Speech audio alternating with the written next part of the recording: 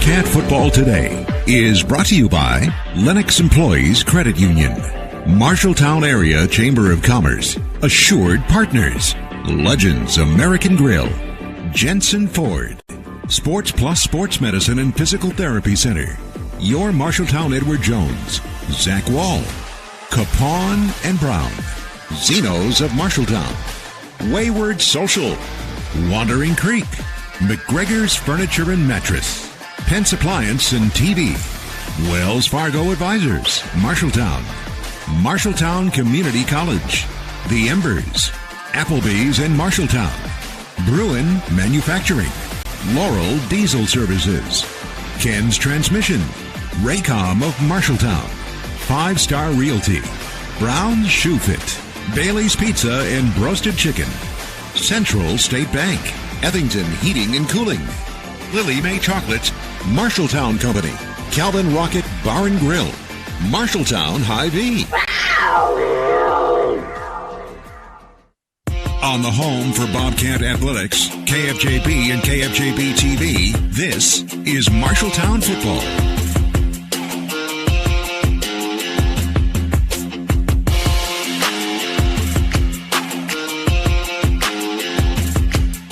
Hey Bobcat Nation, Coach Adam Goodman. Bobcat football starts now on KFJB and KFJB-TV. Here's play-by-play coverage with the voice of Bobcat Athletics, Brandon Lewis and Dylan Doze.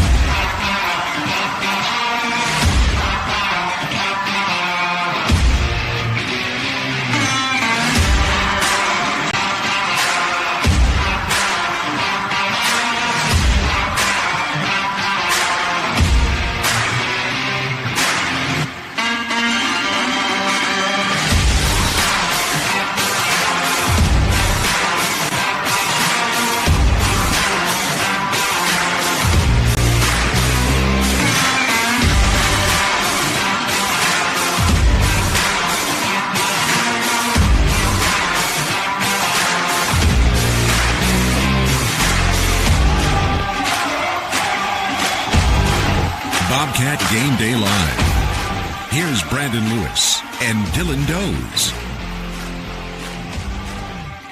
Welcome into Bobcat Live. It's week number 4 as the Marshalltown Bobcats take on the Fort Dodge Dodgers. We are here at Dodger Stadium. Dylan Doze alongside me, thanks to our crew traveling on the road. All the way up here, about an hour and a half. Our producer tonight, Todd Steinkamp. We've got David Seuss, Keith Stewart, and intern Zach, a.k.a. Zach Estat. He's here with us. We are ready to go. Week number 4. Both teams 1 and 2 heading into tonight, Dylan. I tell you what, you know, it's cliche, but tonight is a must-win for the Bobcats. They know they've got Valley next week. That's going to be a tough test, and if you want to be above 500 to end this season, this is a game you got to get here tonight. Yeah, it's like you're shouting in a canyon because there's an echo, because the Dodgers would say at 1 and 2 it's a must-win game for them as well. This really is a big matchup. Both teams kind of mirrored themselves as far as results go. You have Fort Dodge losing to Mason City. We lost to Newton.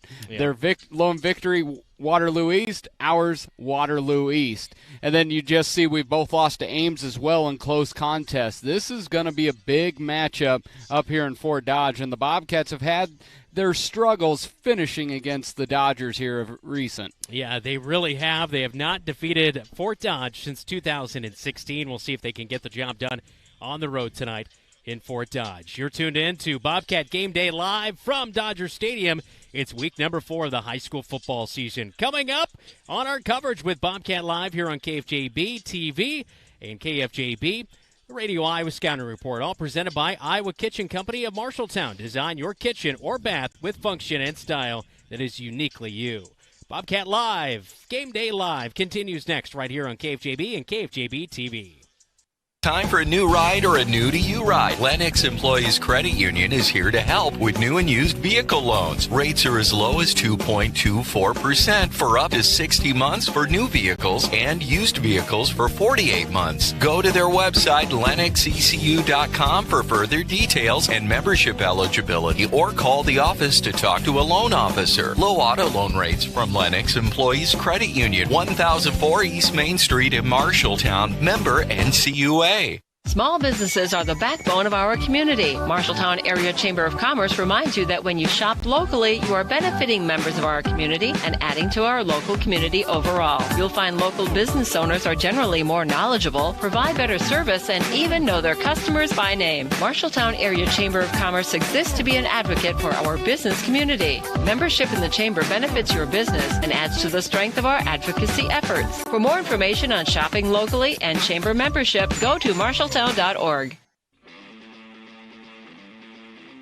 From Radio Iowa Sports, this is the Scouting Report, an in-depth look at this week's prep and college games. Now from our studios in Des Moines, Todd Kim.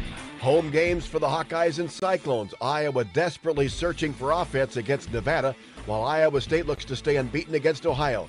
UNI hosts Sacramento State, and a pair of top 5 matchups in 4A highlight Week 4 of the high school season. That and more on the Scouting Report. Here's farmer and landowner John Prue. We purchased the land about 3 years ago, and there was an old farmstead on there with trees. We were going to clear the land so we could farm through it. We thought we knew where the pipe was, so we didn't call to get it located. The work on our property led to the damage of a light crude pipeline. Fortunately, no one was hurt, but it could have been much worse. Never assume the location or depth of underground lines. Always call 811 or visit clickbeforeyoudig.com before you start work. A message from the Pipeline Operators for Ag Safety Campaign. Some of the best sounds you'll ever hear are generic. Safe. Effective. Even money-saving, just like FDA-approved generic drugs. Even if they don't come in the exact same color or shape as their brand name equivalents, they have the same key ingredients and go through a rigorous review process. Talk to your doctor or pharmacist today and visit fda.gov/generic drugs. Generics are safe, effective, and can save you money. You'll like the sound of that. The Scouting Report from Radio Iowa Sports. It has been a strange week in Iowa since a 10-7 loss against Iowa State. First, it was cameo videos from Bob Stoops and Hawkeye basketball coach Fran McCaffrey offering words of encouragement to someone named Brian. That was followed by a head-scratching decision by Kirk Ferentz to stick with quarterback Spencer Petras, even though the Hawkeye offense ranks as the worst in the country by far and has scored only 1 touchdown. Petras is the choice over Alex Padilla as he gets another chance to right the ship against Nevada. It's not the same as last year, but there are some similarities, I think, in that, I think it's really tough to give an honest evaluation right now. And I've talked to Alex about the same thing. Just that, I think no matter who's in there right now, we get some challenges. And we've got to work through those, try to improve on those, and then, we'll have a fairer way to assess, I think. Petras says criticism comes with the position, and he's focused on improvement. This is the game I love. This is the position I love. It's a team I love, and unfortunately there's going to be hard games, but none of that means anything for this week. We are completely moving on. I'm completely moving on, and looking forward to playing our best football this Saturday. Kickoff in Kinnick Stadium is 6:40. It'll be televised by the Big Ten Network. Iowa State's 2-0 heading into a home game against Ohio. Having coached at Toledo, Matt Campbell is well aware of what an opportunity this is for a Mid-American Conference team like the Bobcats. This team believes has played great football really early in the football season, and so I think you look forward to these opportunities because you get to measure yourself where you are, where your growth is, and knowing that everything you're doing, you have the opportunity to compete in these environments, in these stages. It's awesome. The Cyclones open Big 12 play next week against Baylor, and while this has the makings of a trap game, linebacker Colby Reeder says the Cyclones know what will happen if they're not ready. You see in college this weekend all these upsets like Notre Dame losing, Texas A&M losing, so you gotta be on your toes. You never know whose day it is, so you just gotta prepare like it's the biggest game every week. It's a 1 o'clock kickoff in Jack Trice Stadium. ESPN Plus has the coverage. A UNI offense that struggled a year ago has been fixed, but the defense has sprung leaks in an 0-2 start to the season. After giving up 582 yards of rushing in a loss at Air Force, the Panthers gave up 304 yards of passing at North Dakota. They now get ready to host 8th-ranked Sacramento State in their home opener. And Panther coach Mark Farley says it's small mistakes that are hurting the defense right now. There's a little bit of everything going on, but that to me is what's standing out the most when you really study it is, it's just not doing the little things as well as we do them.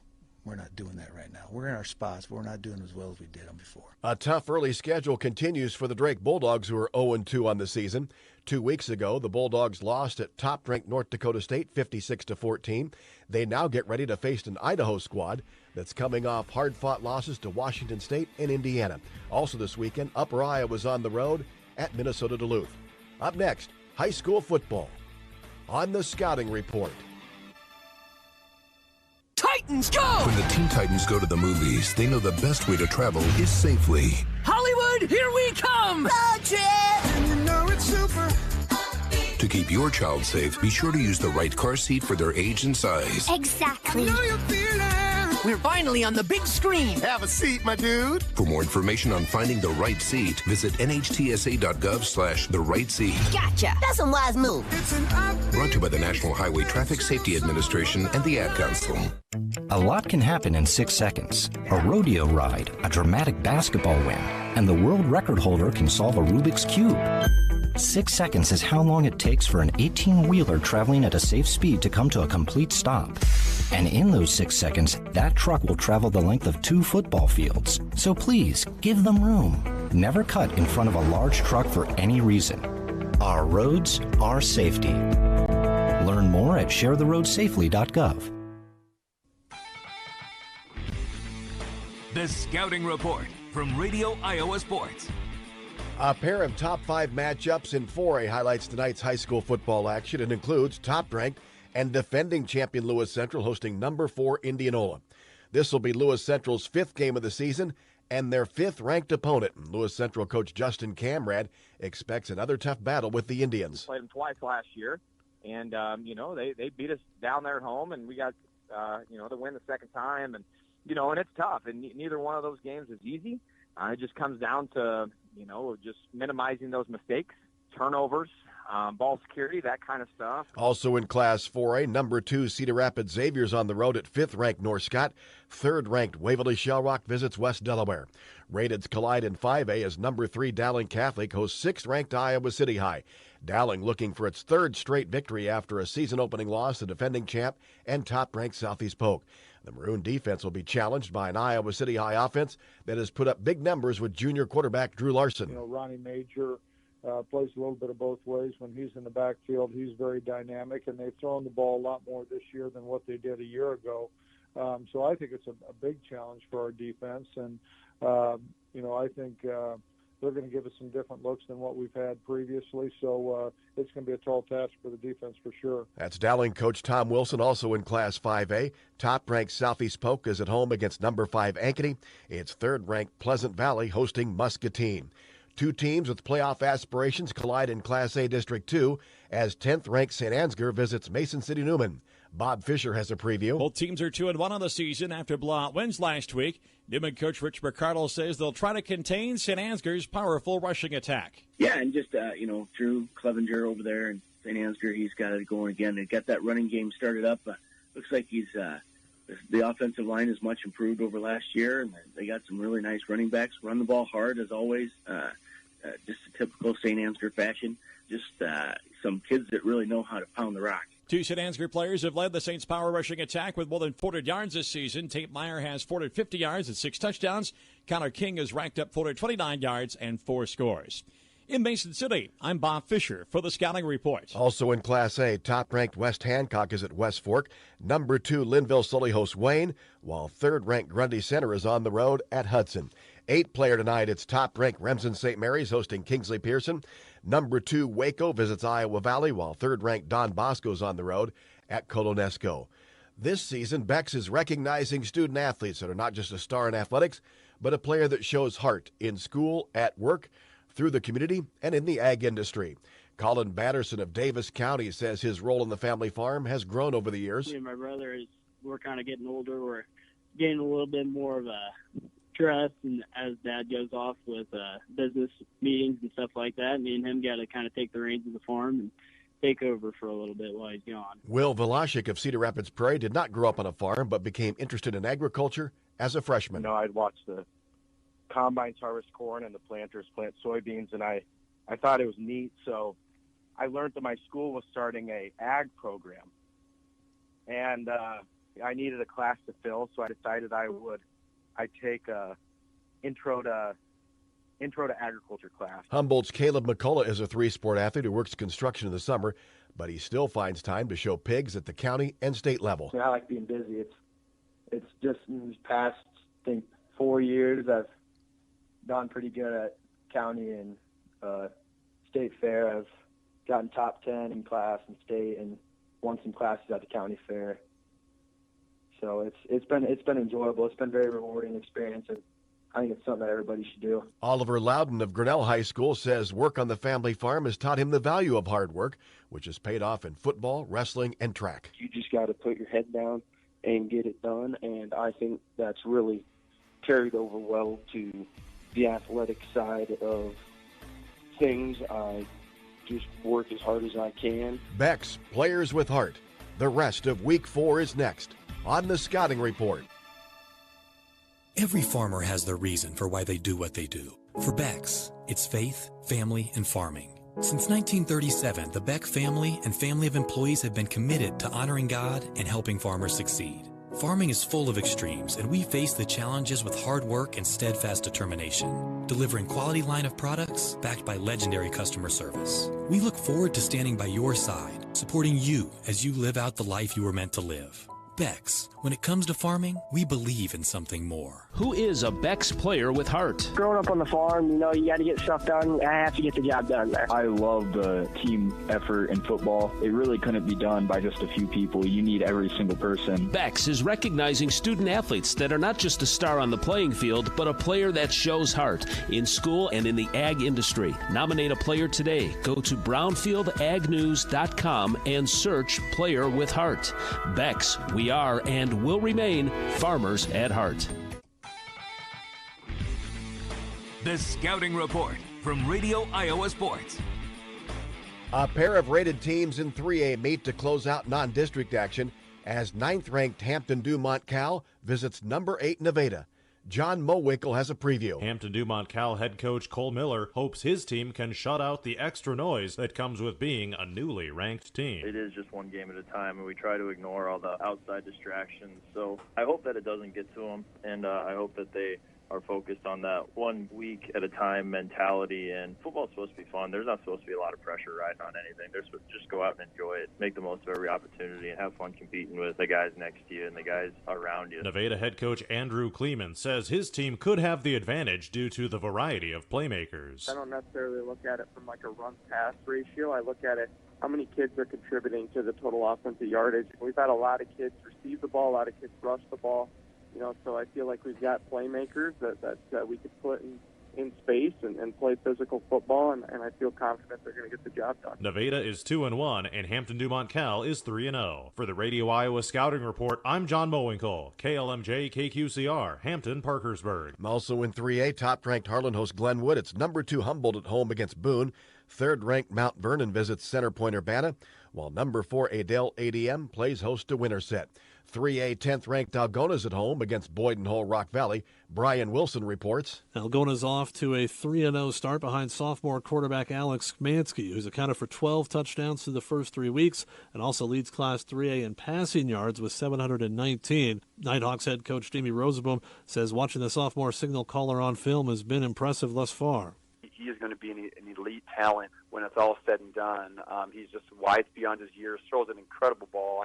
Being a quarterback myself, you just notice some things. He's just pretty. He's just really pretty in the pocket, has beautiful mechanics, and he really pops out on the screen to me. The Nighthawks picked up their first win of the season last week, shutting out Unity Christian, but Algona head coach Andy Jacobson knows they're much better than a 1-2 record shows. They've had a very tough schedule so far, and certainly way better than what that 1-2 record shows, and it's really been 3 really good games on their film. So it's a tough ball team coming here tonight. Now, this is the final tune-up for each team before they begin district play next week. Reporting from Algona, Brian Wilson on the Scouting Report. Class 2A, number 1 Williamsburg visits Central Lee. Its second-ranked Central Lyon George Little Rock at home against 10th-ranked West Lyon. Third-ranked OABCIG plays host to Southeast Valley. A tough race in 1A District 5 begins tonight as unbeaten Mediapolis hosts number 9 Iowa City Regina. Mediapolis is one of 4 teams in the district without a loss, and the teams combined for a 14-4 record in non-district games. For Mediapolis, junior punter Drew Miller is one of the nation's best. Coach Brian Borison says the field position he creates is a plus for the Bulldog defense. It puts our defense in a good position where we know that, they can give up a couple, we could give up a couple first downs and we'd still be, they'd have a long ways to go. And I think anytime you make high school offenses try to drive an extended period of time or for an extended length, there's a greater chance of mistakes that might happen. Which is ultimately what we're looking for. Also in 1A, top-ranked Van Meter visits Panorama. It's number 2 Dyersville-Beckman visiting Cascade. Third-ranked Underwood is on the road at East Sac County. That's all for the Scouting Report. For Radio Iowa Sports, I'm Todd Kim. Iowa Kitchen Company has new styles and designs to fit today's cabinetry trends. In addition to looking great and feeling modern, make the most out of your kitchen storage space by adding accessories to your cabinets. And if you are looking to sell, an updated kitchen can add value to your home. To see what Iowa Kitchen Company can do for you, stop by our showroom at 811 Iowa Avenue West in Marshalltown or visit iowakitchenco.com. The right insurance agent can make all the difference. Assured Partners agents represent multiple insurance companies. They can pick and choose from a larger variety of outstanding insurance options. Assured Partners also handles life and health insurance and Medicare supplement coverage. With access to local, regional, and national insurance companies, Assured Partners will create policies tailored to the coverage you need. For more information, go online to assuredpartners.com/Marshalltown. Power through partnership with Assured Partners in Marshalltown, Toledo, and West Des Moines.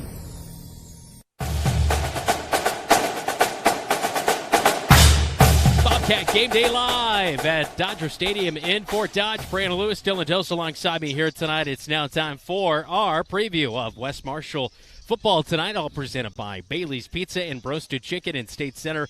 Open Friday through Sunday, 4:30 to 8:30 for carry-out only. The Trojans, 4th ranked in Class 2A, heading into tonight. They're going to be at home against Sheraton. The Chargers are 2-1 as well. These two teams met up last season as it was a final score in that one. West Marshall 36-7. That was in postseason play. This one that was a regular season game as the two teams met up last year, 36-7 in that one. West Marshall is at home here tonight, and of course they come into the game being led by Peyton Hart, a senior quarterback, 578 passing yards, 380 rushing yards. He's accounted for 14 touchdowns on the season so far. Graham Nason, the senior wideout, 9 receptions, 236 yards, 3 TDs coming into this one. How about Caden Valinga, the senior, 30 tackles, 5 of those for a loss coming into tonight. So not only does West Marshall do it by the way of strong offense, but strong defense as well. Sheraton, they are led by their quarterback in Mason Smith, a junior who's passed it for 158 yards and a touchdown, but they like to go to Brock Oxenrider. How about that name? A sophomore, a rusher at 237 on the ground with 5 touchdowns. West Marshall looks to improve to 4-0, and they will do it at home here tonight against Sheraton. We'll keep an eye on that one as we go throughout the night. But last 3 games to begin the season, they opened up South Tama 42-6, a win. Nevada, obviously a thriller, 35-31. And then last week over South Hamilton, easy fashion, 41-6. That is how West Marshall's got off to their 3-0 start. That is our West Marshall preview, all presented by Bailey's Pizza and Roasted Chicken in State Center. Open Friday through Sunday for carry-out only. When we come back, we'll get you our preview of East Marshall football tonight. This is Bobcat Game Day Live. You're listening to KFJB and watching on KFJB-TV. Pizza and roasted chicken and West Marshall football have long been State Center traditions. And with a year full of changes, it seems like traditions are harder and harder to come by. While where you enjoy it might have changed, Bailey's commitment to delicious pizza and roasted chicken can still be found in every bite. Enjoy the local tradition of Bailey's Pizza and roasted chicken, Open Friday through Sunday, 4:30 to 8:30 for carry-out only. Bailey's Pizza and Roasted Chicken in State Center. Proud sponsors of West Marshall football. At Sports Plus Sports Medicine and Physical Therapy Center, we customize each patient's treatment plan to their individual needs. What does that mean? It means that not every back or knee problem is treated the same, and that your program will be unique and designed especially for your needs or problem. This improves how quickly you will return to work or sports. The Sports Plus staff is encouraging and takes pride in your successful recovery. This is just one more reason why champions choose Sports Plus Physical Therapy as their favorite place to rehabilitate and train.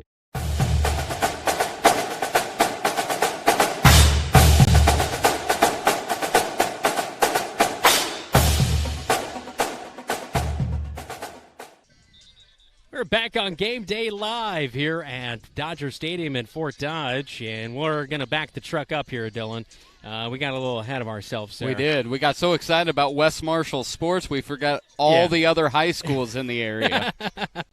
It's now time to take a look at our key matchups around the area, all presented by Brown Shoe Fit in Marshalltown. Some good matchups around the state of Iowa. Number 1, Southeast Polk is going to take on, I believe, Valley here tonight in a rated matchup of 2 top 5 teams around the state of Iowa here tonight. But, Dylan, any games you are keeping an eye on here tonight? Well, if I'm just looking outside of that 5A, I am a little bit intrigued by, I believe, Applington Parkersburg is back to rocking and rolling. And Denver always has a good team as well. So AP's on the road, I believe, at Denver tonight. So that could be a fun matchup in the smaller size classes, but where they still play big football.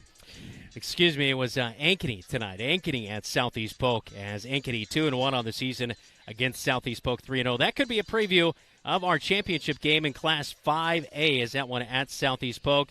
And this one, of course, J.J. Cole coming in, the future Iowa State Cyclone, 561 passing yards, a couple touchdowns on the season. Jamison Patton, 18 receptions, 226 yards, as well as a rushing touchdown coming into this game here tonight. So that'll be a pretty interesting matchup.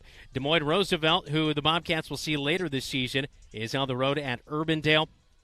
Also Johnston and Waukee Northwest. Surprising, Waukee Northwest, they're 0-3 to begin the season here tonight.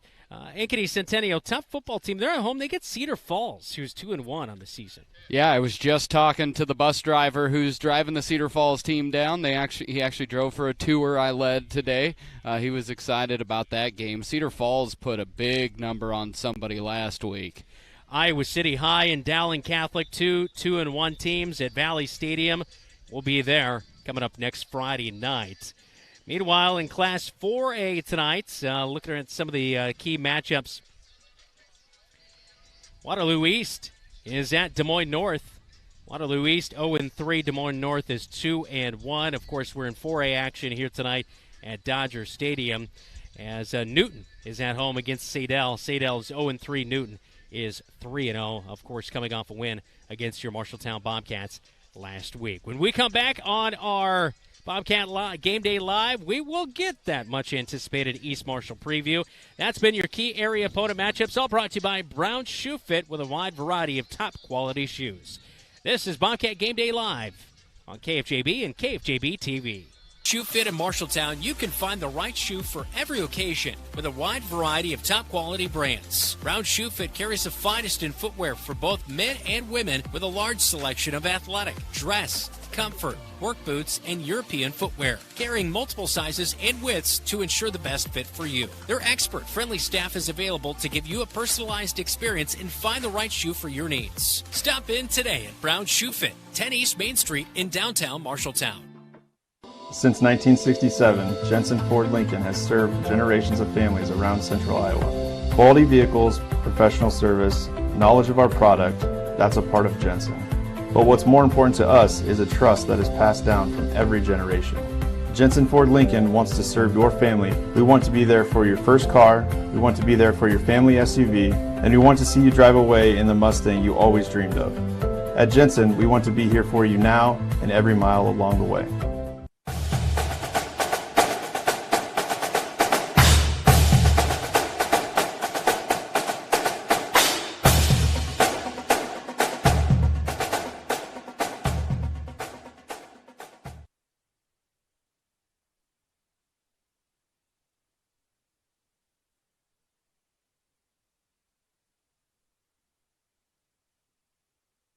Back in on Game Day Live here on KFJB and KFJB-TV. Now time for our East Marshall preview, all presented by Laurel Diesel Services, your locally owned qualified diesel mechanics. Dylan?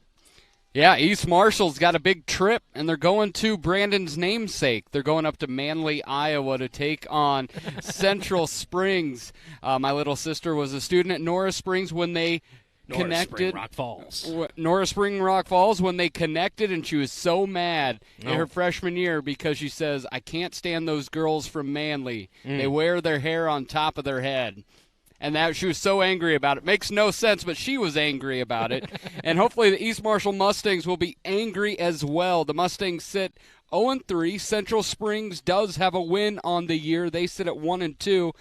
But the Mustangs have visions of Central Springs dancing in their head as the Mustangs beat them 46-18 last year. So we're hoping for a little bit of that same magic. East Marshall have lost their last two games both by over 40 points and really have not been at all in the game. It seems sophomore signal caller Jacob Farrington has taken over, passed for 200 yards in the last two games, while the senior running back Tyler Fuller will be the one that the Mustangs have to jump on his back. The senior has over 200 yards rushing to go along with 2 touchdowns. East Marshall did get their first passing touchdown last week as junior Connor Hassan completed a 31-yard touchdown pass for a touchdown. On the flip side, Central Springs has been able to put a few more points on the board. Carter Crum is their signal caller. The quarterback doesn't complete quite 50% of his passes, but almost for 500 yards and 4 touchdowns. And then really where they get it is much like East Marshall, is get the ball on the ground and get it moving with junior Will Howes over 300 yards on the ground. So something's got to give. Yeah. East Marshall's got to get that one victory, and if you get that victory, it seems to make it easier for number 2. Yeah. That is for sure. So, Brandon, give me a score. Knowing it's my alma mater and my little sister does not care for Manly, what's your score tonight? Let's go 23-22, East Marshall. I'll take it. All right. And you know what? East Marshall may not have had any wins, but there's somebody who's undefeated in diesel technology. Why don't you tell us about him? That's right. It is Laurel Diesel Services. They are undefeated, and your locally owned qualified diesel mechanics. This has been Bobcat Game Day Live. It is the countdown to kickoff. When we come back, which we'll get Dylan Dose's scouting report, the Cat Connection, and our pregame visit with head coach Adam Goodvin. This is Bobcat Football. You're listening to KFJB News Talk 1230 AM and 93.9 FM, as well as KFJB-TV, streaming on YouTube, Facebook, Twitter, and at 1230kfjb.com. Mike Overton moved to Laurel, Iowa. He had a vision to have a diesel repair shop that would support his growing family and passion for working on diesel engines. Being part of the East Marshall community means ensuring that farmers, truck drivers, and businesses run smoothly. With a large building and state-of-the-art equipment, Laurel Diesel Services is always up for a challenge. When your farm trucks, semis, or other diesel equipment requires maintenance or the occasional repair, take it to the qualified technicians at Laurel Diesel Services at 105 East Market Street in Laurel.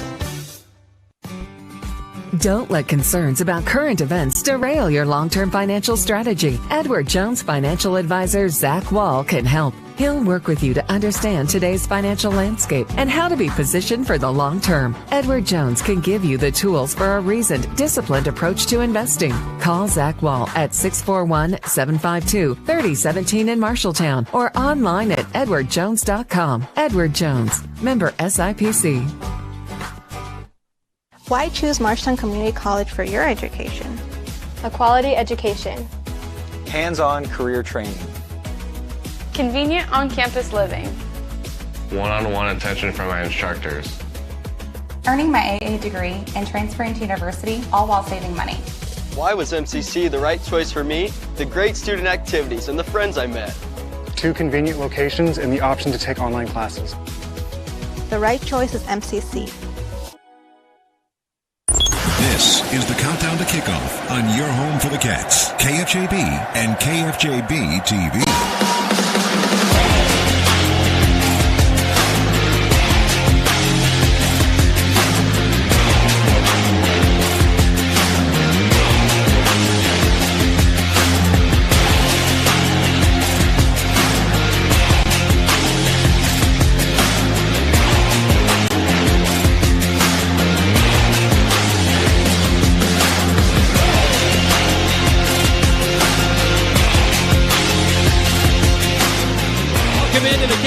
Kickoff from Fort Dodge. I'm Brandon Lewis. Dylan Dose alongside me. Week number 4, just about a half an hour away here tonight at Dodger Stadium. 1-2 are the Bobcats. The Dodgers also stand at a mark of 1-2 as we head into week number 4. Pivotal matchup between two teams that went down to the wire last year, Dylan. It was a 2-point conversion failed by the Bobcats, and they lost 22-21. Great effort. The Bobcats have given great effort through 3 weeks. The wins haven't quite come along, but tonight is a very good proving game and one they need to win. Yeah, very much so. And this Fort Dodge team brings a lot of challenge to the Bobcat. One is history, of course. The last 3 years, the Bobcats have lost in bit heartbreaking fashion to Fort Dodge, all by single scores. Reggie Jackson once famously said that he was the straw that stirs the drink. And you could say the same about Javion Jondal here in Fort Dodge. He is the one that stirs the Dodgers' drink. Javion Jondal is a great receiver. We've talked a lot about him. We talked last night about him at the coaches' show at Zeno's, and 30 catches. You know, he makes it go. He'll get it short near the line of scrimmage, and he's looking to break something. Great athlete's been looked at by a lot of different schools. But his day does not end just getting passes. He has 9 tackles on that defensive side, playing the cornerback position, one of the big, lanky, rangy cornerbacks. I assume you'll see him on Trayshawn Brooks a lot tonight. He returns kickoffs. He returns punts. He also punts. I saw him drop one inside the 2-yard line here in practice. He's a do-it-all guy. Yeah, that is for sure. I saw him start up the grill over there. I think he's got a flag and a tuba over there in the marching band. Where Javion Jondal is, the Dodgers just kind of circle around him.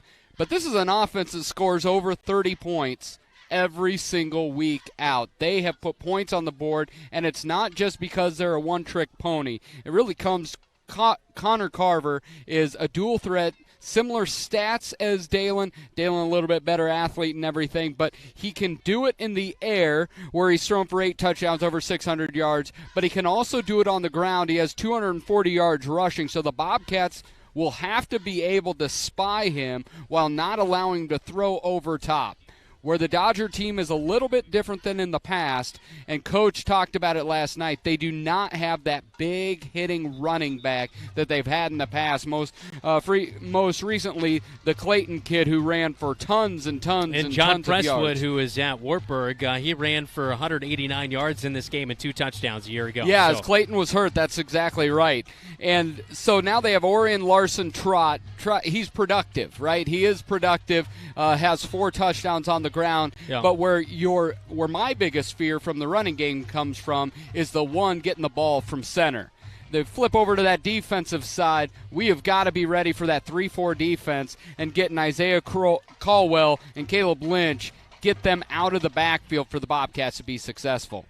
Marshalltown 4-9 against Fort Dodge since 2009. Their last win against the Dodgers came back in 2006, and of course that was a 34-7 win back in 2016, a 22-21 loss last year. I feel like Dylan's already given away a scouting report on Fort Dodge, but we promise we'll be back with more. This is the countdown to kickoff on KFJB and KFJB-TV. The one place where everything should be perfect, including your air. Capon & Brown helps you achieve the perfect air you deserve with reliable, groundbreaking, award-winning Lennox products. Call Capon & Brown to hear more about how they can help you feel healthier and happier in your home. It doesn't get any more perfect than that. Call them today at 641-753-3563 or visit them online at caponandbrowninc.com. Your local premier Lennox dealer where quality has been a promise for 48 years. Named Marshalltown's best pizza, Zeno's is the place to get delicious homemade pizza from scratch that the whole family will love. For some, it's a family tradition, and Zeno's Pizza is all about old-school family-owned pizza making. Zeno's respects tradition so much that they have had the same thin crust pizza recipe for over 70 years. There are a couple of ways to get your Zeno's Pizza. You can dine in, order online for pickup, or call 641-752-1245. Zeno's Pizza, 109 East Main Street, downtown Marshalltown.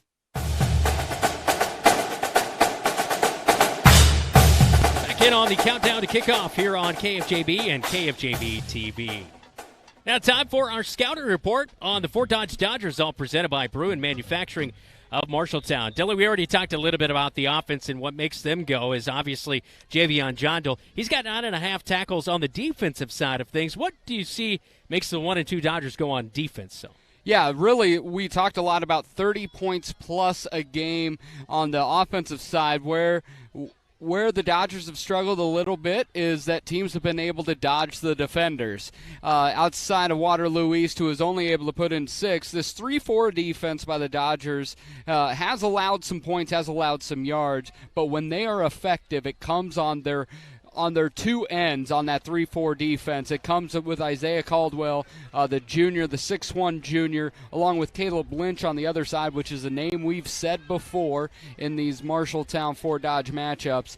Over on the left end, the 6'2 senior just brings a lot of pressure. Lynch has 10 tackles for loss, while Isaiah Caldwell has 3 sacks on the year. The more they get pressure on the quarterback, the more that allows those rangy cornerbacks, that rangy back four, be able to pick off passes, as we saw Dalen gave away a couple last week. Yeah, 2 interceptions last week against Newton.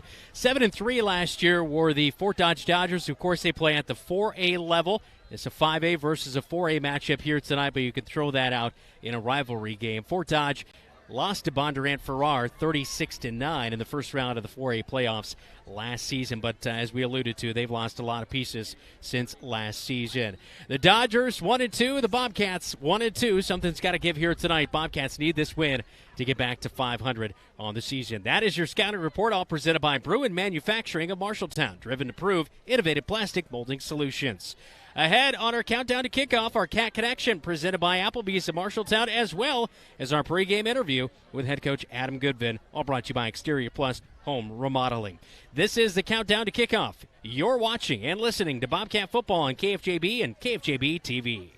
Manufacturing is a family-owned and operated business founded in Marshalltown, Iowa, and we have a unique approach to plastic injection moldings with our own custom in-house tool shop. Since 1949, Bruin Manufacturing has provided injection molded plastic parts for construction, industrial, agriculture, medical, sports, and recreational purposes. We are an industry-leading manufacturer of precision plastic components. To learn more about Bruin Manufacturing, visit our website at bruinmfg.com. Bruin Manufacturing is a proud sponsor of the Marshalltown Bobcats.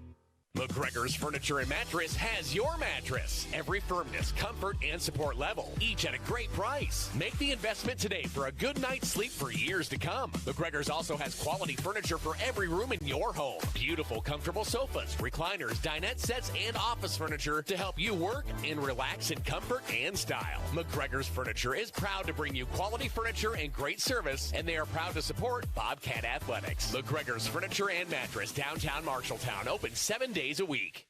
Back inside our countdown to kickoff here on News Talk 1230, KFJB AM 93.9 FM, and also on KFJB-TV. If you're watching on YouTube, hit the like and subscribe button to follow along and get game alerts to make sure that you don't miss out on number 27 making plays on the offense and defensive side. And, you know, we can't forget the special teams side as well for number 27, Nick Rebick, of course, a senior for the Marshalltown Bobcats. Senior year, you guys 1-2 heading into a big matchup here tonight against the Fort Dodge Dodgers. What's this rivalry mean to you?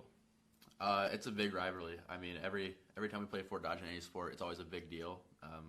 They're a scrappy team that they might not have any guys that'll blow you away, but they're gonna play hard and physical.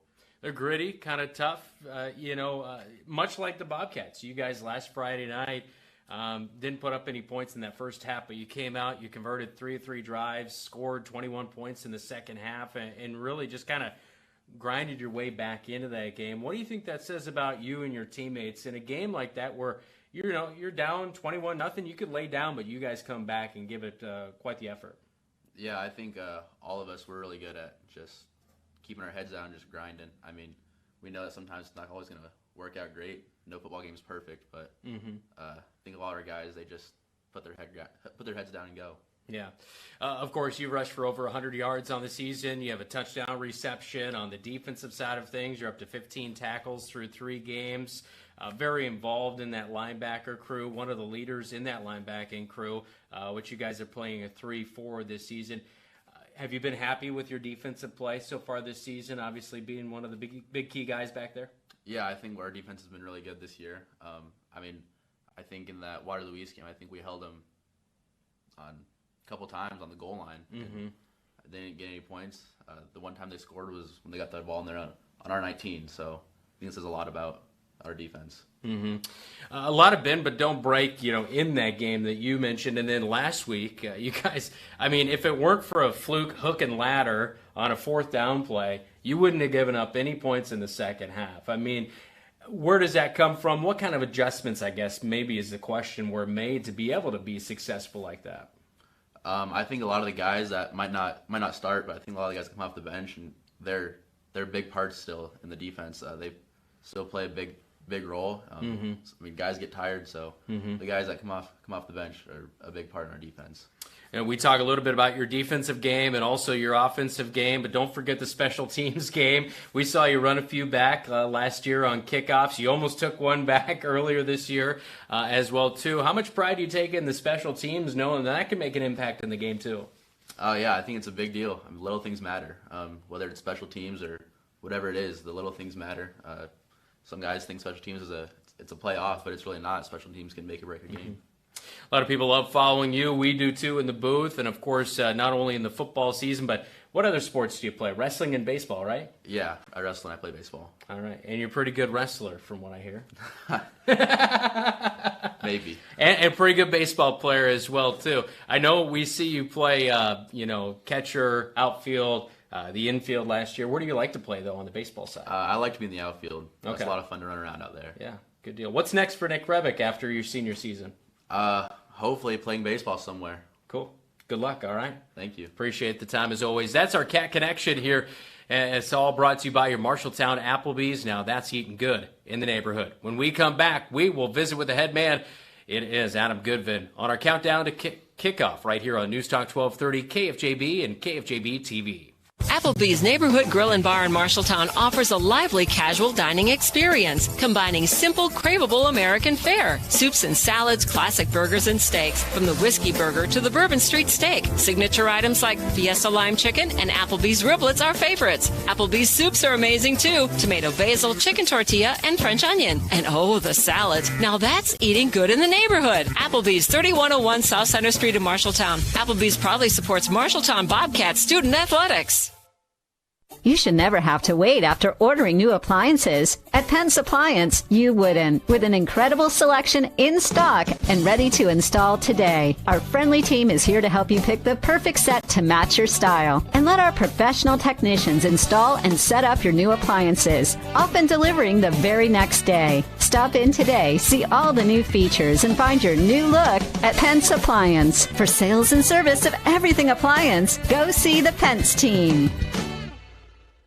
Back in on the countdown to kickoff here on News Talk 1230, KFJB AM and 93.9 FM, as well as streaming on KFJB-TV, available at 1230kfjb.com. And be sure to head to YouTube, check out our channel, subscribe, and like to follow along game alerts, and also get alerts to Bobcat Live, which we just chatted last night to head coach Adam Goodvin. We are in our pregame comments with head coach Adam Goodvin, all brought to you by Exterior Plus Home Remodeling, building relationships one customer at a time. Coach, we just talked to Nick Rebick. I thought I'd start there. He plays baseball, he wrestles. How important do you think it is for your guys playing on the football side of things to have that extra experience playing other sports? It's huge. We tell them every single year, the number one thing that we hope our guys can do is go out and compete. You can't replace, competition. And we got a lot of kids that do a lot of sports, and that's the biggest thing that's going to make them as successful as possible in all the sports they play. We see that so much. I'm just always impressed every week with the kids that come in on Bobcat Live. We chatted with Nick Lucas. I've always been impressed with him. I know he works at Fairway here in town, and he's involved in the community and stuff like that. It just seems like those kids that are involved like this and involved in sports mature too. They do. They're kind of forced into it, being part of something bigger than themselves, and you see it often. Not all the time. You hope you can catch everybody with that and get everybody on the same page. But it definitely helps when you're involved. Yeah, for sure. Your guys really locked in the second half last week. 28-21 was the final one, and that one I mentioned to you after the game, and you kind of agreed. It was one of your worst halves of football, but then one of your best. Looking back at that game, What was your main takeaway in your team's effort to be able to come out in that second half and almost pitch a shutout and make a comeback? Yeah, it was huge. I told them, when our backs are against the wall, that's how you respond. That's exactly what we talk about. But the frustrating side of the coin is not scoring that first half. Everything about that first half. And, looking back, it's, I was telling some of our staff, if we play, just halfway decent that first half, we win that football game. And, it's frustrating, but at the same time, we're going to learn from it. That's all we can do and move forward. You, of course, played collegiately, and so you know a little bit about probably evaluating talent and what guys bring to the table. We saw number 1 Ace Holmes start at wingback, and now on the 2 deep you have him as your starting running back this week. We've seen some guys mix in there at starting running back, but the thing I noticed that's different, and maybe you can tell me if I'm wrong, but Ace Holmes, not only is he going to seek out contact a little bit, run you over, and he can do that to anybody, but also he really does a nice job of kind of following his blockers and finding the open hole. What's your evaluation of Ace and what he brings to the table at that tailback spot? He's a smart kid. That's the best thing he's got going for him. He loves the game of football, and we moved him around quite a bit this preseason. And, we wouldn't do that if we didn't have confidence in him and the in his ability and his brain to understand what we're doing. And, he picks up on things well. He makes our jobs easy, and, we just try to fine-tune things every single day. In that game a week ago, too, I mentioned 3 of 3, just being so efficient, putting together, I think it was about a 6-minute drive at a halftime. Have you seen your team take step forwards the past few weeks? I know maybe 1 and 2 doesn't sound great to some people, but have you been happy with the progression you've seen? Yeah, I think so. There's a lot of good things, and the way I feel.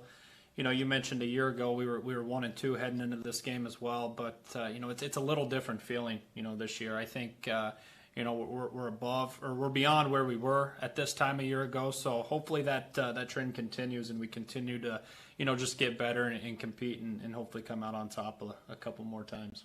Being the 6th season, obviously for you, that's the one thing I've noticed in my time covering you is your team's always competitive and always fighting and never giving up. But this year, it seems like in those instances, I look at the Newton game and obviously Week 1 against Ames. I mean, just the competitiveness seems to be at a little bit of a higher level as far as when you get down, you keep on, I guess, just trying and keeping after it. Yeah, 3 things we always touch on is our effort, our attitude, and our toughness. And if we can take care of those things, good things are going to happen, or it's at least going to give us a chance for good things to happen. And, our kids, we talk about taking it one play at a time, win each play, and then that'll give you a chance. So I think just mentally being aware of those little things really helps us in our competitiveness and keeps us in football games. And, just like last week, brings us back into football games if we're in scenarios like that.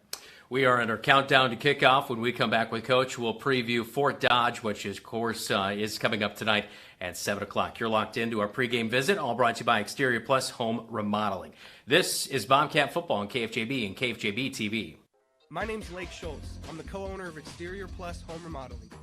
At Exterior Plus, we truly strive to build relationships one customer at a time. And that's why we're the Midwest's #1 choice in full home remodels. Located in Marshalltown, Iowa, as well as Lincoln, Nebraska, we pride ourselves in providing quality service on time, every time. Give us a call for a free inspection and estimate at 844-261-6111. That's 844-261-6111.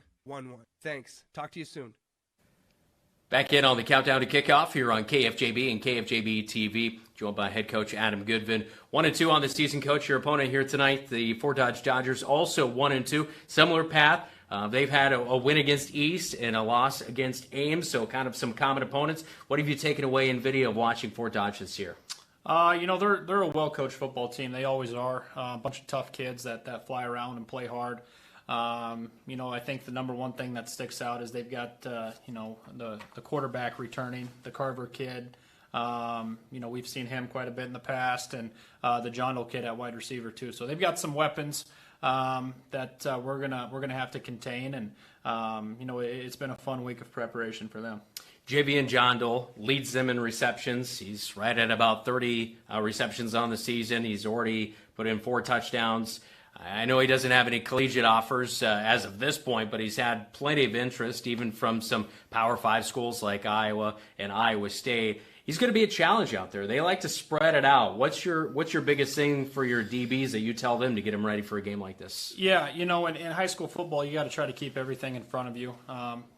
Coach Winkler was out a week ago. Our defensive backs coach, he was ill last week, and he's been back this week, really pushing our kids to improve and really learn from film from last week. And they've gotten after it this week. They're ready to roll. And but yeah, the John Doe kid, he's got good size. He's a very skilled player, and it's going to be another big challenge because as long as we can keep him contained, then we got to contain Carver. And if we can do that, then I like our chances.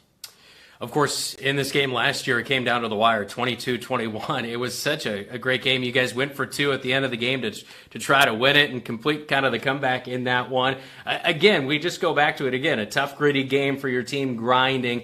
Do you think this one will probably come down to the wire again this year? More than likely. I mean, the last been a theme. 4 years, it's been crazy. They've been extremely competitive football games, and we've been right there, and I'm really hoping we can get over the hump this year. And I think at one point we lost to them 3 years in a row by a combined 12 points or something small like that. So, we're right there. We got to get over it this time.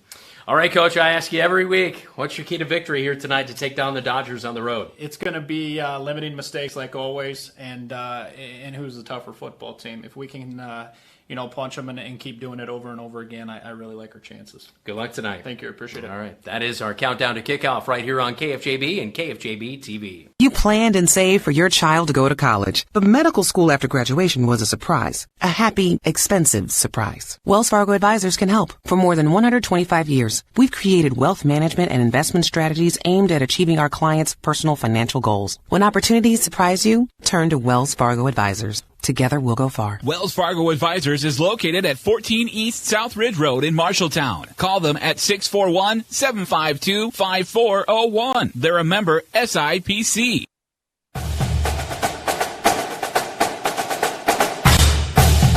Back in on our countdown to kickoff here on KFJB and KFJB-TV. Beautiful night for football in week number 4. We kick off next right here on KFJB and KFJB-TV.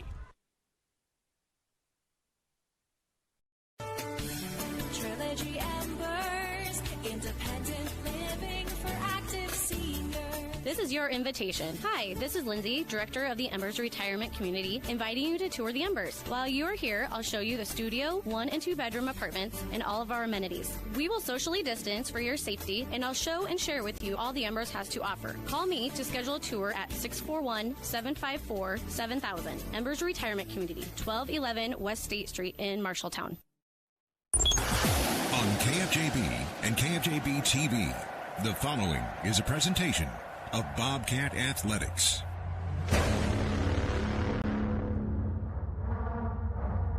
"100 years of history has been made here. Bounces it off left tackle into the end zone. Touchdown, Bobcats. Records have been set. To the 20, pull it away. Touchdown, Bobcats. Bars have been set. He passes to Rebick at the 20, cut 10, 5, touchdown, Bobcats. We want more. Every yard, every touchdown, every win. This has been the home for Bobcat football for 100 years. Here's to another 100 more.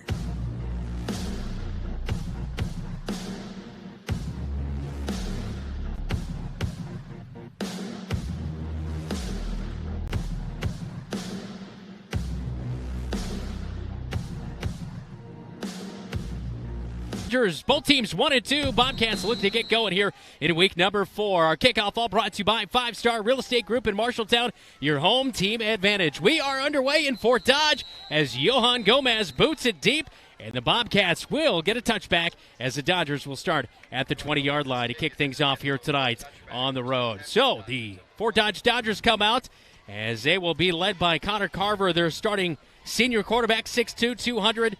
So far this year, 626 passing yards, 8 touchdowns, 2 interceptions. That'll be the key here in week number 4 for the Bobcats, who picked him off a couple times last year in this game. He only threw for 106 yards, no touchdowns. Javian Jondal, the senior at 6'3", 200 pounds, 6 receptions, 68 yards last year in this game. Dodgers set up at the 20-yard line, ball in the middle of the field.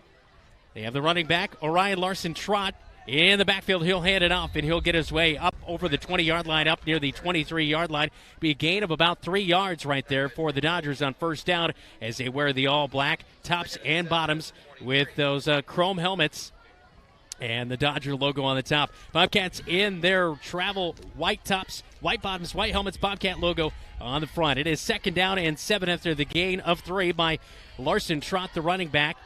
He will pass out to the near side. This one's going to be incomplete. That'll bring up a long third down and 7 for the Dodgers with 30 seconds gone in this opening quarter of play as the Bobcats guard defensively. Really nice there on second down as a quick pass out to the near side. So incomplete, and this will set up a very favorable third down situation for the Bobcat defense here.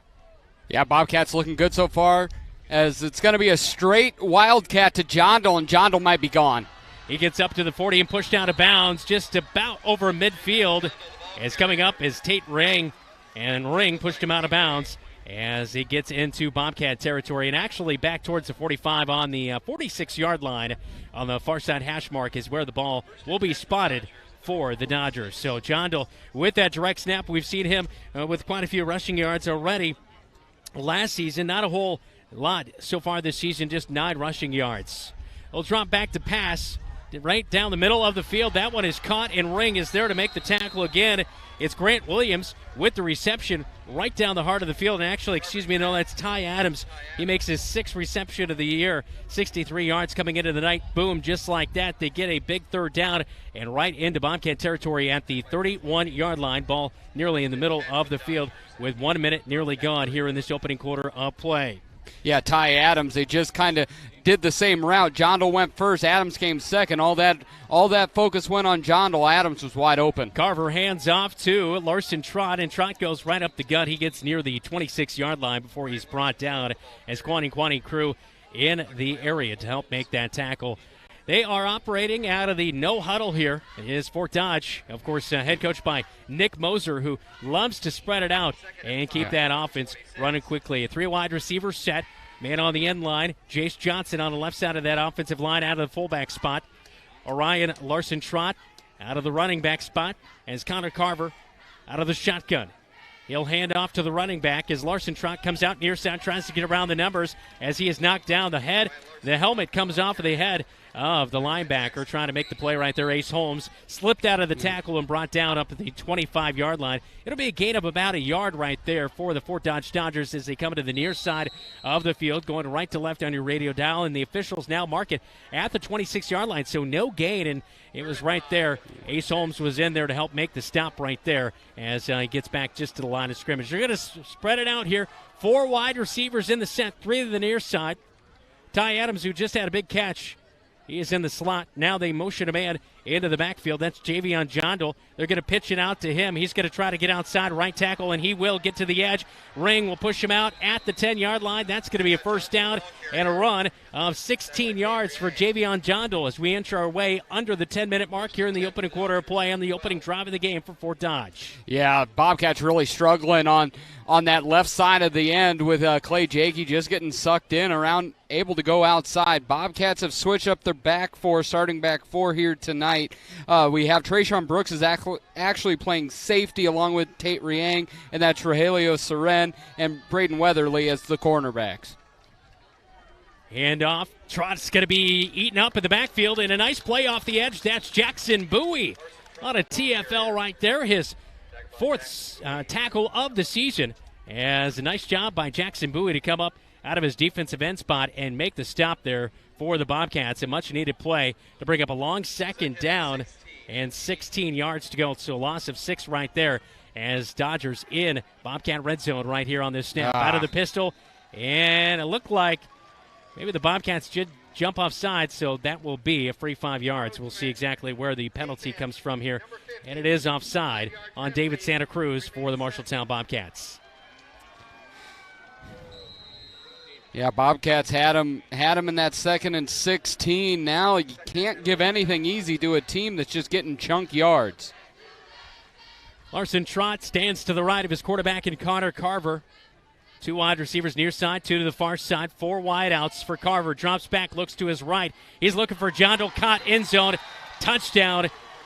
It is a 13-yard touchdown pass to Javion Jondal, and they take it 80 yards down the field to open it up to the Dodgers. Yeah, we said that Javion Jondal was the straw that stirred the drink. He is not a coffee stirrer. He is a big gulp straw.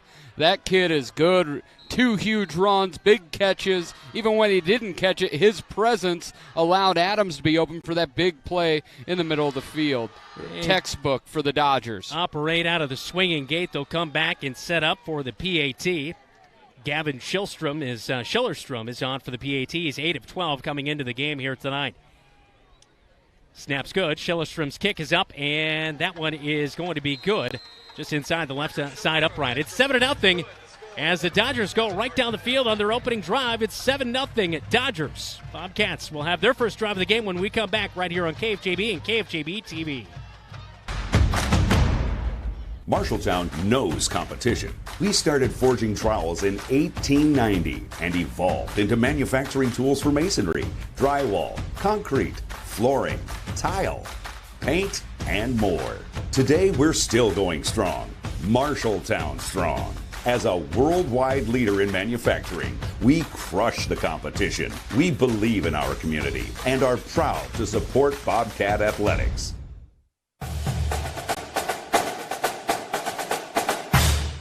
7-0 Dodgers take the lead on their opening drive of the game. Javion Jondal with a 13-yard touchdown reception to get things going here tonight. He had a huge run in that drive where he got the ball on a direct snap and took it near midfield.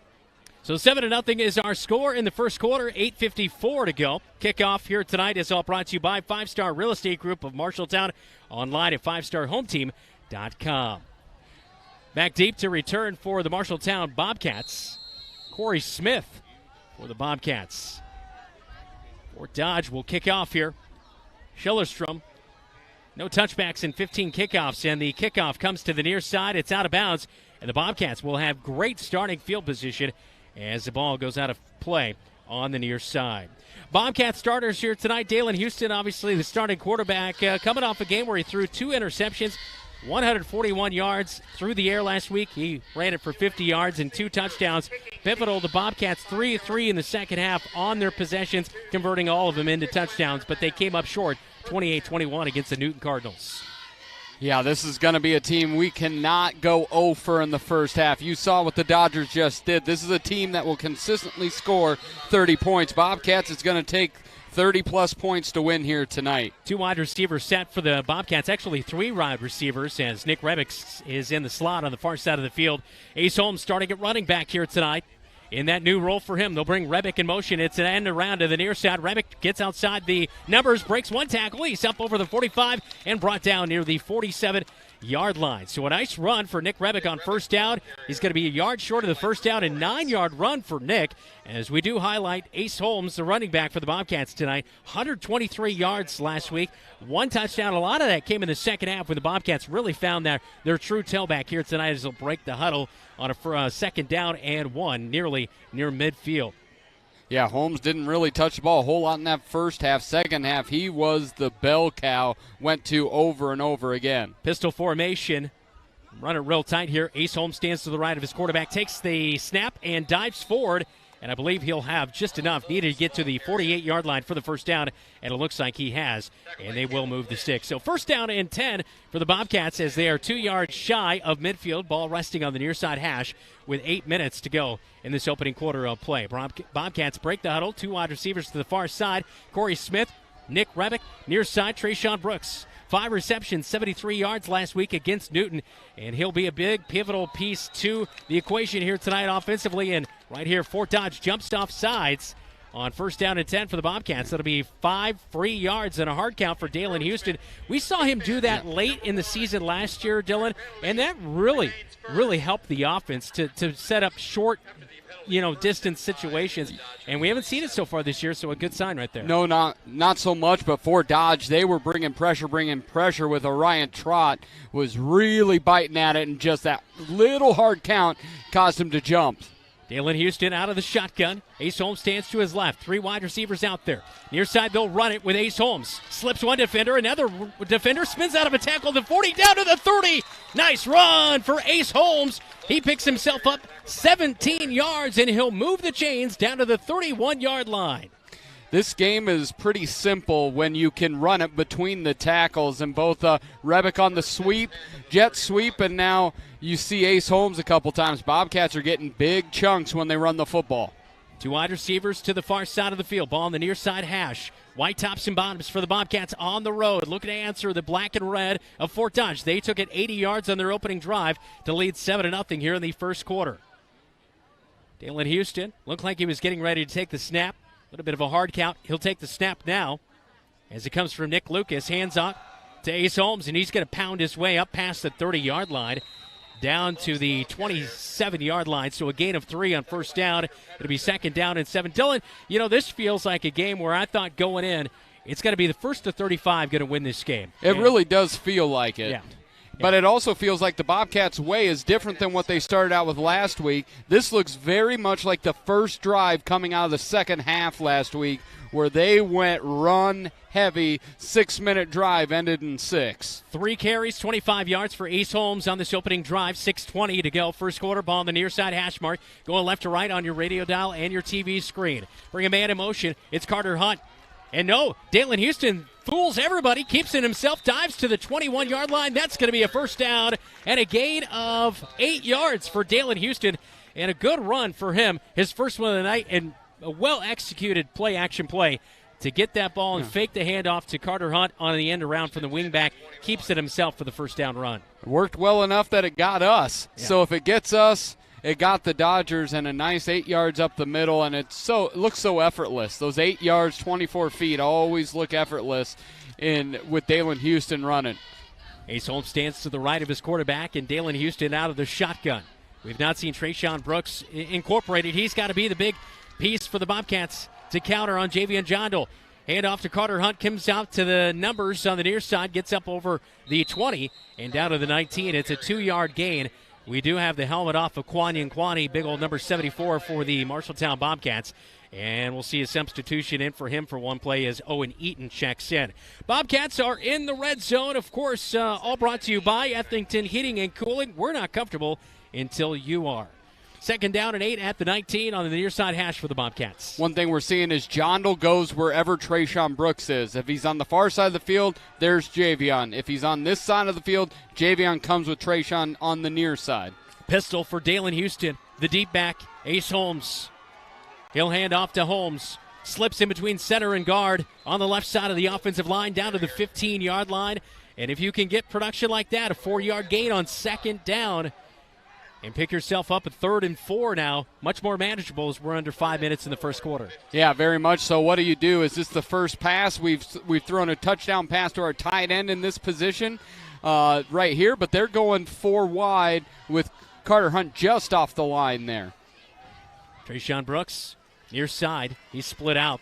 3 down linemen on the defensive line for Fort Dodge. They've got all 4 backers.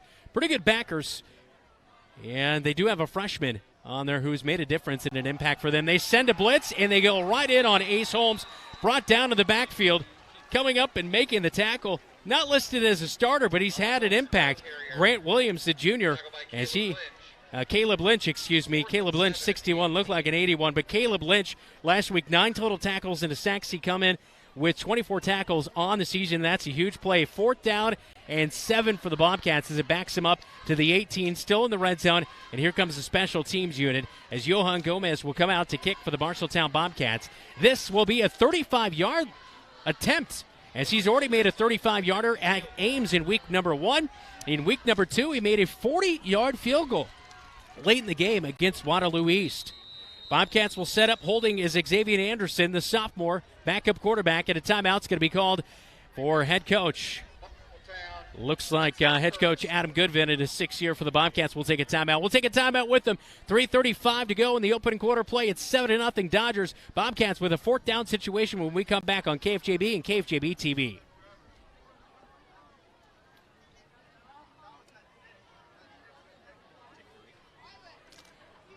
We'll stay here as right now 3:35 to go in this opening quarter of play. So a quick time out there. What are you looking at right there for your head coach Adam Goodvin?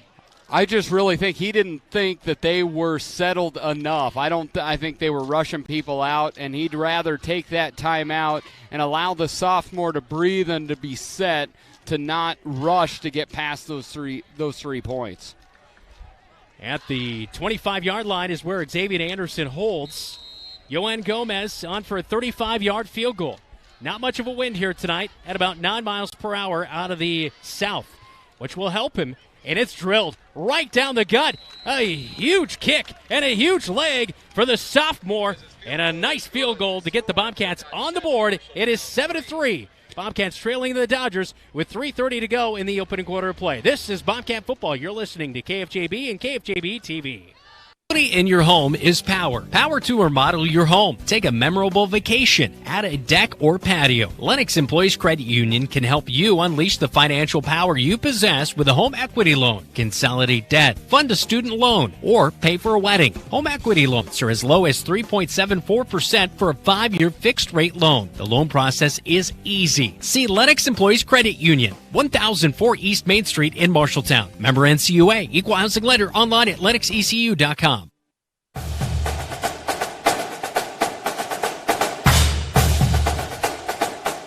Bobcats, with their first offensive possession, move it down the field. They get a 35-yard field goal out of Yohan Gomez, who's been one of the really huge bright spots for the special teams unit for the Bobcats. 3:30 to go in the opening quarter play. This kickoff all brought to you by 5-Star Real Estate Group in Marshalltown, your home team advantage. Already a touchback out of Yohan Gomez in the kicking game. This time not, as Trot Larson will bring it up at the 5-yard line. Slips a few tackles. Oh, man, he slips another at the 40 up towards midfield, and Yohan Gomez is there to stop him, bring him down at the 40-yard line. A huge return of about 50 yards or so. He fielded it right around the 10, and it's about a 55-yard return for Orion Larson Trot as it gets the Dodgers already into Bobcat territory with 3:18 to go in the opening quarter of play, and first down and 10 inside Bobcat territory. Not what you want to see if you're head coach Adam Goodvin. No, not at all. The setup was they just blocked him.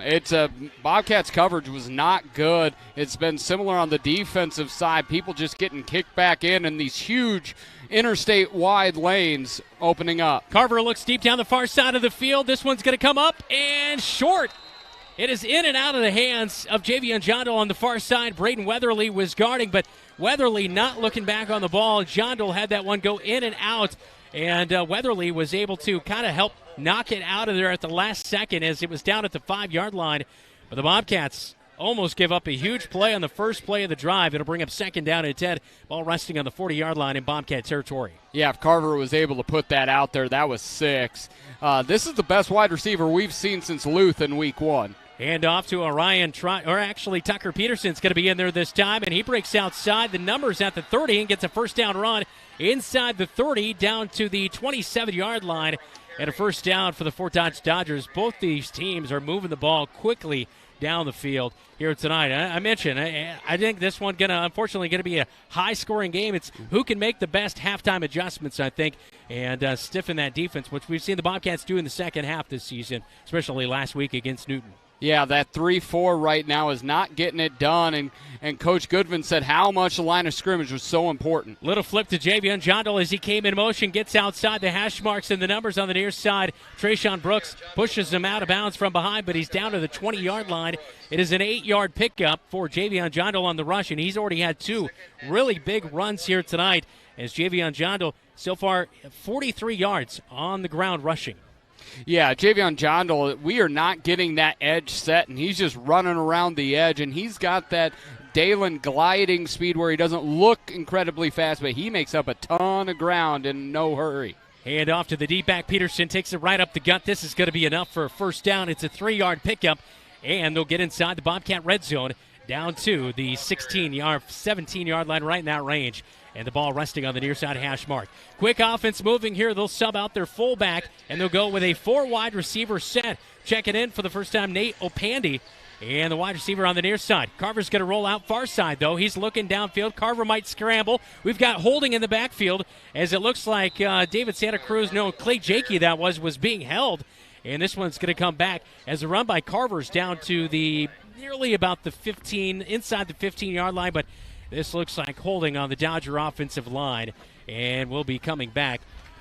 So that was first down and 10 as the Bobcats will watch as the officials make the call here. And actually, it looks like it's going to be in the Bobcats, unfortunately. They're asking Nick Mosier, head coach for Fort Dodge, what he wants to do. So we'll see. Carver scrambled for just about 3 yards or so. Did they call offsides? I'm not sure exactly what was going on, but we have still not seen holding defense. We saw that last night. I was watching the Chargers-Chiefs game, and they had a rare holding call on that one on the defense, and here we see the same thing. And I believe that was on Clay Jakey, who was holding on the backside, trying to maybe help something to help the pursuit of his linebackers. But it's going to be a first down. First down and 10 as the ball, first down and goal, actually. They still have the sticks held up, and now they're going to put the sticks down. So I was going to say it should be a first down and goal situation, and it will be with the ball at the 7-yard line. Right there on the 7 or 8-yard line, going in, ball on the near side hash mark, and it's at the 7-yard line. So first and goal at the 7-yard line going in. Bobcats show blitz. Clay Jakey kind of moved a little bit in his position on the far side of the line. Out of the shotgun, Connor Carver. He's going to drop back. He looks to his right. Pressure in his face. There's Nick Rebick. He's in there.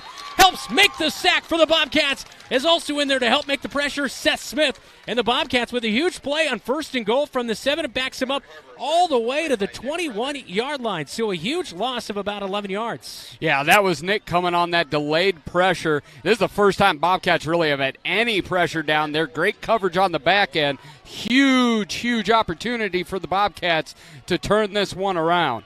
Ball is spotted up at the 21-yard line, and they're going to fire on a slant route. I think he's going to be down at the 1-yard line. So it'll be third down and goal at the 1-yard line. As I don't know what the sticks were doing. Apparently that was not a first down. So it was a first down, but they were still on the sticks. So because of the penalty, it wasn't going to mark it. So it's first down and goal at the 2-yard line. And that is slant route. Ty Adams, he caught that one on the slant. And it's going to be first down and goal as we'll work out of the pistol formation. Hand off to Peterson, the deep back, slips out towards the right tackle, tries to get down inside of the goal line. He's going to be short at the 1-yard line. It'll be second down and goal at the 1 for the Dodgers, leading 7-3 with 1:11 left in this opening quarter of play. Yeah, Bobcats have really struggled here defensively, getting much outside of the big tackle for loss, and then they have not been able to put 2 big plays back-to-back on the defense. See if they can do that right here. They'll break the huddle, high snap, bring it down. Carver takes it himself. He's hit, but he rolls on the defender into the end zone. It was a great play by Clay Jakey to try to bring down Carver short of the goal line, but Carver sits on top of him, rolls into the end zone for a 1-yard scramble and a touchdown for Fort Dodge. Really what's going, we talked about Jondal, we talked about Carver. Who we didn't talk about is Connor Eli, Keaton Nichols, Max Marud, Colin Munter, and Cal Hartman. That offensive line is incredible. They'll run the swing and gate and a pass out to Javion Jondal. The 2-point conversion is good. It's 15-3. Fort Dodge has come out and just smacked the Bobcats in the face here early with their high-octane offense. Moving it with Jondal right there for the 2-point conversion. 15-3. First quarter, 46 seconds left. This is Bobcat football on KFJB and KFJB-TV. Businesses are the backbone of our community. Marshalltown Area Chamber of Commerce reminds you that when you shop locally, you are benefiting members of our community and adding to our local community overall. You'll find local business owners are generally more knowledgeable, provide better service, and even know their customers by name. Marshalltown Area Chamber of Commerce exists to be an advocate for our business community. Membership in the Chamber benefits your business and adds to the strength of our advocacy efforts. For more information on shopping locally and Chamber membership, go to marshalltown.org.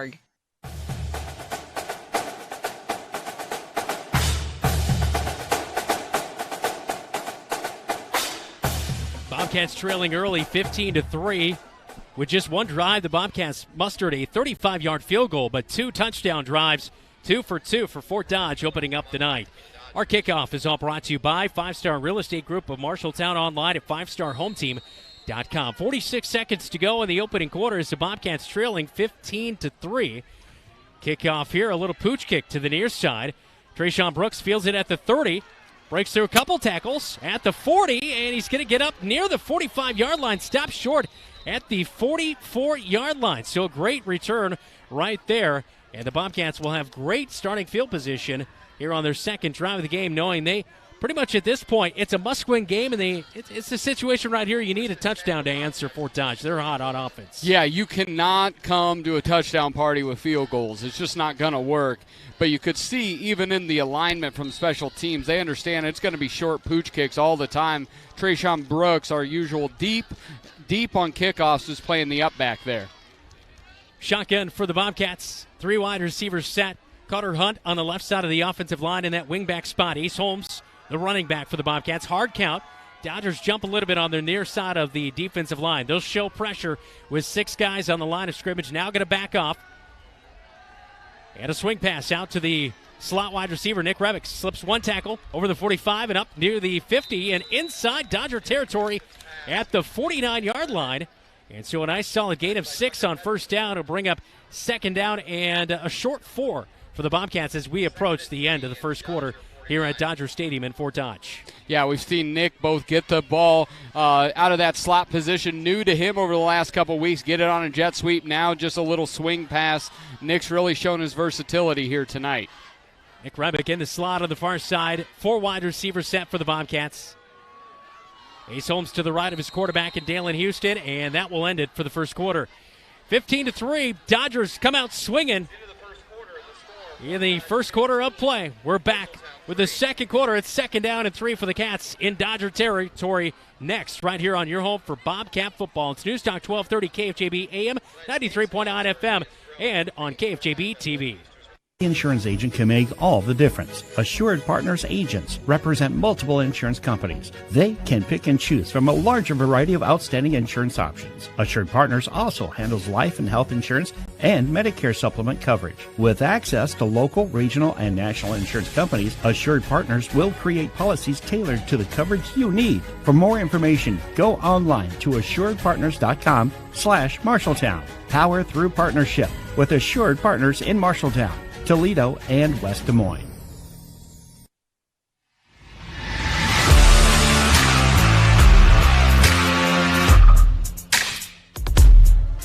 15-3 our score after 1 quarter of play. Now time for a regional scoreboard update, all brought to you by Central State Bank.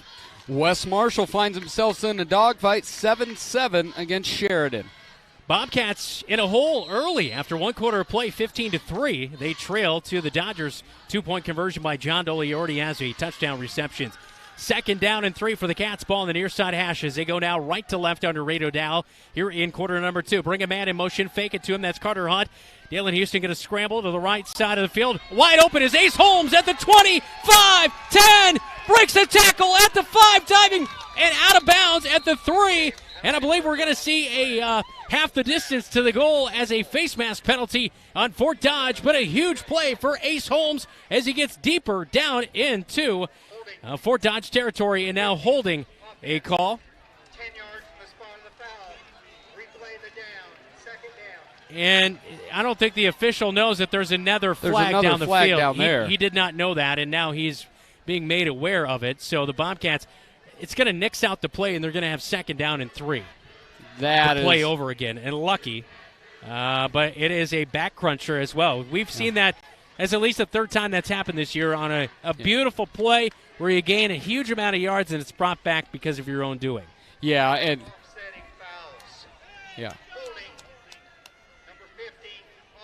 yeah, here we are getting the offsetting. It'll be, like you said, it'll be second down and 3. But yeah, David Santa Cruz did hold on that play, and it allowed Dalen to get out of the box. But yeah, it's just some of those things that you cannot. When you're already down 12 early, you've got to make the big plays count. So second down and 3, we'll do it all over again with 11:49.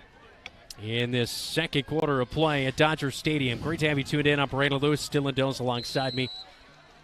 Thanks to Kyle Martin back in our studios, filling in for Jeff Brooks tonight, providing those scoreboard updates and teching back there at the KFJB studios. Dalen Houston rolls out far side of the field on second down and 3, slings it out. It's incomplete behind his intended target in Nick Rebick, who was at the 40-yard line. He was open, but the pass was behind Nick. He made a great effort to try to haul that one in, but just a little bit too awry right there on the pass from Dalen Houston, bringing up third down and 3. Yeah, as I was looking at this game, I knew for the Bobcats to be successful, we have to finish drives. We have been inconsistent offensively, being able to finish drives, and if we're going to score 30-plus, you've got to finish each and every drive you're afforded. 11:44 in the second quarter of play at Dodger Stadium in Fort Dodge. A man in motion, fake the handoff, keep it himself. He's going to scramble to the far side of the field. Pursuit behind him, but rolling out of a tackle, and this one is going to be near a first down for Dalen Houston, who might have been wise to hand it off to Carter Hunt, the wingback coming in motion from left to right on that offensive line behind them. And it looks like about a half-yard short. He needed 3, and he got about 1.5. So at the 46-yard line, needs to get to the 46. At the 47, that needs to get the 46 for the first down. This is 4-down territory, evidently, for the Bobcats at the 47 of the Dodgers. And they'll need 1 yard to get the first down. And I think big old number 1 is probably a good guy to get that first down. A hard-nosed runner out of the pistol. Bobcats break the formation with 3 wide receivers, 2 to the near side. Yeah, it'll be interesting coming out of that pistol. Timeout is going to be called here by head coach Adam Goodvin with 10:53 to go in the opening half of play. It's the second quarter. Bobcats trailing by 12, 4th and 1 when we come back. This is Bobcat Football on News Talk 1230 KFJB AM, 93.9 FM, and KFJB-TV. Marshalltown High School and enjoy a mouth-watering burger at the same time by ordering the Bobcat Burger at Legends American Grill. 2 quarter-pound patties with crisp bacon strips, sauteed onions, and melted American cheddar, jack, and Swiss cheeses on top of fresh shredded lettuce on a toasted bun. It's absolutely delicious. $1 from every Bobcat Burger sold is donated by Legends to Marshalltown High School activities. So, enjoy a Bobcat Burger and help MHS. The Bobcat Burger, another exclusive from Legends American Grill in Marshalltown.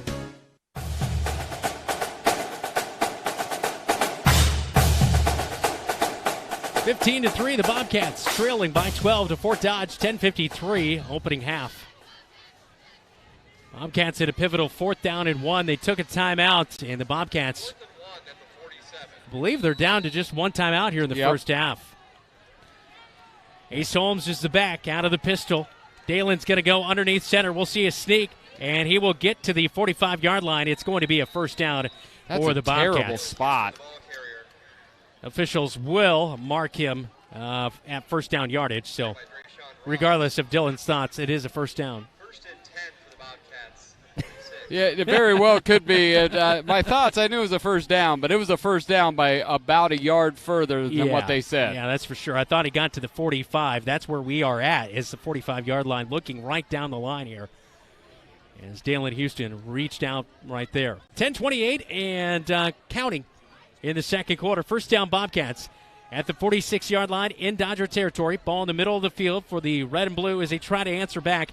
A touchdown drive by the Dodgers on their last drive. Hand off to Carter Hunt. He goes out around left edge as he cuts it in between guard and tackle up the hash mark, up to the 40. And a good run of 6 yards on first down for the Bobcats. Yeah, we've seen that jet sweep 3 times already tonight. Definitely gone more to that as the secondary option on the run. It's now we're ticking under 10 minutes at that 40-yard line. Are they going to stay to the ground or maybe utilize that tight end play that has worked pretty well for them in the 40 and in? Bobcats with just 1 wide receiver split out to the near side. Corey Smith is that wide receiver. They'll pack it in tight. Ace Holmes will get the handoff. He pulls. He runs right behind Clay Jakey. He's got first down yardage. Pushed out of bounds shy of the 30 at the 32-yard line. And a first down for the Bobcats. A run of 8 yards for the big guy in number 1. Ace Holmes coming off a big week, 123 yards, and now freshly minted at that running back spot. The lead dog, he he's a guy that I feel that if he gets going in a game like this, he could really wear down that Fort Dodge defense and make it a lot easier on that offensive line. Yeah, he's definitely a 20 carry a game back, and when Clay Jakey's acting as your pulling guard or your fullback, you're going to do all right there. Pistol formation for the Bobcats. Corey Smith out to the near side. Kind of a double wingback set for the Bobcats as they pack it in tight. Handoff right up the gut to Ace Holmes over the 30 and down to the 27-yard line. As the Bobcats will get another nice run of 4 yards on first down, second down and 6. One thing I'm noticing with Dalen, they do not want to throw Jondal's way. They are they haven't even looked at Trayshawn Brooks yet. And I think it's all because number 2 for the Dodgers just follows him wherever he goes. Yeah, he is shadowing him. And Jondal standing on the far side of the field at the 25-yard line and inching his way up towards the line of scrimmage. Dodgers really packing it in defensively with 11 men pretty much kind of almost in the box. And an end around to Nick Rebick does slip one tackle and gets off of another tackle up to the 25-yard line. He'll gain about 2 yards, about 3 yards actually, bringing up a shorter third down situation. Third down and about 3 yards to go. Ball spotted on the 25 on the far side of hash mark, going right to left on your radio dial. So Bobcats a key third down right here in enemy territory. Yeah, and it was a good job by Nick to get north and south there on that east and west place. He finally found a place where he could put it up, and he was able to get 3 out of basically something that looked like it could be nothing. Pistol formation. We'll see if they run it with Ace Holmes to try to pound his way for a first down. They'll fake it. Pass it out, far side, caught. Corey Smith out of bounds, and it looks to be right there at first down yardage. And we'll see if it is a first down. Officials a little bit slow in indicating whether it's a first down or not, and they're going to hold tight on the sticks, and I believe they're going to bring him out. And now they do motion it as a first down. Boy, the officials, not to hammer on them, they've looked a little shaky here in this first half with some maybe missed spots and things of that nature, but just enough to get the first down. They needed 3, and Corey Smith picks it up on a short distance route, just a little hook route on the far side of the field to pick up the first down from Dalen Houston. Out of the shotgun for the Bobcats, bring a man in motion, and they miss the handoff right there. Dalen takes it himself, slips a tackle over the 20 into the Fort Dodgers red zone, and Houston on him on a play that did not go their way. I think they wanted to get it, but it was a little bit of a high snap. The helmet of Dalen Houston comes off, and the Bobcats are in the red zone at the 18-yard line. So it's a 4-yard gain for Dalen Houston on first down, bringing up second down and 6. As Dalen Houston will have to come out of the game as his helmet came off. Xavier Anderson is the next man up. He is the reserve quarterback, and he's going to come in. I don't think he was ready in that situation, but he'll come in here with the clock counting, 20 seconds on the play clock, 7:40 on the game clock in the second quarter. Ball in the middle of the field. This is where I expect Ace Holmes going to get the handoff here as Xavier Anderson. I would bet my retirement on a run play. Coming cold off the bench. Snap, handoff. Ace Holmes gets it, plows right up the gut over center and right guard, close to first down yardage, but it's going to come up about a yard short. It's a 5-yard gain for Ace Holmes, bringing up third down and 1 in the red zone. All brought to you by Ethington Heating and Cooling. We're not comfortable until you are. So the Bobcats will take the next snap under 7 minutes, trying to answer back a long drive, or a short drive it was. It was a great kick return by the Dodgers on their last drive, but they went down the field and executed it for a 1-yard touchdown run by their quarterback in Connor Carver. Bobcats with third down and a long 1, short 2. Third down and 2, we'll call it, from the 14-yard line inside the red zone. Ace Holmes, the deep back, is the quarterback. Dalen Houston back into the game, and Ace takes 3 guys with him down inside the 10. It'll be first and goal from the 8-yard line for the Marshalltown Bobcats as Ace Holmes plows his way for another first down for the Cats. Yeah, Ace is up almost to 50 yards rushing here in the first half. He just looks good. He gets the yards that he can. He does have some breakaway speed.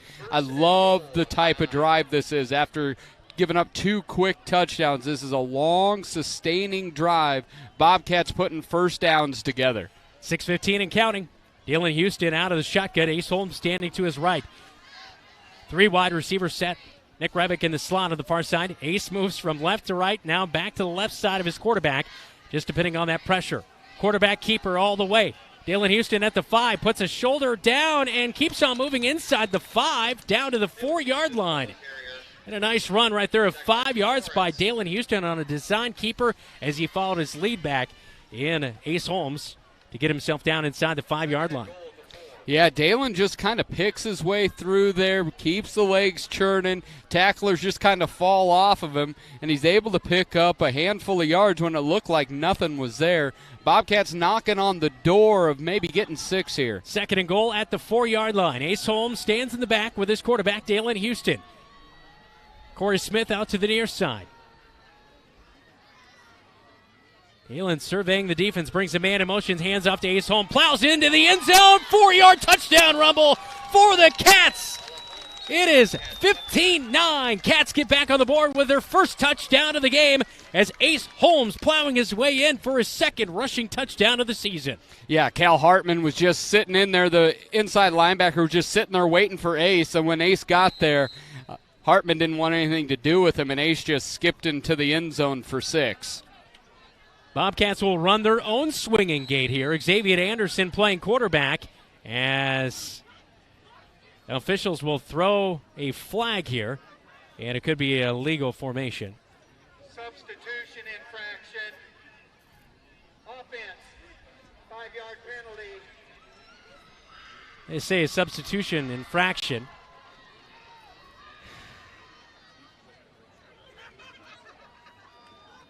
And so that will, I believe, be a 5-yard penalty. And that will back it up to about the 7-yard line. 12 on the field. Okay. All right. So Clay Jakey came in late, and that added to the 12th player. Swinging gate, Xavier Anderson, the quarterback in this situation. He's the holder as Johan Gomez will back up for the PAT. As this will be a 25-yard PAT. Already made a 35-yard field goal in the game. It's low and it's left, and it's no good. The score, 15-9. Bobcats trailing by 6 with 5:11 to go before halftime. We kick off when we come back on KFJB and KFJB-TV. Since 1967, Jensen Ford Lincoln has served generations of families around central Iowa. Quality vehicles, professional service, knowledge of our product, that's a part of Jensen. But what's more important to us is a trust that is passed down from every generation. Jensen Ford Lincoln wants to serve your family. We want to be there for your first car, we want to be there for your family SUV, and we want to see you drive away in the Mustang you always dreamed of. At Jensen, we want to be here for you now and every mile along the way. Bobcat football tonight, all brought to you by Raycom of Marshalltown. When the Raycom building sign is lit in Bobcat red and blue, that means a game will be airing on KFJB and KFJB-TV. Raycom, located at the corner of North 2nd and West State Street. Raycom, critical communications. Bobcats strike back for a touchdown. It's an Ala Holmes 4-yard touchdown run for 6 on the board. PAT was no good. Johan Gomez out to kick. This kickoff is all brought to you by 5-Star Real Estate Group in Marshalltown, your home team advantage. Johan Gomez tees it up at the 40-yard line, ready to kick off. Jondal, one of the deep backs, to return for the Dodgers. 5:11 to go in the second quarter of play. Bobcats trailing 15-9. Fielded at the 10-yard line. Orion Larson-Trott brings it back up to the 32-yard line, and that will be the worst starting field position of the night for the Dodgers. Yeah, this is a big drive. Bobcats kind of with the 2-point conversion by the Dodgers, missing the extra point by the Bobcats, lost 2 hidden point difference right there. But this is a big deal. 5 minutes ago, Bobcats are the first ones to get the ball in the second half. If you can get a stop and get the ball back, this can be a game changer, a momentum shifter if the Bobcats defense can come up with a play here. Carver 3 of 5 through the air for 46 yards in this first half of action, but it's been the Javion Jondal show. Orion Larson-Trott gets a handoff right up the gut. He'll bounce it outside of the hash marks. Bobcats miss a tackle, and finally Ace Holmes chases him from behind into Bobcat territory at the 40-yard line, as that is a huge run to get over midfield into Bobcat territory right there as they start at the 32-yard line. So that is going to be a 27-yard or 28-yard run on first down, and just missed tackles right there for the Bobcat defense. But luckily, Ace Holmes was able to get in there and make another tackle as he came into the night with 19.5 tackles on the season, leading the team. Under 5 minutes to go in Fort Dodge in the first half. Orion Larson trot around left tackle as making the tackle is Drew Loney, but still, again, a nice run on first down, nearly 3 yards picked up to get inside the 40-yard line in Bobcat territory with 4:40 to go in the second quarter. Yeah, and we talked about, even with Nick Lucas and Jaden Dine last night, you've got to hit. You've got to be ready to hit, and the Bobcats right now are too willing to be hit and are trying to tackle shoulder pads. Quick pass out to the far side of the field. It's behind the line of scrimmage. Jono looking deep down the field for Opandy, but it's about 4 yards too far of him. It's incomplete, bringing up 3rd down and 7 for the Dodgers. They had Opandy open, but Jondal just threw it a little bit too deep as the coverage by Rogelio Seren was trailing. And, that was that play where the Bobcats got lucky. Drew Loney put a hit on Jondal, and that's where the errant throw came from. So if you see Drew around the high school next week, just give him a high five, because that would have been 6 otherwise. Bobcats look to stiffen up on 3rd down and 7. Dodgers look to the far sideline for head coach Nick Moser and the play call. Out of the shotgun. Carver drops back, looking to the near side. It's caught by Jondal, makes a quick burst, and down to the 25-yard line, and finally brought down at the 22 as he's pushed down ahead for a gain of 15 yards through the air to first down. Jondal, you can't give him much room. He uses that speed to burst ahead. He's got interest from Iowa, Iowa State, Missouri, and others. Yeah, I think that the Bobcats are going to have to be selective, but bring pressure, because right now Carver's just sitting back there, and the Bobcat back four cannot cover Jondal for that long. Carver, hard count, checks to the near side sideline. 3 wide receivers far side, 1 to the near side. That's Jondal by himself. Trayshawn Brooks, the quarter on the near side, on the bottom of your TV screen. He's the man guarding. Encourage you to watch on YouTube, on your TV, Roku, smart platforms, the Google, Android. Download it, watch it on your TV in your living room, especially on those away games. Makes it nice for you. 3:35 in the second quarter. 15-9 Dodgers leading your Bobcats on KFJB and KFJB-TV. Sports Plus Sports Medicine and Physical Therapy Center, we customize each patient's treatment plan to their individual needs. What does that mean? It means that not every back or knee problem is treated the same, and that your program will be unique and designed especially for your needs or problem. This improves how quickly you will return to work or sports. The Sports Plus staff is encouraging and takes pride in your successful recovery. This is just one more reason why champions choose Sports Plus Physical Therapy as their favorite place to rehabilitate and train.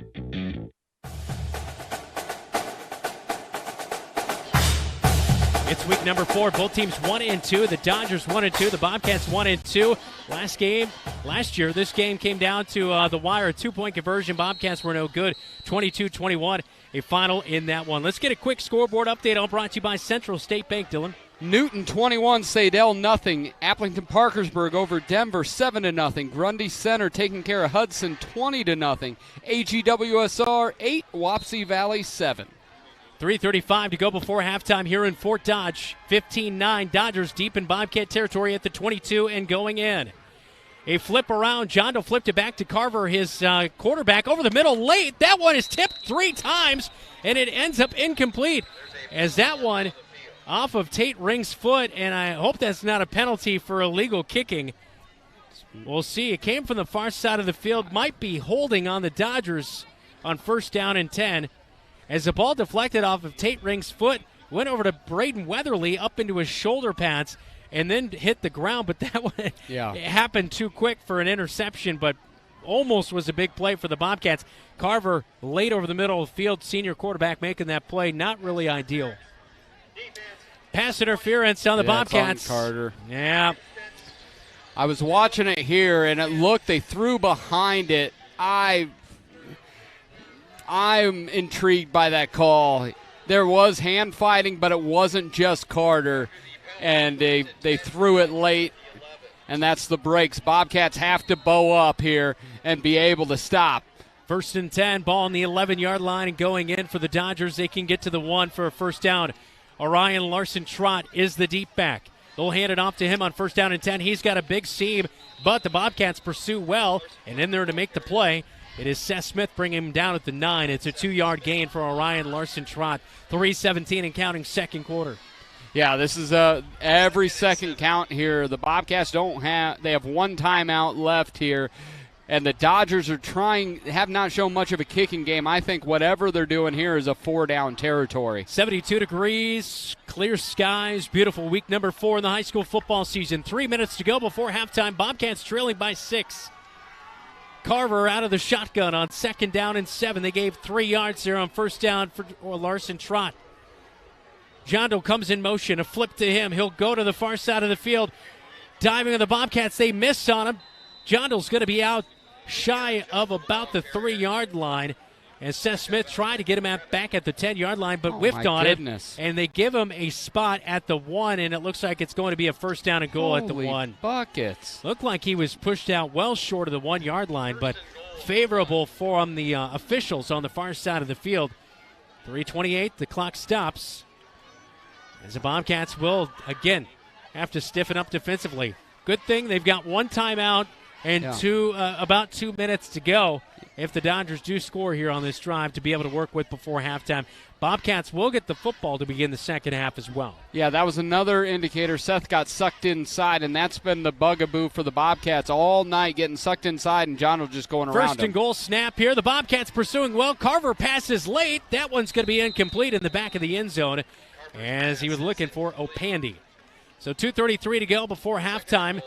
2nd and goal at the 1-yard line as Carver had pressure in his face. And when the Dodgers have been in passing situations tonight, the Bobcats have, luckily, gotten good pressure on them. Yeah, really, it's all been about the run game, and it's been in the multiple different ways that Fort Dodge has been able to run it. John Doe in the backfield, Carver being able to run it, all the way to the running takes back. the handoff, gives it to Larson-Trott, dives to the end zone. It's a 1-yard touchdown run for Larson as the Dodgers take it all the way down the field. A 68-yard drive and cap it off with the touchdown. And that the first touchdown of the night for Larson-Trott. That is 5th rushing touchdown of the season. Yeah, Dodgers almost up to 100 yards rushing. They've had great field position, been able to run it whenever they want, and a very rare, I can think of one time, being in a 3rd and long situation. Larson-Trott with the touchdown run makes it 21-9. PAT to come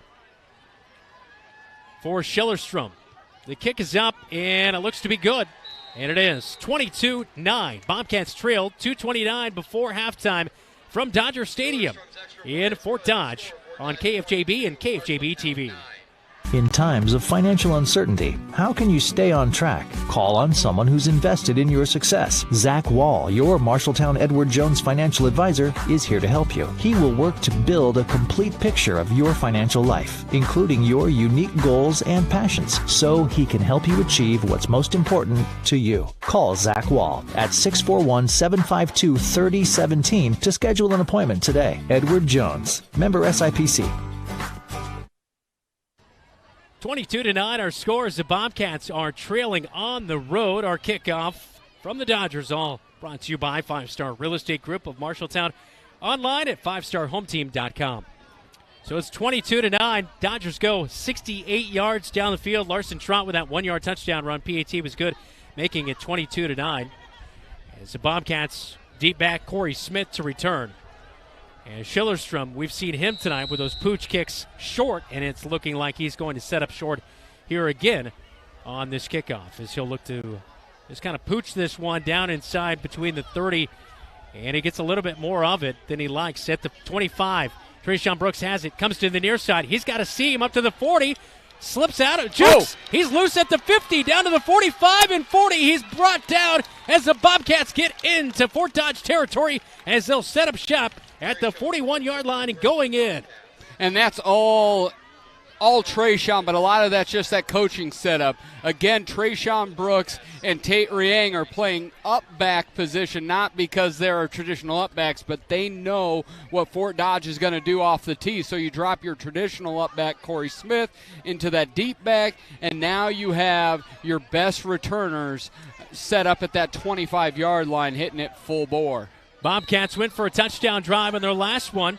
as getting the touchdown for the Bobcats. A 4-yard touchdown run for Ace Holmes to make it 15-9, but the Dodgers answered back with a touchdown drive of their own to make it 22-9. 2:19 before halftime. Cats get the ball to begin the second half. This could be a good catch-up right here if they punch it in for a touchdown. Hand off to Ring. Ring will go around right tackle. Didn't get a whole lot to go there as he'll get a few yards. As Kwani with a big clear-out tab block on the far side of the field, but really wasn't a whole lot to do anything with it. The Bobcats gain a yard. It'll be 2nd down and 9 as the ball at the inside the 42, actually at the 42-yard line. So not much of a gain right there by Ring. Tick. Under 2 minutes. 1:51 to go in the second quarter. 2 wide receivers near side. Trayshawn Brooks by himself on the far side of the field. John Doe guards on him. Ring is in the backfield. To the left of his quarterback and Dalen Houston. The red and blue trying to get back on the scoreboard. They'll send a blitz from the far side of the field. Dalen's going to scramble. He'll come out to the near side. He runs, gets outside the hash marks and outside the numbers. First down yardage and puts his head down and gets inside at the 25-yard line, but a flag all the way back at the 50-yard line. And again, a huge play for the Bobcats, and it's coming back. Most likely a holding call here. I just don't know what it is. Why does this happen all the time? I don't know. Not to sound like an angry man, but, it's frustrating for everybody. I mean, the players, but it just keeps happening, and it's like, you hear people say, well, it's correctable, and we're working on it, but then it just continues to happen. Yeah, it is correctable. It hasn't been correctable. It keeps happening, and it keeps happening in the worst positions. We've had how many defensive holding, couple different offensive holdings. We had a defensive pass interference. We have had offsides. We've had 12 men on the field. We've had at least 7 penalties totaling well over 50 yards, and we're down by 13 with $1:30 to go and 1 timeout and trying to get the ball 57 yards into the end zone. But beyond that, everything's going quite well. So it ends up being almost a 15-yard penalty, acting like, because it was a spot foul. So it's 2nd down and 25 on their own 43. They got to get it down to the 32 on the Dodgers side. And I think we're going to have a timeout by head coach Nick Mosier and the Dodgers. Nick Mosier's out on the field saying it was a false start for the Bobcats.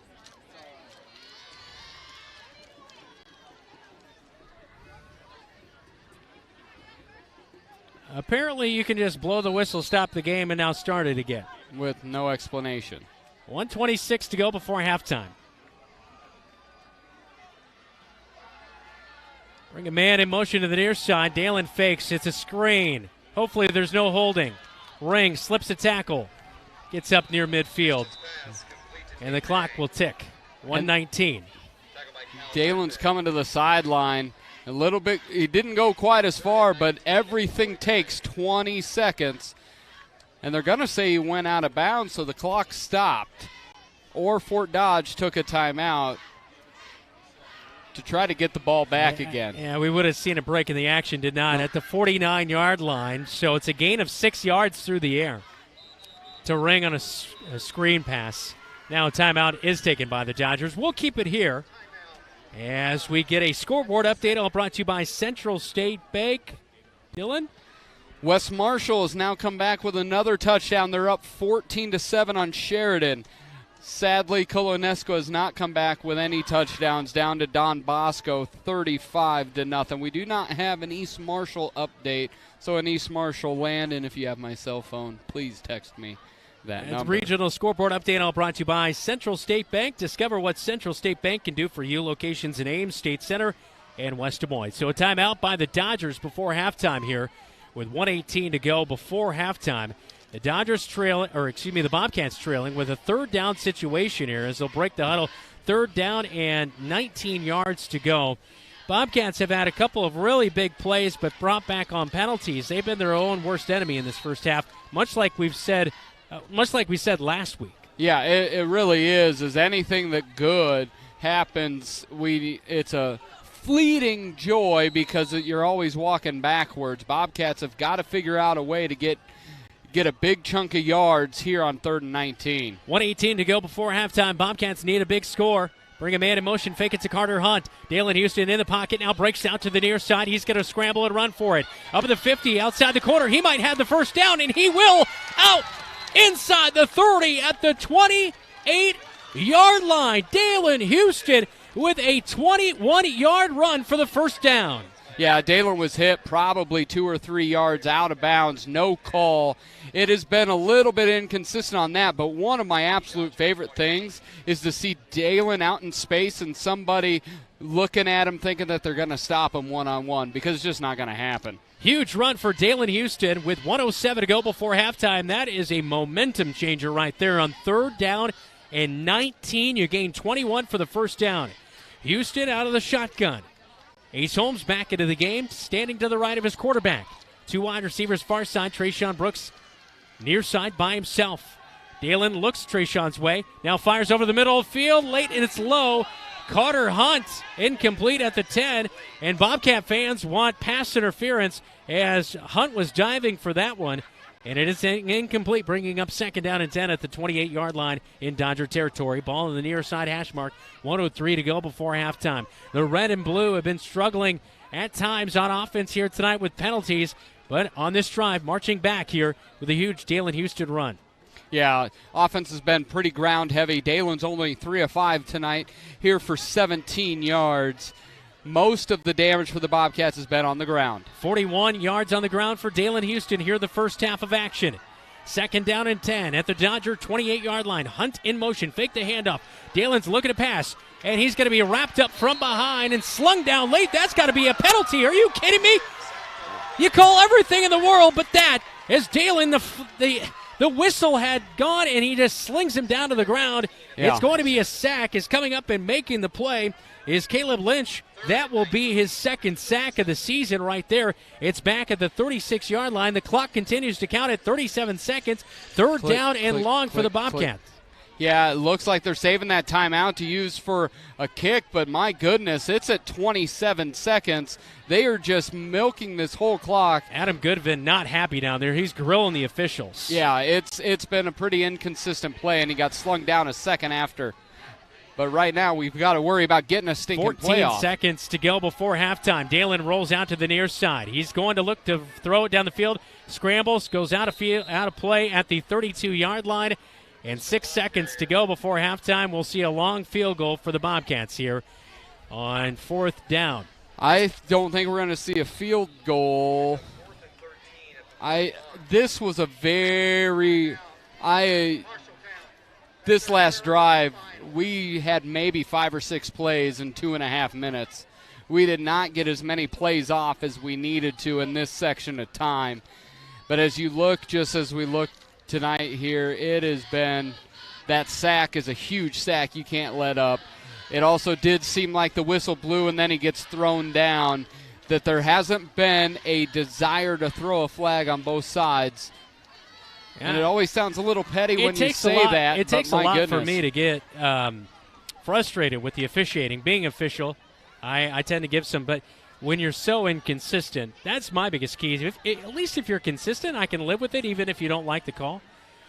But, boy, I tell you what, the calls that have been made versus the calls that haven't been made, you can always find something to nitpick. But tonight has been somewhat atrocious by this crew here tonight. And this is a thing.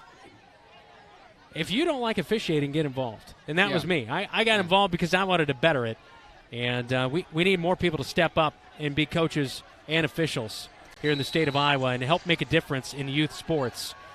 6 seconds to go before halftime. 4th and 13. Cats will go for it. And a timeout's going to be called by Nick Mosier and Fort Dodge here with 6 seconds to go before halftime. So we'll keep it here. Coming up after the game, we will talk with the head man and Adam Goodvin, as we'll have our post-game interview, all brought to you by Top Crafters. We'll also have our Sweet Play of the Game, all brought to you by Lily May, and our Calvin Rocket Bar and Grill Player of the Game. That's coming up after the game. At halftime, we'll get our stats and the second half adjustments. We got plenty of them here tonight, trailing 22-9, most namely the penalties. Yeah, penalties. That's been the name of the game, and which have hurt the Bobcats here tonight. Worst time penalties and tackling shoulder pads, as the Dodgers' run game has just been dominant to keep the sticks moving, enough passing to enough passing to keep the sticks going as well, while the Bobcats have run the ball really well, but have nothing really to show for it because penalties just have backed us up one big play after another. Now we sit at fourth and 13, 6 seconds to go at the 31. Bobcats looking to get something before half. 6 seconds before halftime as the Bobcats will be on the near side hash mark. The red and blue go to work with Dalen Houston out of the shotgun. He'll drop back. Ace Holmes trying to get out of the backfield. And there's going to be possibly holding on the Bobcats as Dalen runs to the near side. That will do it for the half as Dalen goes out shy of the 10. I think we're going to see holding on the Bobcats as a flag is down back at the 40-yard line as Dalen, again, another play. The clock ran out. Holding will send us to halftime. Sloppy first half for the Cats. They trail 22-9. Another penalty does them in right before halftime. Coming up, we'll have halftime adjustments, stats, and reaction here at Dodger Stadium in Fort Dodge. It's 22 Dodgers, Bobcats 9 at halftime on KFJB and KFJB-TV. In times of financial uncertainty, how can you stay on track? Call on someone who's invested in your success. Zach Wall, your Marshalltown Edward Jones financial advisor, is here to help you. He will work to build a complete picture of your financial life, including your unique goals and passions, so he can help you achieve what's most important to you. Call Zach Wall at 641-752-3017 to schedule an appointment today. Edward Jones, member SIPC. Your home is the one place where everything should be perfect, including your air. Capon & Brown helps you achieve the perfect air you deserve with reliable, groundbreaking, award-winning Lennox products. Call Capon & Brown to hear more about how they can help you feel healthier and happier in your home. It doesn't get any more perfect than that. Call them today at 641-753-3563 or visit them online at caponandbrowninc.com. Your local premier Lennox dealer, where quality has been a promise for 48 years. Named Marshalltown's best pizza, Zeno's is the place to get delicious homemade pizza from scratch that the whole family will love. For some, it's a family tradition, and Zeno's Pizza is all about old-school family-owned pizza making. Zeno's respects tradition so much that they have had the same thin crust pizza recipe for over 70 years. There are a couple of ways to get your Zeno's Pizza. You can dine in, order online for pickup, or call 641-752-1245. Zeno's Pizza, 109 East Main Street, downtown Marshalltown. McGregor's Furniture and Mattress has your mattress. Every firmness, comfort, and support level, each at a great price. Make the investment today for a good night's sleep for years to come. McGregor's also has quality furniture for every room in your home. Beautiful, comfortable sofas, recliners, dinette sets, and office furniture to help you work and relax in comfort and style. McGregor's Furniture is proud to bring you quality furniture and great service, and they are proud to support Bobcat Athletics. McGregor's Furniture and Mattress, downtown Marshalltown, open 7 days a week.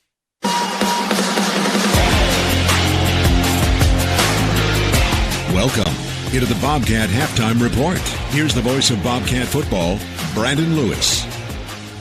Our halftime report from Fort Dodge. It is 22-9 at halftime. Bobcats will get the ball to start off the second half first. Tough first half, Dylan. Yeah, it really was. As the Bobcats scored on 2 of their first 3 possessions, halftime being the third possession, but just able to muster a touchdown and a field goal, and it was a lot of what could have been.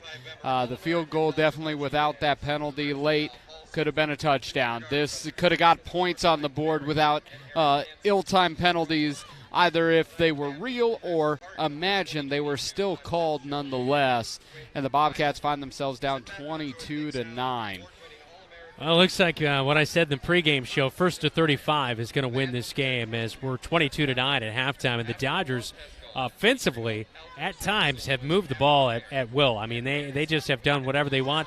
John Doe early got involved in that running game, and he's really been an X factor. And we knew that coming into this one. Yeah, we knew he was going to be good, and I assume by at times you meant all of the times, because the Dodgers have not struggled to move the football. We talked, I think there has been 1 third down here, and really there has been no stopping the Dodger running attack and then being able on the big pass plays down the middle of the field to Ty Adams on 2 different occasions.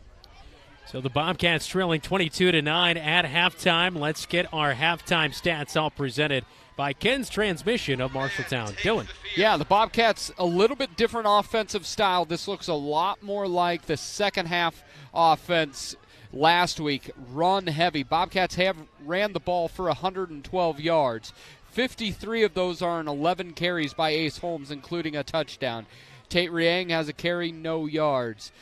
Dalen Houston on 8 carries. He has 39 yards, including a 22-yard scamper. Carter Hunt, 8 yards on 2 carries. Nick Rebick has 12 yards on 2 carries, and that totals 112 yards. Dalen Houston is 3 of 5 for just 17 yards. Again, mostly on the ground for the Bobcats today. Tate Riang has 1 catch for 7 yards. Corey Smith has 1 catch for 3 yards. Nick Rebick has 1 catch for 7 yards. Trayshawn Brooks has been locked down by Javion Jondal. On the Fort Dodge side, a little bit more balance of attack. They have 86 yards on the ground, 68 in the air, with Orion Larson-Trott has a touchdown run, and he has 8 carries, equaling 38 yards. Javion Jondal, 3 carries, 43 yards. That's a pretty good average. Connor Carver, 2 carries, negative 10 yards. Tucker Peterson, 3 carries, 15 yards. And then Connor Carver is 5 of 7 for 68 yards, including a touchdown pass to Javion Jondal. Javion Jondal 0 for 1 on the night. Javion Jondal, like I said, the straw that stirs the drink. He does everything, has 3 catches for 33 yards, including a touchdown. Ty Adams has a catch for 14 yards, and Grant Williams has a catch for 21 yards, and that rounds out the stats for both the Dodgers and the Bobcats. Well, the Dodgers got off to a hot start here tonight. That 13-yard touchdown from Jondal, and the quarterback Carver passed it to him. Bobcats answer back with a 35-yard field goal, 7-3, 15-3 after a 1-yard touchdown run by Jondal. And then the Bobcats were able to get their first touchdown on the board of the game with an Ace Holmes touchdown run as we look at KFJB-TV and that replay of that touchdown run by Ace Holmes of 4 yards. So the Cats got on the board there, 22-9. Kind of a Dodgers came back with that touchdown drive to go up 22-9, and then the Bobcats got a good return up to the 41-yard line, but then penalties shot themselves in the foot. Don't do anything with it as we go to the halftime break. Luckily, they do get the ball to begin up, but you know, I've seen the Patriots. I don't like the Patriots, but they are one of the better teams in the NFL about executing 2 minutes before the half and 2 minutes, you know, at the end of the game as well, too, to try to get yourself in a position, especially if you start with the ball in the second half. It's so key and huge, especially in high school. Yeah, you have a 22-9 lead, and the Bobcats had the opportunity by the time the Dodgers next got the ball that somehow they were going to be behind. They had 2.5 minutes to do with it. Did not get a lot of plays called, had a lot of time go off the clock in between, and then 2 huge penalties. They would, even with some clock being chewed up, we had 2 huge opportunities to move the field, and they'd come back on holding plays, so much so that you would see the offensive line. They were just shocked. They were shocked that they were getting called for it. They did not. They themselves, sometimes when you see an offensive lineman they know they did it. But in this case, they were both perplexed by it all. Yeah, that is for sure. At the break, the Bobcats are trailing 22-9 on the road at Fort Dodge. We'll take a quick timeout. We'll break this one down. We'll get a scoreboard update around the region as well when we come back. This is Bobcat Football. You're watching KFJB-TV and listening on KFJB. Never have to wait after ordering new appliances. At Penn's Appliance, you wouldn't. With an incredible selection in stock and ready to install today. Our friendly team is here to help you pick the perfect set to match your style. And let our professional technicians install and set up your new appliances, often delivering the very next day. Stop in today, see all the new features, and find your new look at Penn's Appliance. For sales and service of everything appliance, go see the Pence team. You planned and saved for your child to go to college, but medical school after graduation was a surprise. A happy, expensive surprise. Wells Fargo Advisors can help. For more than 125 years, we've created wealth management and investment strategies aimed at achieving our clients' personal financial goals. When opportunities surprise you, turn to Wells Fargo Advisors. Together we'll go far. Wells Fargo Advisors is located at 14 East South Ridge Road in Marshalltown. Call them at 641-752-5401. They're a member SIPC. 22-9 at halftime. The Bobcats are trailing on the road in week number 4 in a matchup of 5A versus 4A here tonight. A lot going on around Central Iowa. Let's get a scoreboard update, all brought to you by Central State Bank. Yeah, the Trojans of South Tama struggling here tonight, down 28-0 to Benton. West Marshall, the last score update we have, still ahead of Sheridan, 14-7. Don Bosco up 5 touchdowns over Colonesco, 35-0. Newton 21, Sadell 0 as the Cardinals seek to stay undefeated. Applington Parkersburg continues to lead Denver 7-0. Grundy Center over Hudson 20-0. AGWSR, last score update we had for them, 8, Wapsie Valley 7. And thank you to Kyle Martin back in the studio for keeping us up to date on those. Yeah, that is for sure a busy night of activity around Central Iowa. Of course, for the Bobcats coming up next week, it'll be a big game on the road at Valley as a kickoff from that one at 7 o'clock, our pregame show at 6 here on KFJB and KFJB-TV. Well, the Bobcats in a hole at the break, 22-9. When we come back, we will get you our halftime adjustments.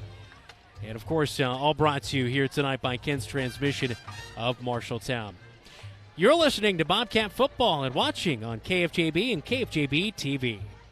Marshalltown Community College for your education. A quality education. Hands-on career training. Convenient on-campus living. One-on-one attention from my instructors.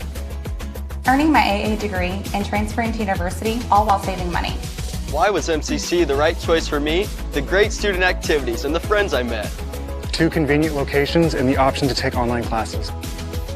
The right choice is MCC. Trilogy Embers, independent living for active seniors. This is your invitation. Hi, this is Lindsay, Director of the Embers Retirement Community, inviting you to tour the Embers. While you are here, I'll show you the studio, 1 and 2 bedroom apartments, and all of our amenities. We will socially distance for your safety, and I'll show and share with you all the Embers has to offer. Call me to schedule a tour at 641-754-7000. Embers Retirement Community, 1211 West State Street in Marshalltown. 22-9. Bobcats trailing at halftime. Definitely some adjustments to be made at the break, and the Bobcats did that well a week ago against the Newton Cardinals. Came out 3-3 offensively and scored on each possession in the second half and held Newton to 1 touchdown, and the touchdown they did give up came on a fluke play on 4th down, a hook and ladder they scored a touchdown on. Bobcats will have to make key adjustments here in the second half. So, Dylan, after looking at the stats, all that kind of stuff, what's your Ken's Transmission adjustments to the second half? What I'm looking at first and foremost is on the defensive side of the field. What are we looking at here? We've been in that 3-4, and they've really struggled to stop the run. So you're in a bit of a quandary with Duncan Furch. Your 3 linebackers bring a lot of speed, but you also have to play a nickel back with all the wide receivers. I anticipate at points the Bobcats to drop in a 4th down lineman to really try to engage that offensive line and be able to stop the run.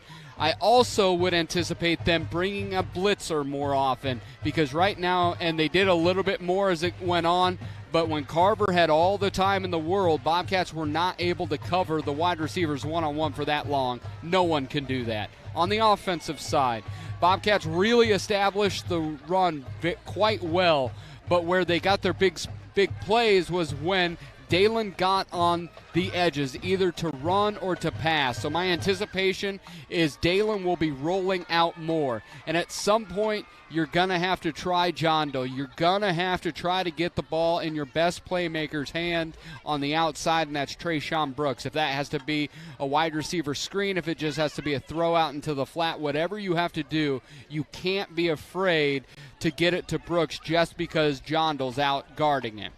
Yeah, that is definitely for sure here in the second half. That is your adjustments for the second half, all presented by Ken's Transmission, your family-owned transmission experts. Well, last night, Gilbert downed Marshalltown at Marshalltown High School in girls volleyball. Bobcats are now 1-9 on the season. They'll be in action at home against Fort Dodge on Tuesday night. Fort Dodge volleyball 2-8. Bobcats are 1-9, 7:30 for the varsity game on Tuesday night. Meanwhile, for boys cross country, last action was on the 8th last week as the Bobcat cross country invitational Ames Ankeny, Marshalltown in that one. Their next one comes for boys cross country tomorrow as they will be on the road at Central College at the Central College cross country course. Atlantic, Ballard, Marshalltown all at that one. Meanwhile, girls cross country will be at the Newton Invitational. We had them on Bobcat Live last night. That one on Tuesday night. They'll face off against Ankeny, Colfax, Mingo, Newton, Marshalltown. They're at Maytag Park, and that's action there. Meanwhile, for boys fall golf for the Bobcats, their recent at the Joe August Invite, which was at Elmwood Country Club on the 16th, was today. They came in 5th place behind Indianola, which shot at 296 as a team. Pretty impressive there. Southeast Polk at 2nd at 301, and the Bobcats just behind at 315 in 5th place there. Their next matchup comes up on Tuesday at the Cedar Falls Tiger Invitational as they'll take on Cedar Falls, Cedar Rapids, Jefferson.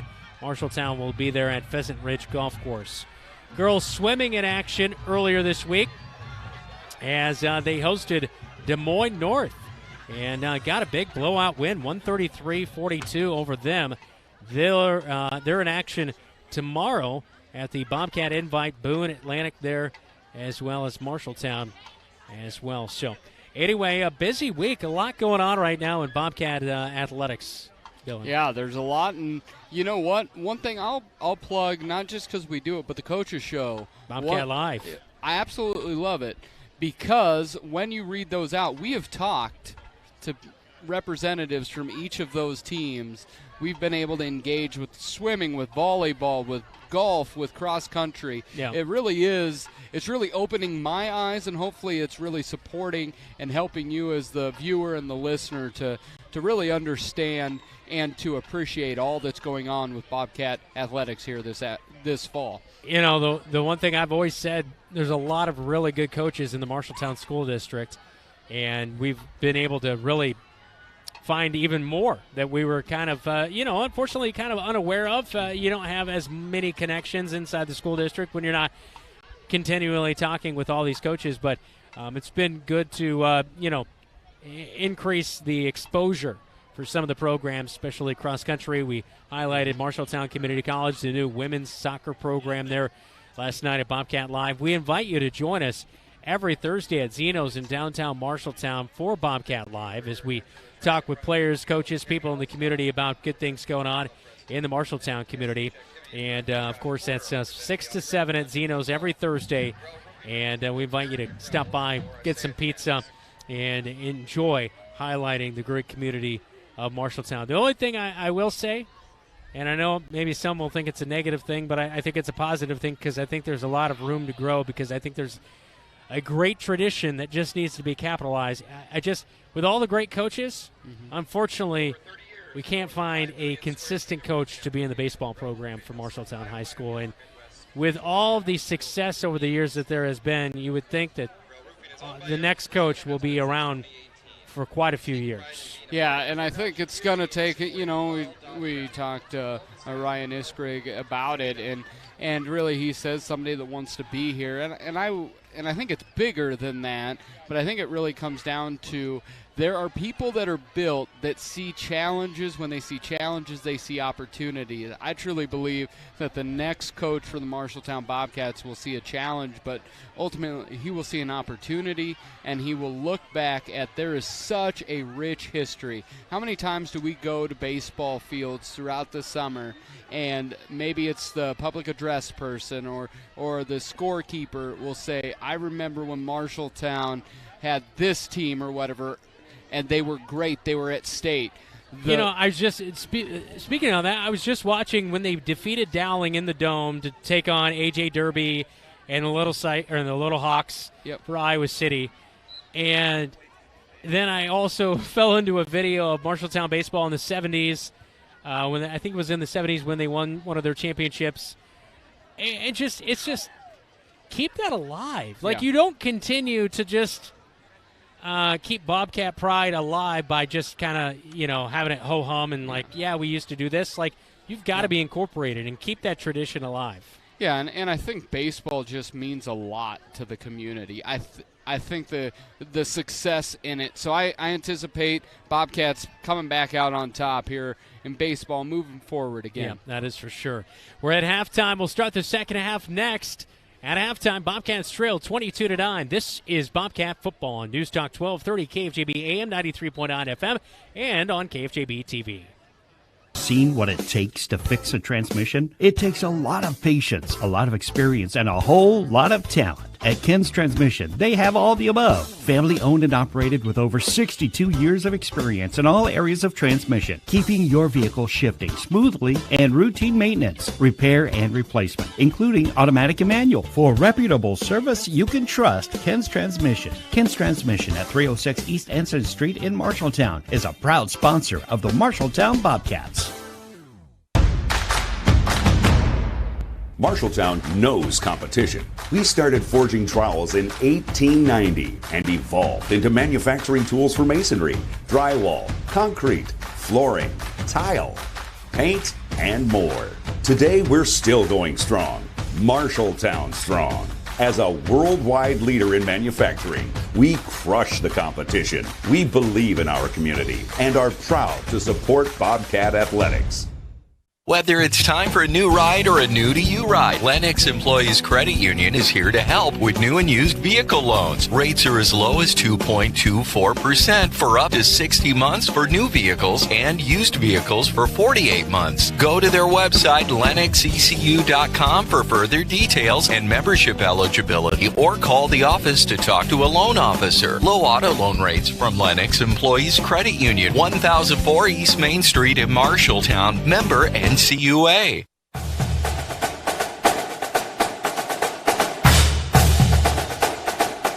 Second half just about ready to get going in week number 4, a pivotal game. Dylan, we came in, we said this is kind of a must-win for the Bobcats. They're down 22-9. They get the ball to begin the second half. I mean, the sense of urgency's got to be there in the second half like it was last week against Newton, but they're going to have to really fight down to a very good offensive team in the Dodgers. Oh, very much so. Loss between one of these two teams takes it to 1-3. Ames moved on to 3-1 tonight. You have teams around the area. North has a good chance at being 3-1 after tonight. You can't keep giving up close losses. I anticipate the Bobcats coming out, and they made great offensive adjustments last week, putting 6 in right away. I'd love to see for that same result to happen here tonight. Well, the Bobcat special teams unit will come onto the field, ready to return. Back to return, it is Corey Smith. The second half kickoff is all brought to you by 5-Star Real Estate Group. Buy, sell, love Marshalltown with Kristen Pauly and 5-Star Team. Online at 5starhometeam.com. So they will get ready to kick this one away as Parker Schillerstrom has just pooched the ball all night long. As he'll set up at the 40-yard line. Trayshawn Brooks on the near side. That's kind of where they've been kicking to, and he's had some really good returns here tonight, giving the Bobcats good starting field position. He'll also field this one shy of the 30. Just ducks down straight ahead up to the 40-yard line and finally brought down and finally pushed away. As a little bit of extracurricular activity there, and a tackle by Fort Dodge as Trayshawn Brooks pushes him away.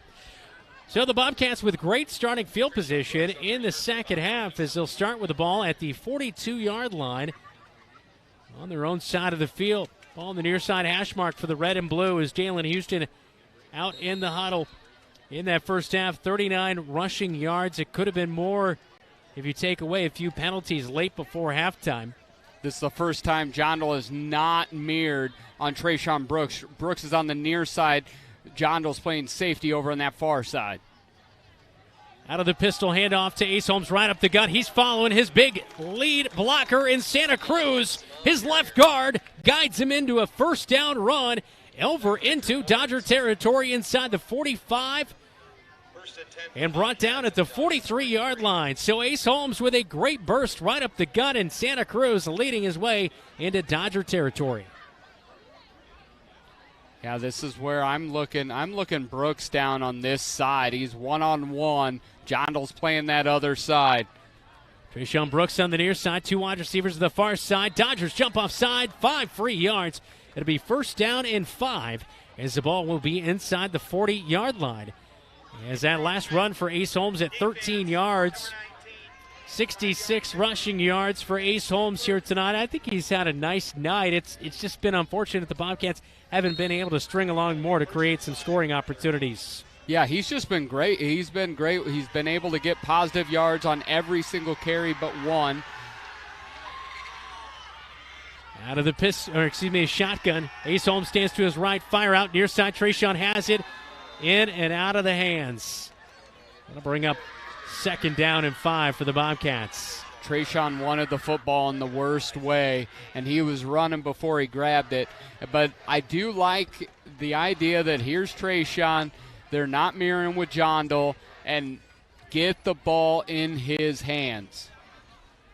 Bobcats on second down and 5 at the 38-yard line. Dodgers showing pressure with the linebackers creeping up at the line of scrimmage. A little back off in the 3-4 defense. Dalen Houston will take it himself. He'll run it out near side. First down yardage, sprinting to the 30 and pushed out of bounds at the 29-yard line. Good run right there by Dalen Houston to get inside the 30 and pick up a first down for the Marshalltown Bobcats. As that a run of 9 yards to get the first down. Yeah, that was a really nice job getting Dalen on the edges. We talked a little bit about that at halftime, to see him getting more on the edges where he's just been able to get big chunk plays whenever he's wanted to. Pistol for the Bobcats. 2 wide receivers far side in the slot. Nick Rebick. Ace Holmes the deep back. He'll get the handoff and first down and 10. He's just going to keep moving those legs and finally brought down as the freshman gets in there to make the tackle. Drayshawn Ross, 16 tackles out of that linebacker spot for the Dodgers, coming into this one with 10:47 and counting in the third quarter of play as the Bobcats at the 23-yard line. Second down and 4 as they break the huddle. The red and blue trying to get into the end zone for the second time tonight. A 4-yard touchdown rush, the only touchdown of the night for the Cats by Ace Holmes, and another offside and a first down. On 2nd and 4, Cats get the hard snap with Dalen Houston. That's the third time they've got the Dodgers to jump off sides here tonight and pick up a free first down this time. Yeah, Dalen's done a nice job of using the aggressive nature of Fort Dodge against themselves, as it just seems to take a little bit of a insinuation in the voice, a different inflection, and they're ready to pounce. Bobcats driving into the north end zone here at Dodger Stadium. Third quarter, 10:18 to go. Down 22-9, false start Bobcats. Left side of the line, I think somebody pulling over there got moving a little bit early. This will back up the Bobcats. It'll be first down and 15 as the Bobcats were into the red zone, but not in this play.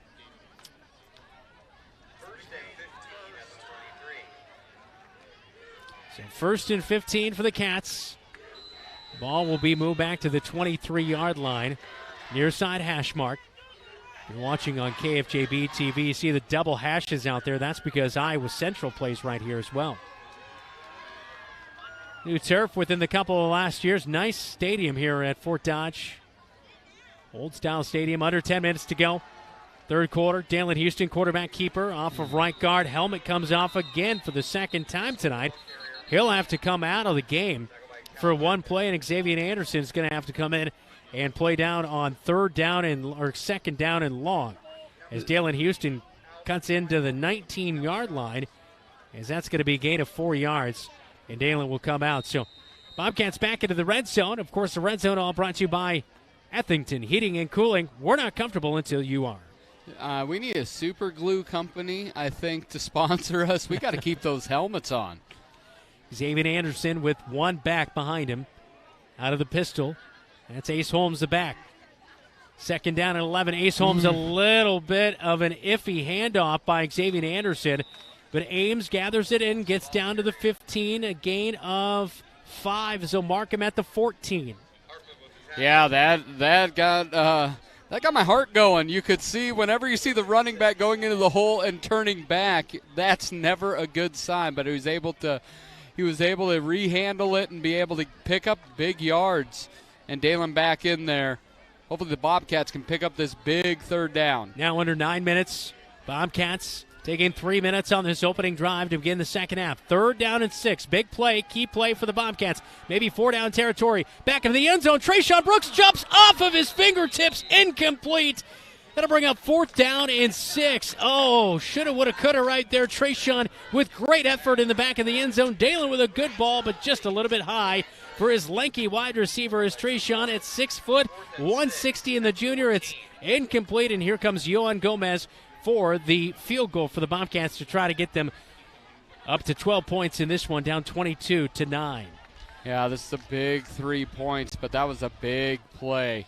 31-yard field goal, it's up, and this looks good. It's inside the right upright. It's good. 22-12 is our score as the Bobcats convert inside the Ethington Heating and Cooling red zone for 3.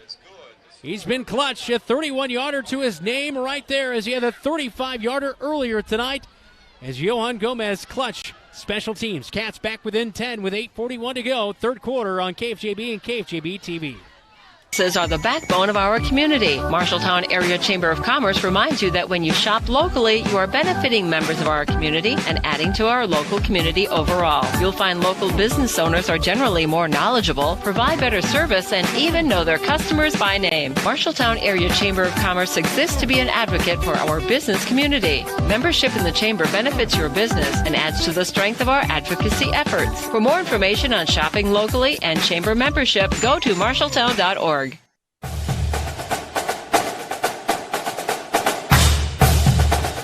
22-12, our score now as Yohan Gomez punched through a 31-yard field goal.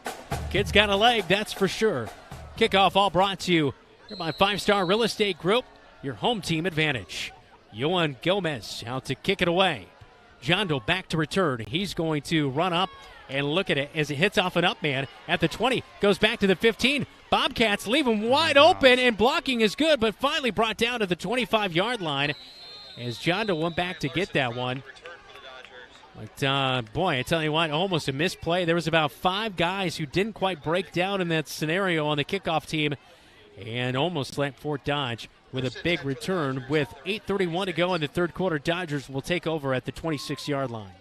Yeah, Bobcats were able to get good push here, well over 100 yards rushing, but just could not end in 7. So it makes this drive as a big one. Bobcats have got to be able to get the ball back without any more points put on the Dodgers side of the scoreboard.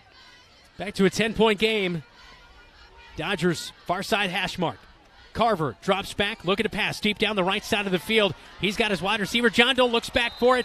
Out of bounds on the sideline. He made the catch, but incomplete. Weatherly in coverage for the Bobcats. That was going to be a hookup of nearly 30 yards, and luckily the sideline was an extra defender in that scenario. Braden did a much better job, though, of looking back for the ball, and by the time he was looking back for the ball, he had angled John Doe out where he could not make a play in bounds.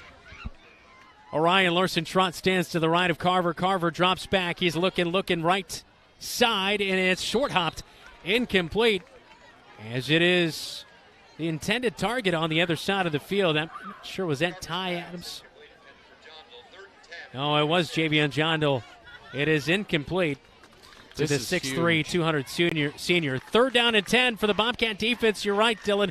Big play, 2 wide receivers to the near side, 2 to the far side. John Doe on the top side of your screen on KFJB-TV. Bobcats show pressure. Linebackers back up. 4 down linemen. Jakey as well as Jackson Bowie, the 2 ends. Jakey tries to get back on the backside. It's caught by John Doe, but out of bounds again. Incomplete. And incomplete brings up 4th down and 10 of the Bobcats. John Doe will be the one to punt away here. But that's a huge, huge stop for that Bobcat defense here in the second half. And we talk about it so much.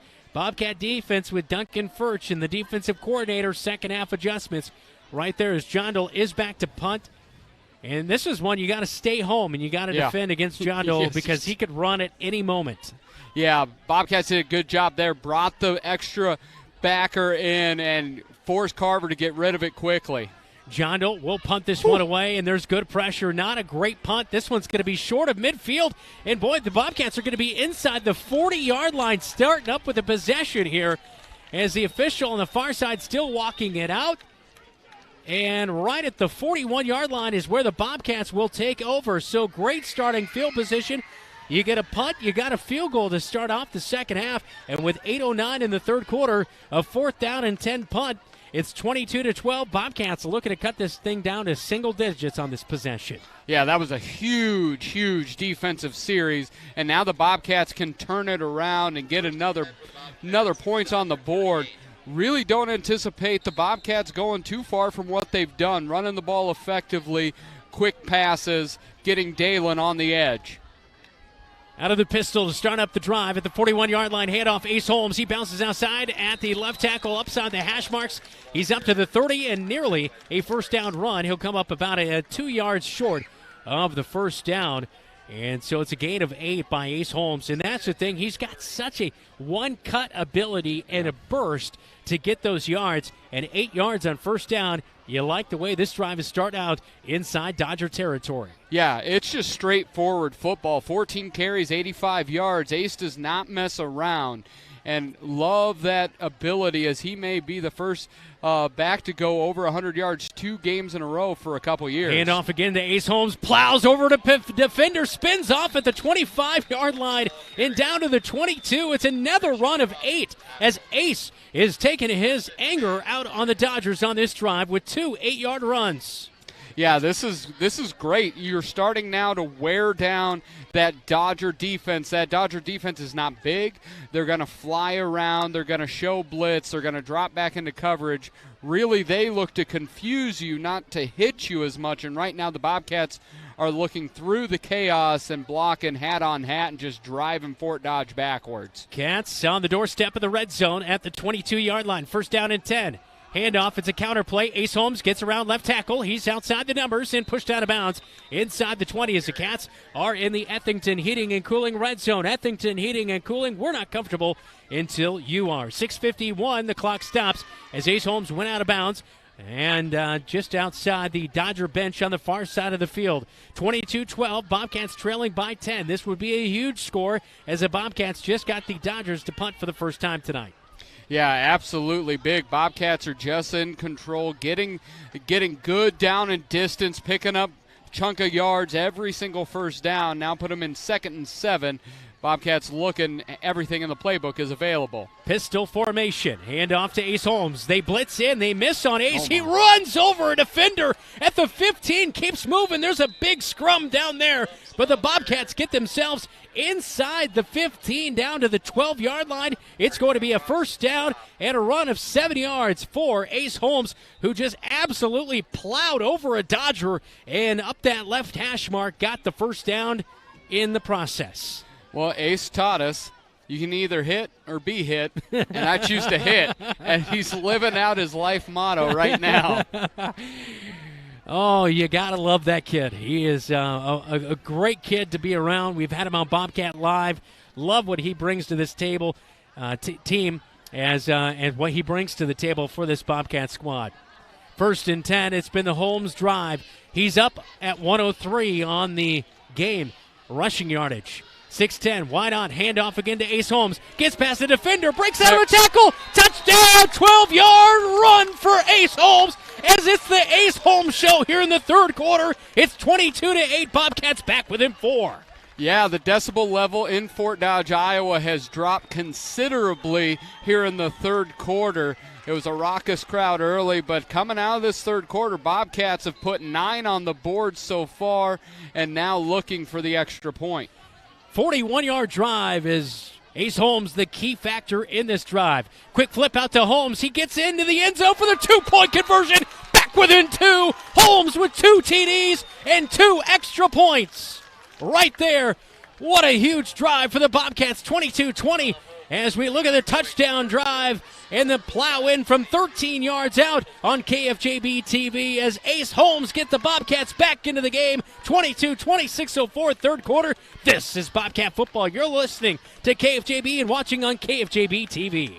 Insurance agent can make all the difference. Assured Partners agents represent multiple insurance companies. They can pick and choose from a larger variety of outstanding insurance options. Assured Partners also handles life and health insurance and Medicare supplement coverage. With access to local, regional, and national insurance companies, Assured Partners will create policies tailored to the coverage you need. For more information, go online to assuredpartners.com/Marshalltown. Power through partnership with Assured Partners in Marshalltown, Toledo, and West Des Moines.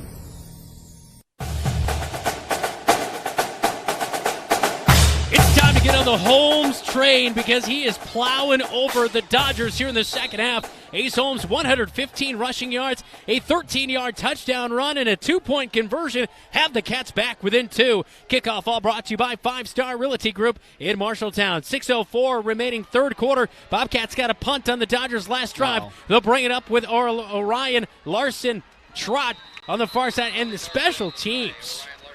Holy smokes, got to get a handle on it here. I don't know, squib kick for the rest of the night or something, because the Dodgers have really owned the Bobcats special teams-wise on their kickoff returns as Orion Larson Trot took it up the far side up to the, well, the officials not really putting the ball down. They're still conversing. Do we have a flag on the field? I'm not sure. I don't see any yellow. Well, we're just talking. We're just chatting. When in doubt, talk it out. 5:56 in the third quarter. Officials. Looks like it's going to be around. Talking it over. Oh, there is a flag on the 40. Illegal block. Illegal block on the kicking team. That doesn't even make sense. It does not. How can you do an illegal? Baffled.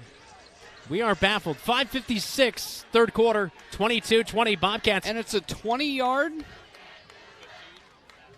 Yeah, it was at the 44 where they called it, and they put it at the 41. About 15 yards. It's about... Officials blowing the whistle here before the play starts as the ball spotted at the 41 of the Bobcats here after the illegal block on the kicking team.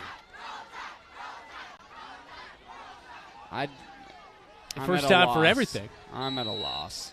Carver out of the shotgun. Orion Larson Trot stands to his left.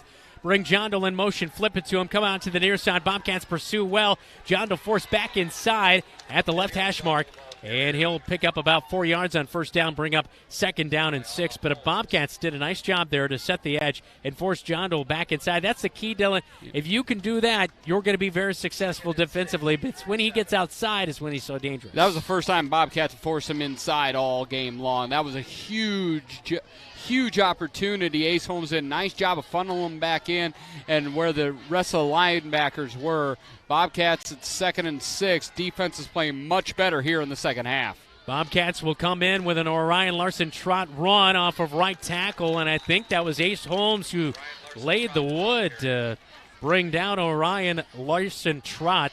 That is a name that is a handful, but yeah, it's an Ace. He's right there to make the tackle shy of the 35 of the 36-yard line. Third down and 4. 4:58 to go, third quarter. Ball on the far side hash mark at the Bobcat 36-yard line. 3rd and 5 is Larson Trot didn't pick up a whole lot right there on second down. Jondal comes in motion. Flip it to him again. That's going to be a false start. Yeah, it is. That offensive line got moving a little bit too early, knowing they had to get out and try to block for Jondal. False start, 3rd down and 10. Back him up to the 41. I like it.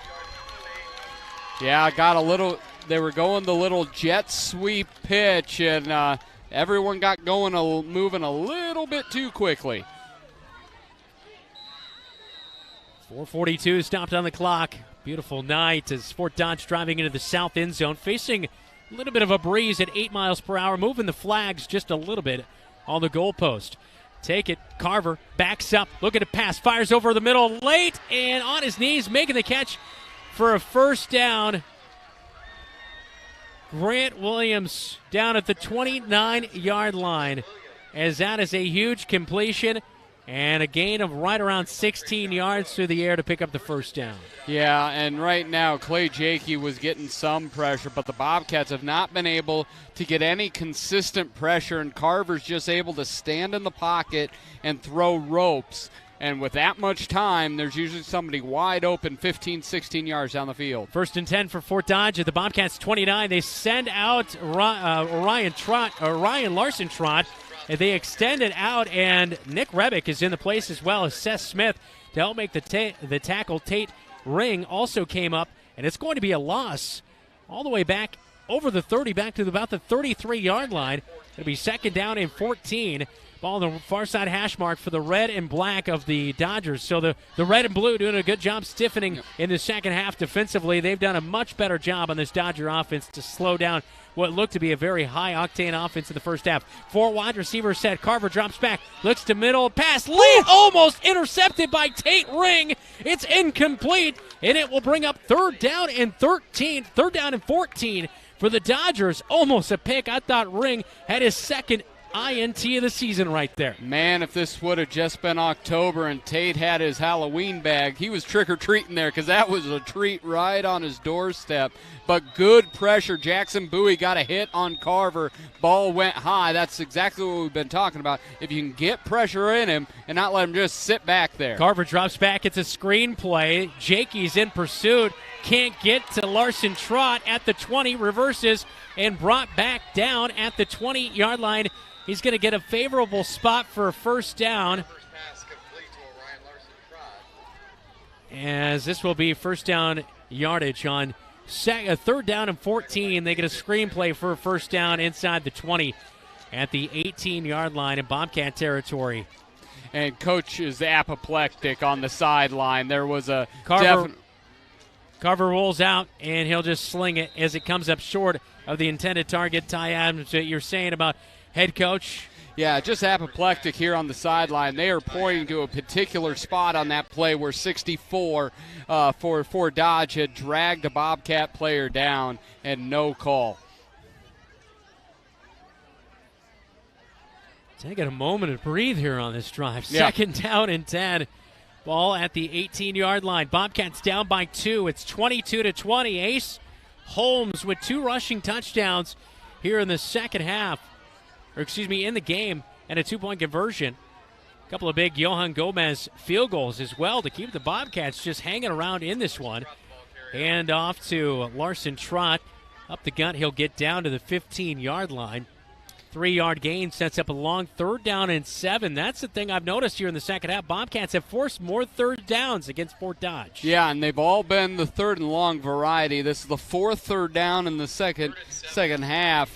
And they've all been long distance. This is where the Bobcats have to do like they did in the first drive. They've got to buckle up and be able to get off the field on 3rd and long. White tops and bottoms for the Bobcats. Defense looks to stiffen on 3rd down and 7. Carver looks to go back to the air. They send in some pressure late over the middle of the field. It's caught sliding into the end zone. Jondal, a 15-yard touchdown reception, his second of the game. Dodgers go back on top, 28-22. 28-20, and here's the thing. Or 28-20, yes. You cannot make anyone, if they're all district first-year starter, no matter who the cornerback is, you cannot allow it to be one-on-one with Jondal on that far side all night long, because it's going to result in 6 no matter who's guarding him. He's too good. Fort Dodge goes down the field for a touchdown strike to answer the Bobcats. 28-20 is our score. PAT is up, and it is good. And that will keep the game at a 2-score game. 29-20. 2:08, third quarter. This is Bobcat football on KFJB and KFJB-TV. American Grill is Marshalltown Steakhouse. Ribeyes and sirloins, aged, hand-cut, and served with your choice of 2 of Legends' legendary sides and a dinner roll. If you are a prime rib fan, Legends has prime rib every Friday and Saturday starting at 4 p.m. With 3 sides to choose from, it's chef-seasoned and slow-cooked to tender, juicy perfection. Try Legends prime rib, and you'll know why it's Marshalltown's favorite. Legends American Grill is Marshalltown Steakhouse.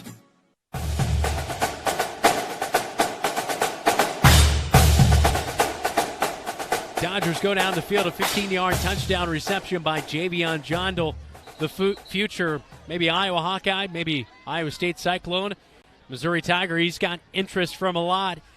And right there he catches his second touchdown of the game, his sixth touchdown reception on the season for the 6'3", 200 senior.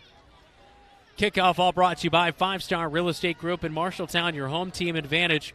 We'll see a pooch kick by the Dodgers here on this upcoming kickoff. 2:08 remaining in the third quarter.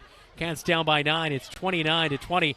And Brooks is going to let this one go out of bounds, and Bobcats are going to have great starting field position at the right around the 35-yard line. So Bobcats here in the second half, a field goal and a touchdown on their two drives. A 31-yard touchdown, or a 31-yard field goal by, of course, a guy who's really been impressive, Yohan Gomez, the sophomore kicker for the Bobcats, as he's already made a 35-yard field goal here tonight. But then Ace Holmes on the last drive pretty much carried the Bobcats on their back down the field for a 13-yard touchdown run to cap off a nice 41-yard drive as the Bobcats got a punt on the Dodgers' previous possession. But the Dodgers just answer back for a 15-yard touchdown pass to Javion Jondal. 2:08 to go, third quarter.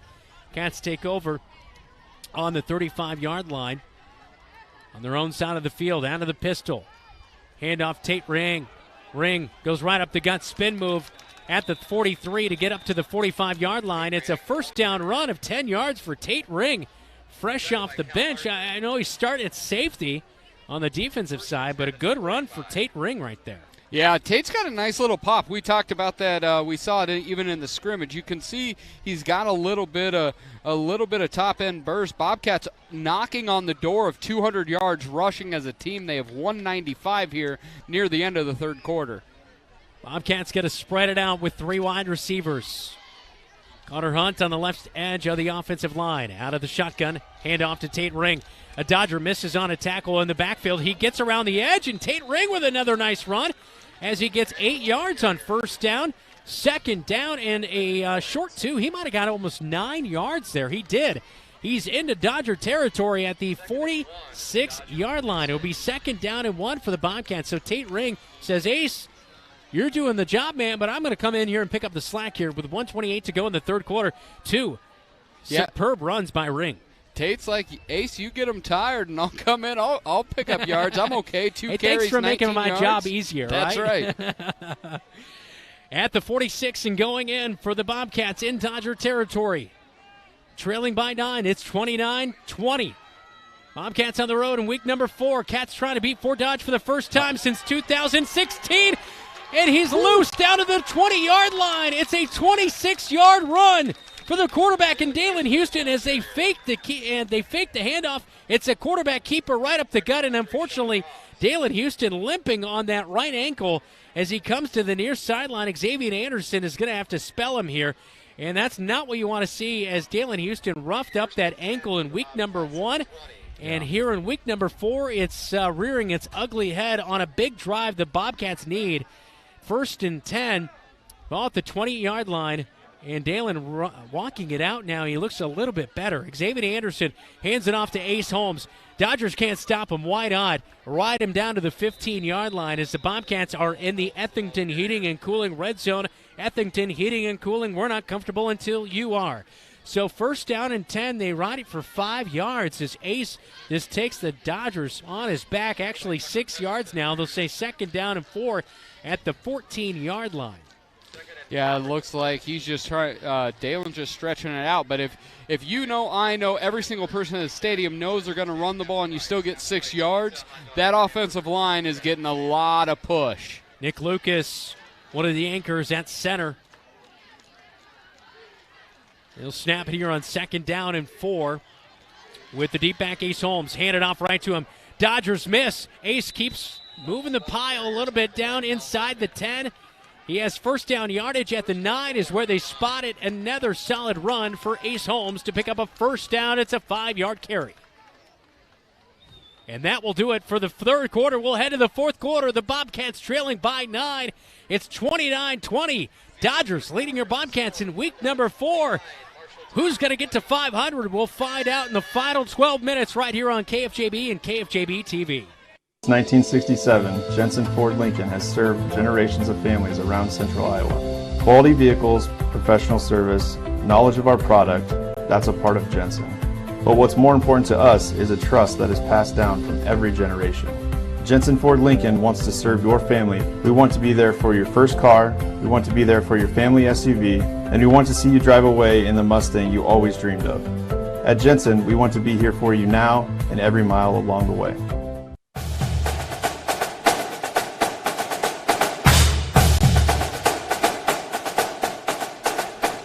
It's the fourth quarter as we fire things up in Fort Dodge. Bobcats on the drive, trailing by 9, 29-20. Hey, Bobcat fans, join Pence Appliance and TV and streaming football games all season long with KFJB-TV, available at 1230kfgb.com, on Facebook, Twitter as well. You can also watch games on the YouTube app on your smart TV.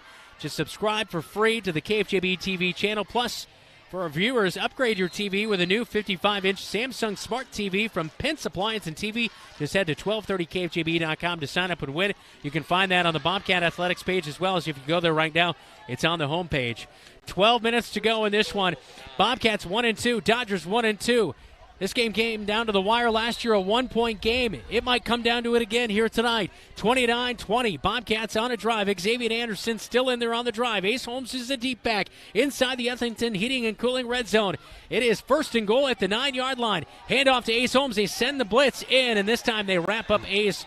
Everybody knew he was getting the handoff, and no flags for extracurricular activity, and the Bobcat fans definitely wanted it right there, but no call as Ace Holmes gets back to the line of scrimmage at the 9. It'll be second down and goal at the 9-yard line, and going in for the Bobcats as Dalen Houston will check back into the game. We saw him between quarters testing out that right ankle. He was dropping back, looking much better as he just kind of re-aggravated that ankle injury. He'll break the huddle here with three wide receivers. Out to the far side, we haven't seen Corey Smith really involved here tonight. Out of the slot, it's Nick Rebick. Near side, Trayshawn Brooks. Javion Jondo guarding on him. Handoff, Ace Holmes tries to go around left tackle. They do get him up in the backfield, and that's a huge play. Coming up out of his linebacker spot, Drayshawn Ross. And another loss for the Bobcats back to the 11-yard line. It'll be third down and goal from the 11. Yeah, that's really where it's come. Bobcats have not thrown the ball well, 3 of 7 tonight. So now, as you can be more and more aggressive because you only have 10 yards, you're in that Cracker Jack box. You can bring more and more people into the box, and the Bobcats have been thwarted on their last 2 run attempts. Like to see something on the edge if Dalen's ankle will hold up. Pistol formation for the red and blue. Out of the pistol with Ace Holmes, the deep back. Handoff to Ace Holmes. He's going to rumble right ahead down inside to the 7-yard line. And it'll be at the 70-yard line, 4th down and goal, and the Bobcats will settle for a field goal attempt here as Johan Gomez will come back out for a field goal opportunity. He's made from 35 and 31 tonight. We'll set up at the 14 for a 24-yard field goal.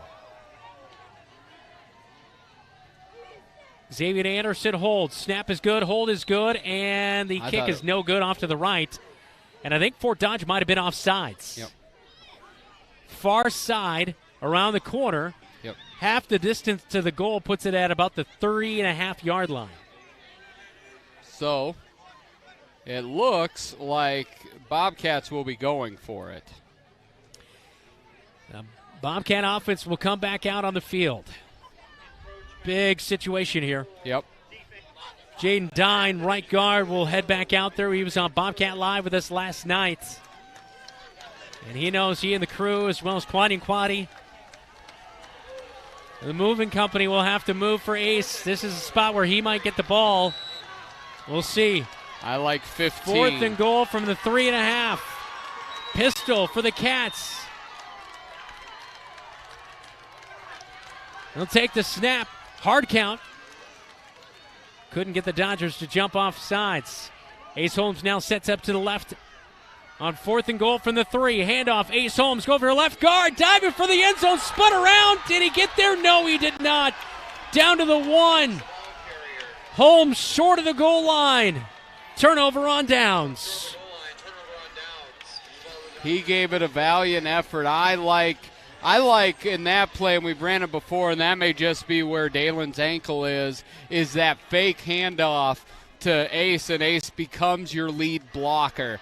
That's really because he's been keyed in on that around the goal line, but it may just be that Dalen's ankle isn't. We already know it's not where it needs to be. But the Bobcats have him at the 1-2 yard line. It looks like the 2 yard line here. This comes down to the Bobcat defense.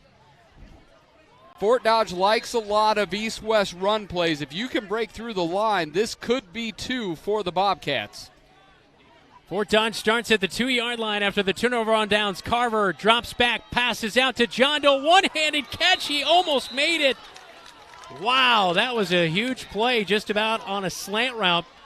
As Javion John Doe jumped up, tried to one-hand that thing up at the 15-yard line. Couldn't bring it in as Rogelio Serin was in coverage. But, boy, that was all Javion John Doe. Incomplete. Second down and 10 at the 2 yard line on the Bobcats side of the field.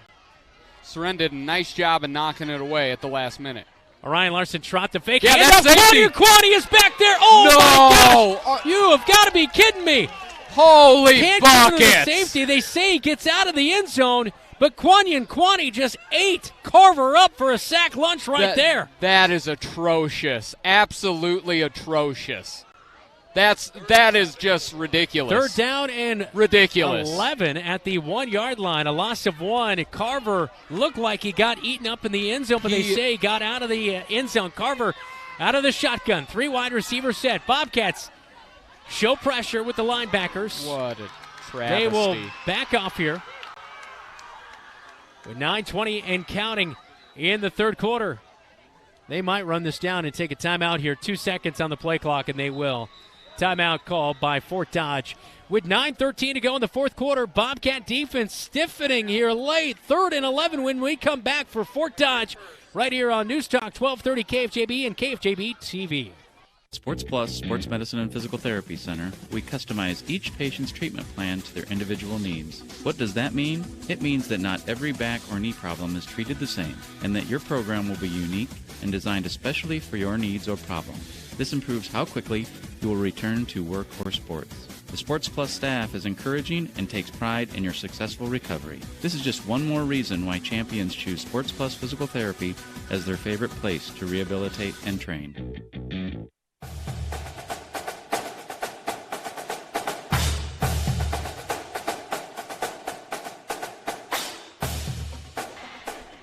Third down and 11. And we asked our camera guy down there, Keith Stewart, whether it was a safety or not. He gave us a thumbs up that he thought it was a safety for sure. And so, unfortunately, officials say that he got out of the end zone just enough, but no go. So 3rd and 11. We'll leave it there. 29-20. Bobcats down by 9. They have to make a stop here.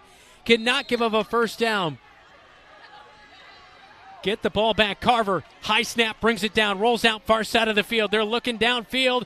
They have a wide receiver, but just over the hands of Grant Williams, and thank goodness, because that would have been 6. Trayshawn Brooks got sucked into his eyes got caught in the backfield. He got sucked in, and Williams went right behind him. And now this brings up an interesting thing. Do they run it with John Doe here? Do they take a safety back at the half-yard line?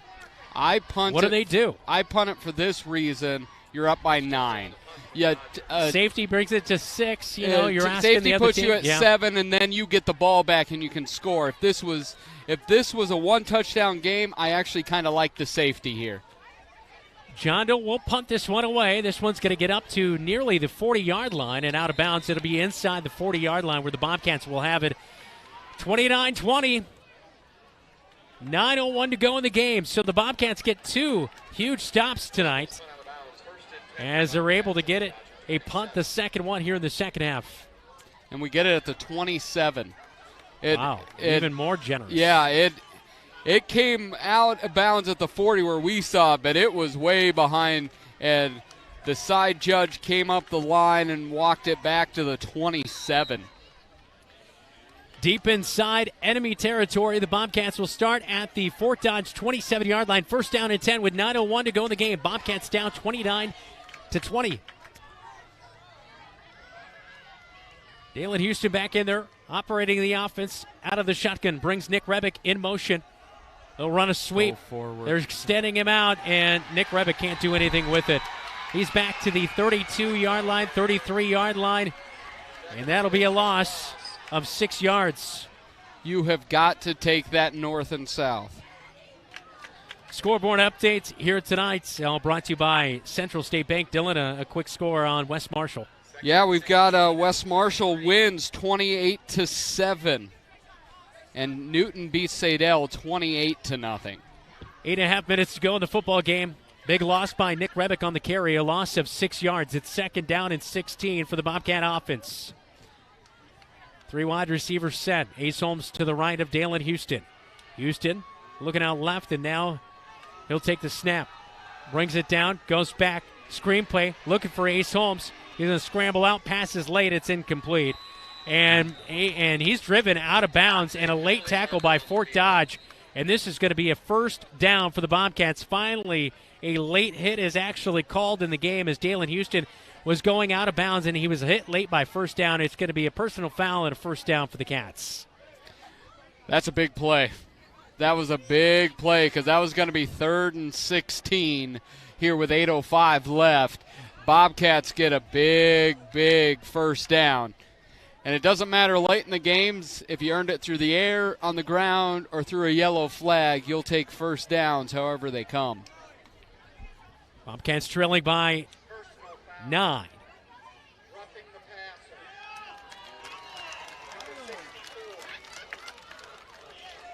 So the penalty going to come in on Colin Munter for the roughing the passer call. First down for the Bobcats.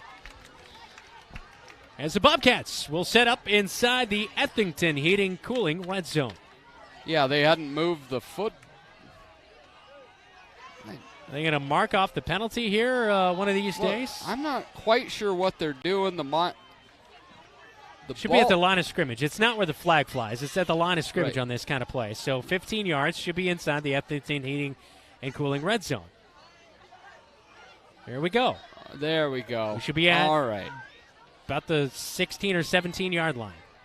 It was all kind of jacked up. The defense was lined up. The offense was lined up. The yard marker was right here on the corner. It was just everything else was a sea of confusion. Inside the Ethington Heating and Cooling red zone, Dalen Houston with a first down and 10 at the 17-yard line. Passes out into the flat. Carter Hunt makes the catch, spins out of a tackle up to the 15-yard line, 10-yard line. He was down.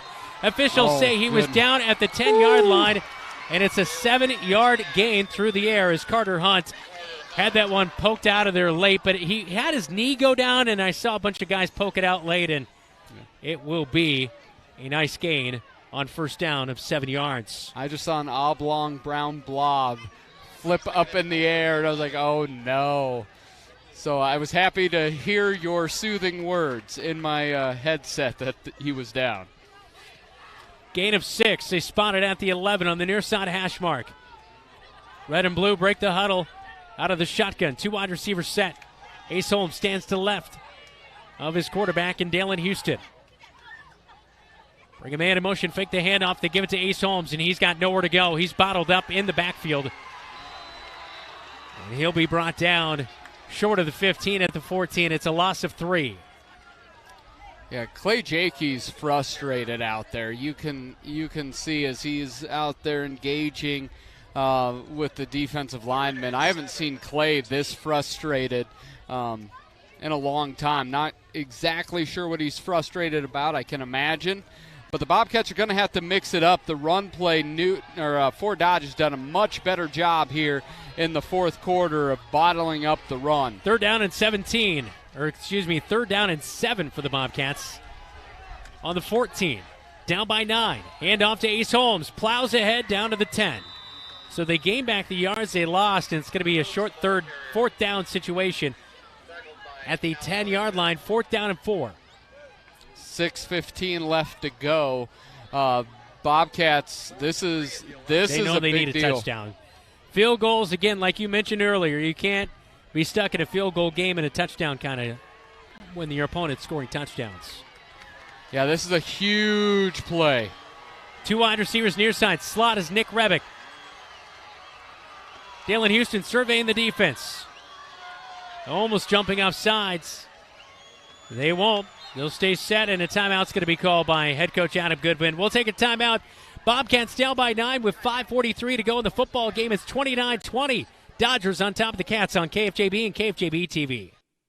Don't let concerns about current events derail your long-term financial strategy. Edward Jones financial advisor Zach Wall can help. He'll work with you to understand today's financial landscape and how to be positioned for the long term. Edward Jones can give you the tools for a reasoned, disciplined approach to investing. Call Zach Wall at 641-752-3017 in Marshalltown or online at edwardjones.com. Edward Jones, member SIPC.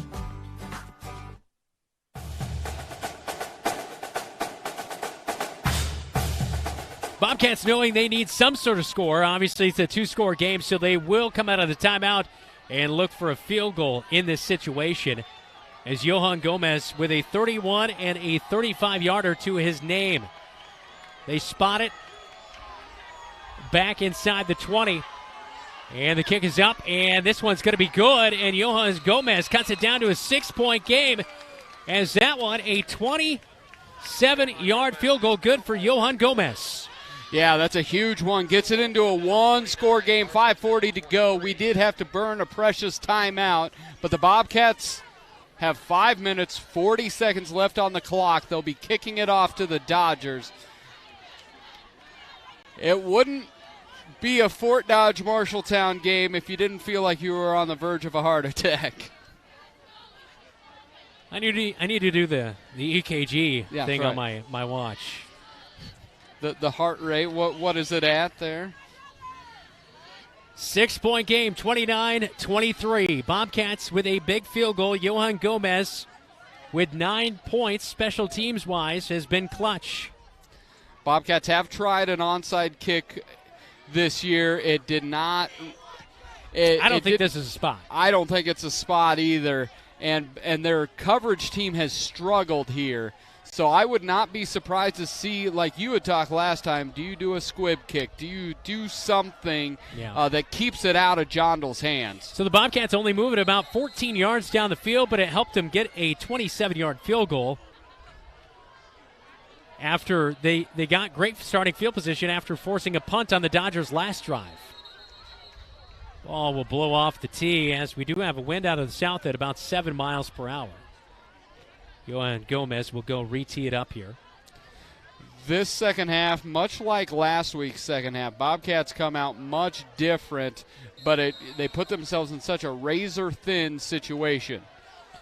Gomez to kick with 5:40 to go in the game, and here's that squib kick I was saying the Bobcats probably need. And Fort Dodge will start at their own 36-yard line to begin this drive on the far side of hash mark. They'll move left to right on your radio dial and on your TV screen. Fourth quarter, 5:37 to go in the game, 29-23, 6-point game. Yeah, and I really think that was the right play. They were able to – it has not been uncommon for the Dodgers to start plus 40, and now they get it here at the 36. Can the Bobcat defense continually play their hearts out as they have in the second half? Break the huddle here. First down and 10 at their 36-yard line. Bring a man in motion. Fake the sweep to Javion Jondal. Swing, kick it out far side. Pandy, I believe, is the one who made the catch. And it is. And he's going to get up over the 40 to the 42-yard line. So a gain of nearly 6 yards on first down. Bring up second down and 4. It's going to be really interesting. The Bobcats doing a much better job of tackling right away, but you have to know where number 2 is. And Fort Dodge doing a good job of playing off of that and getting it to other people. Jondal in motion. They'll pitch it to him again. Bobcats extend it out, but a great job in holding. Finally, the flag comes in late. They had a first down run, and 2 late flags come in late as we will have a holding call out to the near side. Nick Rebick was getting held for about 10 yards down the field as he was trying to extend the play to the near side. And then just for fun, Rogelio Seren right out there on the far edge was getting held as well and not able, and they were not releasing him when he turned his back, and that allowed Johnville to get around. So that's a big play for the Bobcats. It'll be 2nd down and 14. Looks like it's going to be 2nd and 13. Okay, I was 1 yard off, Dylan. It was for clarity. You do a great job here. Unreal. 2nd down and 13 at the 33-yard line on their own side of the field. Bring Johnville in motion, pitch it to him again. Bobcats going to try to extend it out on the far side. They will. Johnville's going to be pushed out shy of the 35-yard line. You know what I love about getting pushed out of bounds? Stops the clock. Stops the clock at 4:54 to go in the game. Bobcats down by 6, 29-23. And it's a 2-yard gain. 3rd down and 11. Boy, the way the Bobcats the last 2 weeks have fought back in the second half defensively has been truly impressive. False start. Ace Holmes was kind of blitzing in, and I don't think he was offsides. Yep. It's going to be a false start on the left guard. And that's on Keaton Nichols, the left guard, who makes the false start. It's going to be 3rd down and 16. Am I right, Dylan? Please correct me if I'm wrong. Yeah, you are right. What did we say, 1st to 30? 35. All right, I said they'd at least have to score 30. I don't think it'll take Carver 35 takes the tonight. shotgun snap over the middle of the field. Late, it's caught up at the 40-yard line, but 3 Cats are up there to make the tackle as the reception's brought in by the junior, and Ty Adams, his 2nd reception of the game at the 41-yard line. It'll be 4th down and 5 with 4:35 and counting, 4th quarter, and the offense going to stay out there. They're going to try to milk this thing out and get the 1st down. It's going to set up really good field position for the Bobcats if they get a turnover on downs. They might just hard count it here, though. Yeah. We'll see if they go. 2 wide receivers on the near side. Carver out of the pistol formation. He's got Larson Trott in the backfield on 4th down and 5. It could be a pooch punt here, too, as the quarterback moved back. Connor Carver, watch that. And, yep, exactly, a pooch punt. And this is going to drop it down inside the 20-yard line. Stay away, Trayshawn. Stay away. What are you doing, Trayshawn? What? My goodness.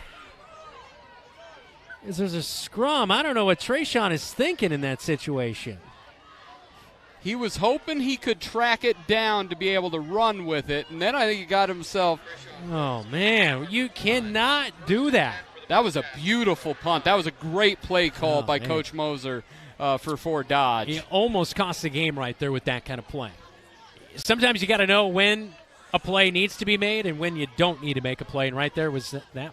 That was exactly it, Dylan. Yeah, in that scenario, the only play you can make is a bad one. Yeah. So that is just stay clear away. Bobcats avoid it. Now, 95 yards, 4 minutes, 1 second. And I believe 2 timeouts? We have 2 timeouts. We're sitting in good shape. Time on the clock. Ability to stop the clock. Down by 6 to take the lead and win the game. 95 yards to go. Dalen Houston stands on his own goal line. He's looking to the air to pass, and he'll fire out. It's just wide of the intended target, and Nick Rebick incomplete. 2nd down and 10 with 3:57 to go in the game. Yeah, that play really did not have a whole lot of hope to it. Dalen did the right thing of throwing it on the far out, because if you throw that anywhere near Nick's numbers, that's 6 the other way. Yeah, he threw it to only where Nick Rebick could get to it, and good decision right there by the junior quarterback in Dalen Houston, who last year in this game, offensively, 4 of 11, 56 yards, no rushing yards in that one. It's been a much different story this year, obviously, for Dalen in his junior year, taking a step forward. This is a big key drive. Maybe he can put it on the ledger for himself. He'll drop back, looks to pass. Now scrambles out far side of the field. Passes late. It's picked. Over the middle of the field late, Kyle Hartman makes his 2nd interception of the season with 3:48 to go in the game. He kept looking, and I wonder if his ankle would have felt better if he would have just tucked it and ran a while ago. because he was looking, threw it back across his body, and there was 3 Dodgers and 1 Bobcat. 3:48 to go in the game as the pick comes. It's at the 15-yard line in Bobcat territory. The first turnover of the game for the Bobcats comes in the back end of the fourth quarter here. Yeah. That's a tough one. Bobcats still have those 2 timeouts, still 3:48 on the clock. Carver out of the shotgun, brings a man in motion. That's Jondal. Pass it out, Opandi, far side. He'll dive down to the 5. Might have been Tucker Peterson who made the catch. Okay, it was Opandi. So he makes a catch. And it's going to be an 8-yard gain, 2nd down and 2 at the 7. Ball on the far side hash. Dodgers are going to be happy to let this thing run down under 3 minutes before they hike it. 15 seconds on the play clock and counting. They'll take the next step under 3 minutes. Bring a man in motion. Larson Trott gets the handoff. He stood up at the 6. He'll be just shy of a first down. Gain of 1.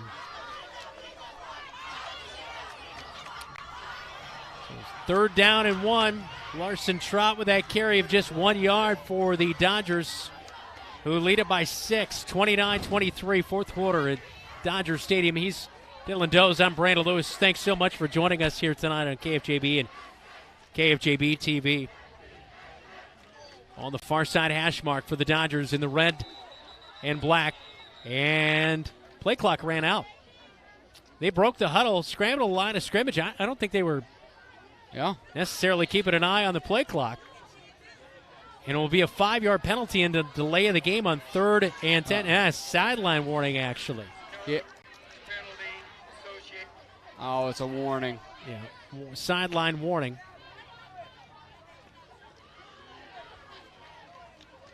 Yeah, they run 5 coaches out there, each giving a signal.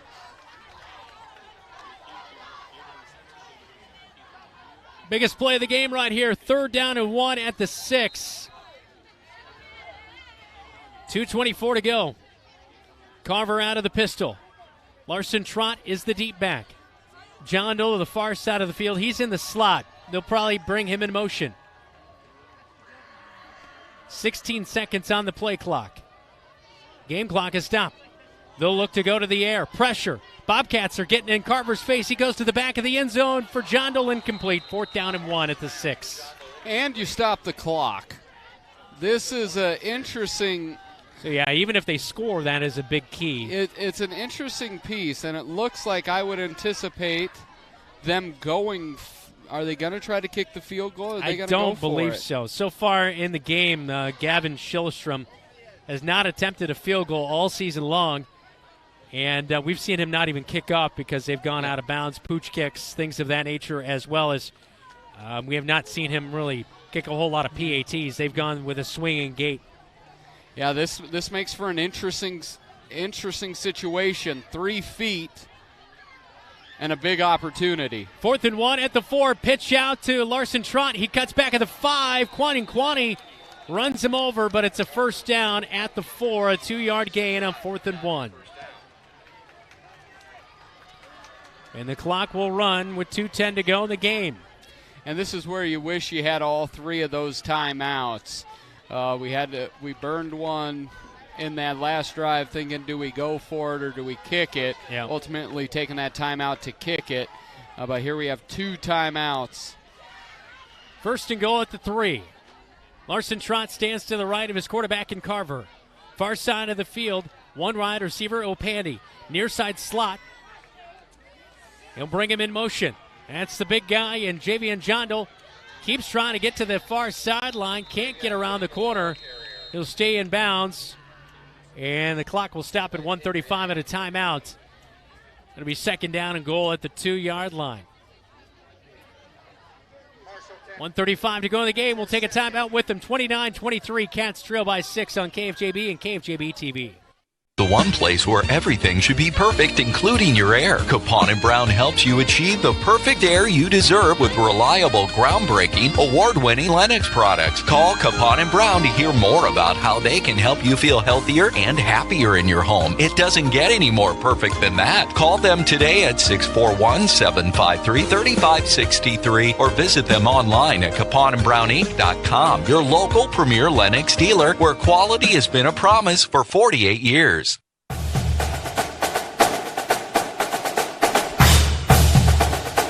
Crunch time at Dodger Stadium.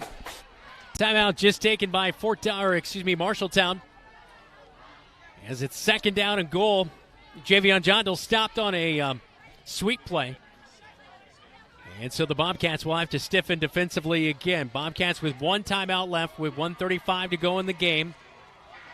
They can nearly just about bleed this thing out. Yeah, it'll be real close. Bobcats have to hang tough. This is where can you do the peanut punch? My all-time favorite Bear, Peanut Tillman. Can you punch that ball out? Can you get a turnover? Second and goal from the 2 in Bobcat territory. Carver keeps it himself on a fake and gets into the end zone, touchdown. And there's 35. Told you. 35-23, 2-yard touchdown run.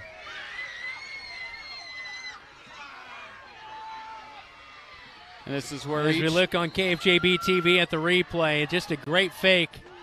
And the Bobcats not able to get there in time. Yeah.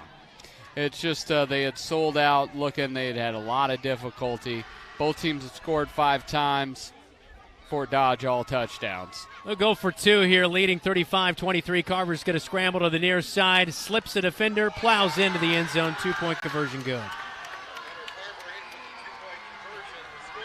1:31 to go in the game. 37-23. Cats trail on KFJB and KFJB-TV. Marshalltown's best pizza, Zeno's is the place to get delicious homemade pizza from scratch that the whole family will love. For some, it's a family tradition, and Zeno's Pizza is all about old school family-owned pizza making. Zeno's respects tradition so much that they have had the same thin crust pizza recipe for over 70 years. There are a couple of ways to get your Zeno's Pizza. You can dine in, order online for pickup, or call 641-752-1245. Zeno's Pizza, 109 East Main Street, downtown Marshalltown. Tonight's game brought to you by Raycom of Marshalltown. When the Raycom building sign is lit in Bobcat red and blue, that means the game will be airing on KFJB and KFJB-TV. Raycom, located at the corner of North 2nd and West State Street. Raycom, critical communications. 1:31 to go in the fourth quarter. 37-23. 2-point conversion by Carver. Got him an unnecessary 2-point conversion, but that's nor here nor there. 1:31 to go in the football game. You could say they wanted 14 just in case the Bobcats were able to score and then get the onside. You wouldn't want a extra point to beat you. Correct. 2-point conversion good there. So, yeah, you're right. 14-point game here. Kickoff out of bounds. Bobcats will start with it at the 35-yard line. So as it's unlikely, 91 seconds, but there still is a timeout left. Bobcats still have that. You're going to have to go and score quickly, and then it comes down to the onside kick. Oh, Bobcats want it to be re-kicked here with Corey Smith back to return. You know, I like this in this play where a big play makes a big difference. Well, yeah, if you can get a return down inside the 50 instead of starting back on your own side of the field, always take that for sure.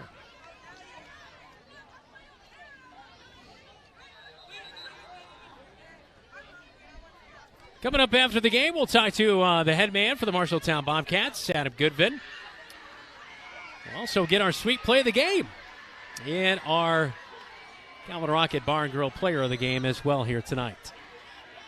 37-23, 1:31. Bobcats will see Fort Dodge re-kick.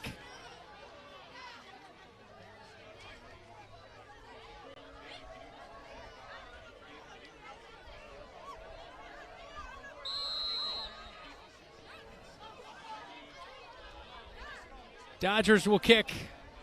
Finally, here we go from the 35. And kick deep again, out of bounds. So, I don't know, keep making them re-kick? Yeah, it doesn't take, they're going to make him keep kicking because it doesn't take any time off the clock and you're just gaining yardage. And the Bobcats will make him re-kick. This is a first for me. I've never seen this. I've seen the re-kick once, but never had it happen once again. I think it's smart because no time goes off the clock. They're not losing 2 or 3 seconds here or there, and it's forcing them to put it into play, or we're going to back it up until we get it at the 40. Schillerstrom sets up at the 30-yard line to kick off here. I think he's going to try to boot this one deep now. Just the way he's setting up is much different than we've seen before. And yes, he will. Boots it deep. Fielded at the 25 by Corey Smith. Up to the 35-40.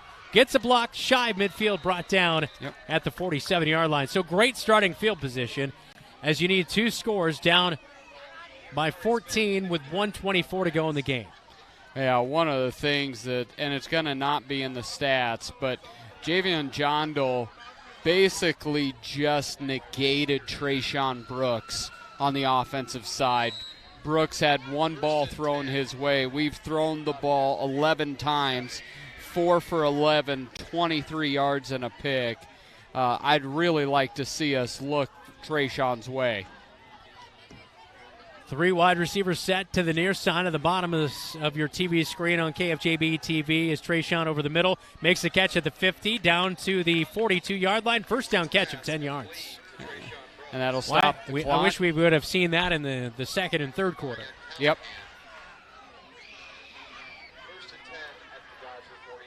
1:13 and counting. First down and 10 at the 43 and going in for the Cats in Dodger territory.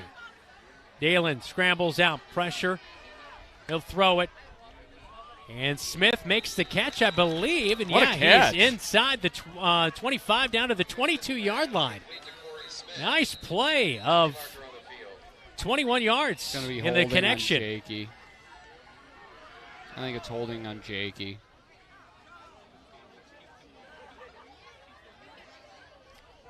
That's his third, I think.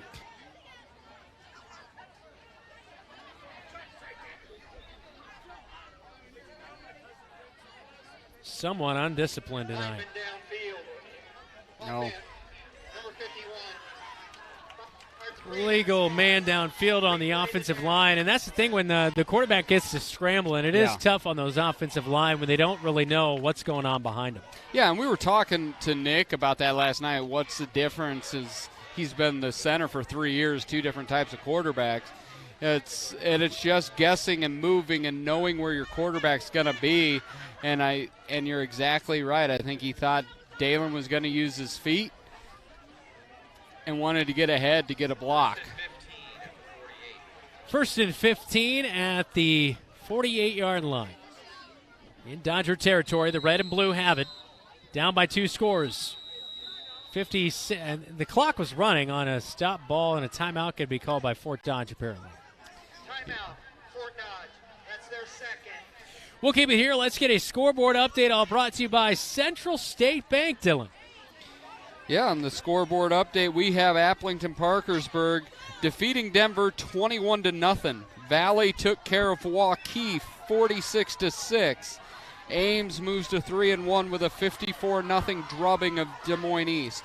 BCLUW got another win, 23-12 over North Butler. Wapsie Valley took care of AGWSR 42-14. Grundy Center 47, Hudson Donut. Don Bosco 63, Colonesco 16, Collins Maxwell 68, Dunkerton 22, and a reminder, West Marshall 28, Sheridan 7, Newton 28, Sadell 0. Southeast Polk and Ankeny tonight. Did you say that? I have not said that. Yeah, that's a big matchup in 5A here tonight. Under a minute to go, 56 seconds. Bobcats down 37-23 out of a timeout. Dalen Houston scrambling over to the far side of the field, rolling, passing late. It's caught. Corey Smith up at 35-yard line and tackled down. It's a first down And a nice play again by Corey Smith, a gain of 11 yards through the air. Yeah, great job. Corey kind of sat down. Corey's made 2 big plays. One counted, one didn't. 16, excuse me. So first down, 36 seconds to go in the game. Dalen Houston rolls out, far side. That's pass into the flat. And it's going to be caught by Nick Rebick at the 31-yard line. Gain of only about a yard right there. And a timeout, the last one for the Bobcats with 28 seconds to go in the game, down by 14. Yeah, you've got 28 seconds. You basically got to score here real quickly on this next play or two because you still have to be able to get the onside, still have to be able to retain the football. This fourth quarter has been a real difficult one for the Bobcats. Second half had the lead against Ames, couldn't finish. Then you have Newton, you get it close on the door. You can't finish. You see the same thing has happened here tonight, getting close but not quite close enough. Bobcats are oh so close to breaking through, but that doesn't count in football. What do you think it is? It just seems like a lot of really small things. It's all the small things that turn touchdowns into field goals. And drive killers with penalties that shouldn't be made. 2nd and 10 at the 32-yard line in Dodger territory, out to the far side of the field, stepping out of bounds. Corey Smith makes the catch up at the 26-yard line. It'll be 3rd down. Yeah, Bobcats need to look to go to the end zone. They have not looked deep at all night, except for the one broken play to Ace Holmes that was ultimately called back for a holding. And I do have that Southeast Polk final after this next play. 3rd down and 5 at the 27, 24 seconds to go. Cats down by 14. Roll out near side, Dalen Houston holding it like a loaf of bread. Lobs it up late, and a flag. Pass interference is going to be called on 4th down. They were all over the intended target. Was that Nick Rebick or was it Carter Hunt? It was Carter Hunt. Okay, Carter Hunt was the intended target at the 10. That's where the flag flies in. It's going to be pass interference, 15 seconds to go in the game. Cats just got to go for the end zone right here. I mean, you can't settle for anything other than a throw to the end zone. You have to score on this play, because the math just doesn't work otherwise. Don't believe me, we know math. That's right. Well, we know simple math because we've built our careers on it. Would you like the final? Let's go. Southeast Polk, number 1 versus number 4. Here tonight, Ankeny. We are geniuses. Who did we say were our? We said Southeast. Ankeny. We said Ankeny was our pick to win. After a loss this season, I wasn't sure, though. Yeah. They won? But I never gave up on them. Okay. Ankeny 31, Southeast Polk 14. Wow. Doubled them up. Jeez, that's kind of surprising. I thought that game would be really tight. Dalen looking over the middle of the field, batted away. Incomplete. 11 seconds to go, 37-23. Drayshawn Ross knocked that down. He's a true freshman. I mean, look at that guy. 6'3", 205, and a freshman. He looks like John Doe, but 4 years younger. Yeah. He's going to be an absolute beast. Yeah, he just looks like a huge frame kid. I don't like him already. Yeah. He's awesome. I can just see nightmares. Yeah. I'll be happy for him 8 games out of the year next year because he just looks huge body, huge frame, quite athletic, and everywhere. 16 tackles coming into the night on a freshman. Dalen Houston out of the shotgun. He'll drop back, looks to pass, looking for Trayshawn all the way, looking to pass, rolls out, firing late. That should be pass interference again, correct. But it's not called by the near side official, who has really done a poor job here tonight. I hate to, like I said, I back officials all the way, but spots have been off. We had a safety on the near side. He didn't make that call. That would have been a game changer at that time. His spotting of the ball has been off. We had a first down, and then he spotted it short of the first down one time earlier in the game. And it's just those little things add up to make a difference, and that's why you bring it up. And right there, that was pass interference as Corey Smith was being bumped and held as that ball was in the air. 3 seconds to go. This will be our final play of the game. 3rd and 10 at the 13. Bobcats are in the Ethington Heating and Cooling red zone. Dalen scrambles out, pressure in his face, looking downfield, scrambles out of the sideline on the far side as he'll gain about a yard, and that will do it. 37-23 is our final as the Cats dropped on the road at the Dodgers. Bobcats had this one down to a 6-point game, 29-23. But could not muster a comeback. As they fall short, they'll fall to 1-3 on the season. Meanwhile, the Dodgers improved to 2-2. And this is going to be a tough team to stop in Class 4A, just as they were last year. Yeah, they're quite good offensively. Where they're gonna struggle, Bobcats had put 240 yards on the ground against them. Is that they've really struggled against the run, but if they're able to bottle up other rushing attacks, they can put points on the board. And Javion Jondal, there's a couple kids and names that were really good. Right underneath them, I'd put Javion Jondal. He and Luth are real close for me as far as different types of players. Jondal gets the nod because of his defense. Luth doesn't play defense like at all.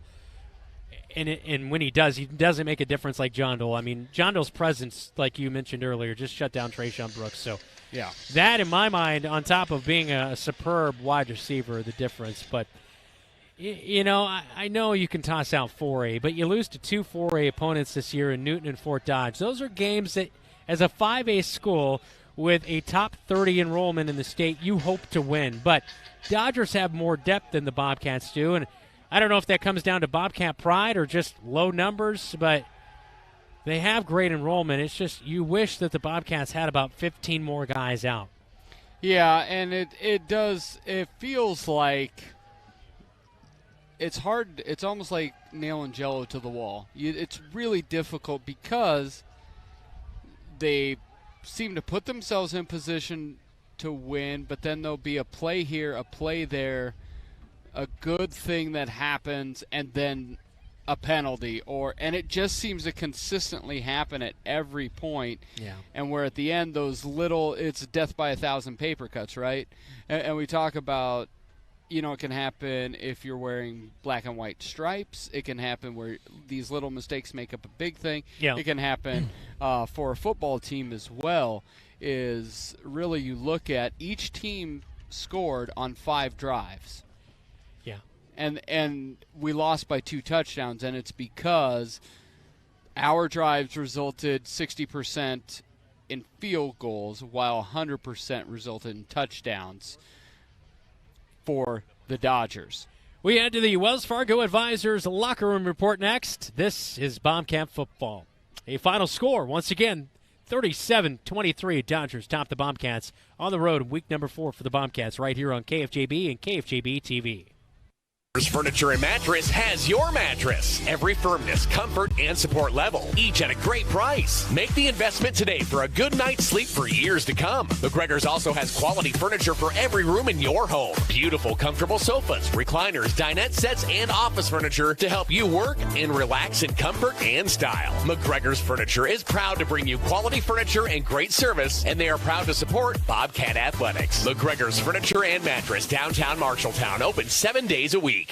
You planned and saved for your child to go to college, but medical school after graduation was a surprise. A happy, expensive surprise. Wells Fargo Advisors can help. For more than 125 years, we've created wealth management and investment strategies aimed at achieving our clients' personal financial goals. When opportunities surprise you, turn to Wells Fargo Advisors. Together we'll go far. Wells Fargo Advisors is located at 14 East South Ridge Road in Marshalltown. Call them at 641-752-5401. They're a member SIPC.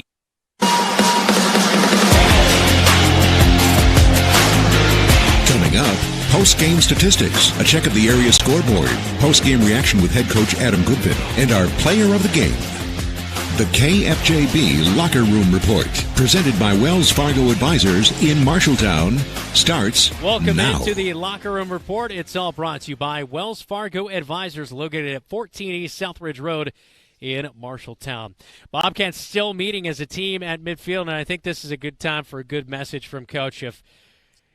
back-to-back weeks where you start really slow and then the team really shows up in the second half, I think that just shows that for whatever reason, this team has got to turn it on at the beginning. And we heard the players last night. Nick Lucas even alluded to that. Yeah, Nick said you can't flip the switch.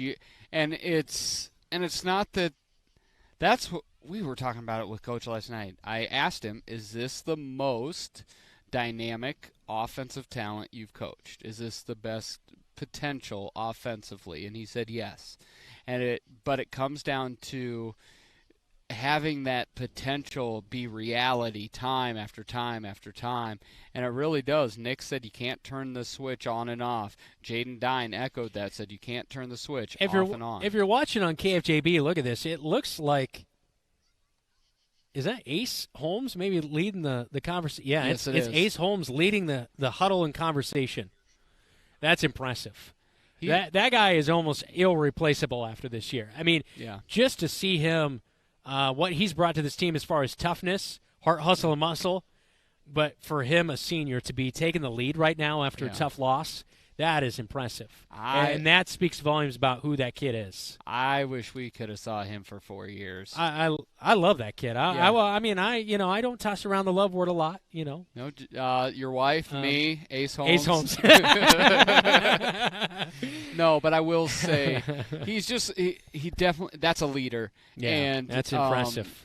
That's impressive. The family, the support system he has, whoever's around him, they've done a good job, because that kid, no matter what he does, is going to be successful. What a great young man. He rushes for 132 yards here tonight as the Cats come up short in a final score, again, of 37-23. This is the Locker Room Report. You're watching KFJB and listening on KFJB Radio and watching on KFJB-TV. Save for your child to go to college. But medical school after graduation was a surprise. A happy, expensive surprise. Wells Fargo Advisors can help. For more than 125 years, we've created wealth management and investment strategies aimed at achieving our clients' personal financial goals. When opportunities surprise you, turn to Wells Fargo Advisors. Together we'll go far. Wells Fargo Advisors is located at 14 East South Ridge Road in Marshalltown. Call them at 641-752-5401. They're a member SIPC. Trilogy Embers, independent living for active seniors. This is your invitation. Hi, this is Lindsay, Director of the Embers Retirement Community, inviting you to tour the Embers. While you are here, I'll show you the studio, 1 and 2 bedroom apartments, and all of our amenities. We will socially distance for your safety, and I'll show and share with you all the Embers has to offer. Call me to schedule a tour at 641-754-7000. Embers Retirement Community, 1211 West State Street in Marshalltown. Back in on the Locker Room Report, all brought to you by Wells Fargo Advisors in Marshalltown. Just a moment away, we are going to visit postgame with head coach, all brought to you by Top Crafters, providing all of Central Iowa with quality countertops and service for decades. As the Bobcats, once again, a final score, 37-23 is our final here tonight. As we'll welcome in Coach here in just a moment. As, again, we were highlighting a little bit as head coach, Ace Holmes, running back, 132 on the ground tonight. Dalen Houston rushed for 76 yards, 239 on the ground, 56 through the air for the Marshalltown Bobcats. As, again, they fall 37-23. Our post-game comments with head coach Adam Goodvin, all brought to you by Top Crafters, providing all of Central Iowa with quality countertops and service for decades. Coach, I know this is a tough loss here tonight on the road by 14, 37-23, but as we were watching, we saw Ace Holmes leading the team in talking to your team. What's that? We just always continue to be impressed by what a great young man that is. Yeah, when you're in a situation like this, you got to lean on those senior guys to to step up and kind of speak the truth, and he did that. He did well. Guys respect Ace. They know who he is and what he's made of, and he played his heart out tonight, and we're proud of him. Yeah. Much like last week, this was a tale of two halves, and we heard Nick Lucas last night even allude to it about you just can't flip a switch, and we thought a little bit of that kind of here tonight with a first half where left some points on the field, on the scoreboard, or left it on the field, and then also instead of getting touchdowns, got field goals. And we're impressed by Johan Gomez because he's a heck of a kid and just a heck of a field goal kicker. But what was your thoughts about the performance here tonight? Because the defense and the offense played totally different in the second half. Yeah, it was very similar to a week ago, and I think the frustrating part is we know the talent we've got, we know the type of kids we've got, and to see that happen 2 weeks in a row is extremely frustrating. And we got to look ourselves in the mirror right now and figure some things out. And that goes for coaches, players, everyone involved. We've got to dig deep, and our only option, I told you, win, loss, or whatever, is to keep our heads down and keep working. That's where we're at. In a game like this, you come up, with on the short end of the straw here, but just keep grinding and knowing that, eventually it's going to kind of pay off for your guys in a game like this. I mean, it seems like, as you allude to, things need to be corrected, but it's not one big overarching thing. It's a lot of little things here and there. It's a holding on a play where you're making a 30-yard gain and it's coming back, or running out of time on this or there and you have to take a timeout, that kind of thing. And I mean, it seems like, do you agree, I guess, with that assessment? Oh, yeah, 100%. We keep seeing the same things over and over, and we're shooting ourselves in the foot, and it's tough. We just got done talking about toughness, and I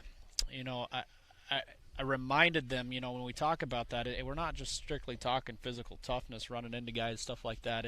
It's up here. It's in your head. We're talking mental toughness and being able to overcome that no matter how hard it is. And we're getting tested, no doubt, quite often. Yep. But we're going to see how it pays off for us here in the coming weeks. Yeah, and one of the things and you've mentioned a little bit, but it does seem as every opportunity it comes down to just a little twist. If it be each team scored 5 on 5 possessions tonight, and 3 of those scores for the Bobcats were on the field goal variety. Bright side, at the high school level, it's incredible to have a field goal kicker that you can rely on. On the flip side, it is tough. How can you turn those touchdown drives, finishing drives, to go from 3 to 7 points? What are the things that you're looking at to turn those 3s into 7s? I think we just kind of touched base on it, and it was eliminating those small mistakes. Where we've got, we get big plays called back. That they just kill us. There's no beating around the bush there. It really kills us. And we are fortunate to have Gomez's leg, and we're leaving drives with points on the board. So it's definitely a positive. When we can do that, we're extremely pleased. But it's no secret. Obviously, we want the 7 instead. But you're converting points where other high schools aren't with Johan Gomez in his leg. A 37 or a 35, 31, and a 27-yard field goal here tonight. Being able to have that at your dispense to feel confident to be able to send that out, as he's already made a 40-yard field goal. I love to see him kick when he's a senior. How special is it? Is he one of the better high school kickers you've ever seen? Yeah, the kid's he doesn't think a whole lot. He goes out there and he knows what he's doing. He's all about his business, and fortunately he's got a good leg, and he goes out there expecting to kick the ball through the uprights. And one thing I just in the play style is we did run for almost 240 yards here tonight. So the run game was getting big chunks of yards. Didn't do as much with the passing game. What is it as you move forward of finding we've thrown the ball well on times, we've ran the ball well on times, and it just doesn't seem like the two have come together? What was it when you looked here tonight that made you much more confident in the run game and maybe caused the pass game to sputter a little bit? Yeah, the number one thing that made us confident in the run game was how they were aligning defensively. They didn't they didn't change much. They had their 3 down linemen, and they'd bring a backer occasionally, but that just means one guy's assignment changes on our offensive line, and we were moving the football. Yeah. We were moving the football. We were going to stick with it. It was working, and they were playing a little games in the secondary, and we weren't confident. I mean, as much as we were in the run game. So, do you think it looked like Dalen Houston re-aggravated that lower leg injury here tonight? Did that affect some of his obviously mobility and play calling in the second half when that happened? I try to communicate with him a lot. Ask him how he's feeling, and I don't think he's ever honest with me. He's a tough kid, and I think the only thing he ever says is I'm not going to be as fast as I normally am, but he's tough. He'll go out and do what we ask of him. Week number 5, you'll be on the road again, and this time at Valley. Obviously, will be another tough test. It was a game last year where your team really came out and I think caught Valley off guard. I mean, it was a really, really tough first half that you guys played against the Valley Tigers, and I'm sure they have them ready to go. What's, I guess, just a quick hit, what do you know that Valley brings to the table that you guys are going to be preparing for? I don't have a clue. I haven't watched any film on them. Yeah. I really don't know a whole lot what they return. Seems like they reload every year. Mm-hmm. They're well coached. They've got a staff there that's been there a while, and right now we're focused on us. I think that's the number one key that we need to be locked in on and focus on improving every single day. And when I say us, like I said, it's staff, it's players, it's everyone involved here. Thanks for the time here tonight. Safe travels. Thank you. And we'll see you week number 5. Yep, thank you guys. All right, that is head coach Adam Goodvid on our postgame comments, all brought to you by Top Crafters, providing all of Central Iowa with quality countertops and service for decades. When we come back on the Locker Room Report, presented by Wells Fargo Advisors, we'll name our Calvin Rocket Bar and Grill Player of the Game, plus our Lily May Sweet Play of the Game, next, right here on KFJB and KFJB-TV. Are you dreaming of updating your kitchen or bathroom, but you don't want to start from scratch? New countertops from Top Crafters can change the entire look of your space without going through a full remodel. Add a touch of luxury with Top Crafters' huge selection of laminate, granite, quartz, and other solid surface products with endless colors, textures, and designs. Visit the Top Crafters showroom at 811 Iowa Avenue West in Marshalltown to see what Top Crafters can do for the look of your kitchen and bathroom. You're an empty nester closing in on that retirement property. Chances are your plans didn't include mom moving in, but life happens and you do the right thing. Wells Fargo Advisors can help. For more than 125 years, we've created wealth management and investment strategies aimed at achieving our clients' personal financial goals. When retirement means caring for yourself and a loved one, turn to Wells Fargo Advisors. Together, we'll go far. Wells Fargo Advisors is located at 14 East South Ridge Road in Marshalltown. Call them at 641-752-5401. They're a member SIPC. You should never have to wait after ordering new appliances. At Penn's Appliance, you wouldn't. With an incredible selection in stock and ready to install today. Our friendly team is here to help you pick the perfect set to match your style. And let our professional technicians install and set up your new appliances, often delivering the very next day. Stop in today, see all the new features, and find your new look at Penn's Appliance. For sales and service of everything appliance, go see the Pence team. Back inside the Locker Room Report here at Dodger Stadium on KFJB and KFJB-TV. I'm Brandon Lewis, Dylan Dose alongside me. Time now to name our Player of the Game, all presented by Calvin Rocket Bar and Grill of Marshalltown. Well, we couldn't give it to Dalen, Ace Holmes for a third week in a row. I mean, we could. 132 yards on the ground, and a very pivotal game for him, not only on the ground, but also defensively and just from his effort and things of that nature. But a guy really impressing us. I mean, I even got a comment the other night about, boy, that kicker for Marshalltown is pretty darn good. Well, Johan Gomez made a 35 as well as a 31 and a 27-yard field goal here tonight. He is our player of the game, Dylan. Yes, I still remember the first time we saw him, Des Moines North. You may have seen him a week before, but it was my COVID week, and I came back, saw him at North. I go, who is this kid? He has got a huge leg, and he's just gotten better and better, and it's such an advantage in the high school game to feel comfortable with a kicker from 45 yards in and thinking you're going to get 3 yards out. Yeah, that is for sure. I mean, to go out there and kick a 40-yard field goal like he's done this year, I mean, that's just stuff you don't see a whole lot at the high school level. Yeah, it's definitely, and I think of in Iowa high school, there's not a ton of kids that have often done that. I think of the Bloom kid who's at Iowa now, but I think of Nate Kading, Ryan Sears who went to Miami years ago. There's only a handful of kickers every year at this level that can kick consistently 40 and above, and we're lucky to have one of them in a Bobcat uniform and have him here for a couple more years. That is our player of the game. Again, all brought to you by Calvin Rocket Bar and Grill in Marshalltown. Of course, each week they're awarding a free pizza to the Bobcat player of the game, which Ace Holmes has been eating pretty good a couple times this year, and he basically was kind of the player of the game. We had a 1A and a 1B here tonight. And he was the leader of the game, which we saw on the field, which does not come with pizza, but does come with our gratitude and affection. Yeah, that is for sure. All right. Well, if you're watching with us on KFJB-TV, it's now time for our Lily May Sweet Play of the Game. Hand-dipped and handmade and hand-dipped since 1939. Always open at lilymaychocolates.com. Let's take a look at that play of the game. It was a 13-yard rushing touchdown by Ace Holmes.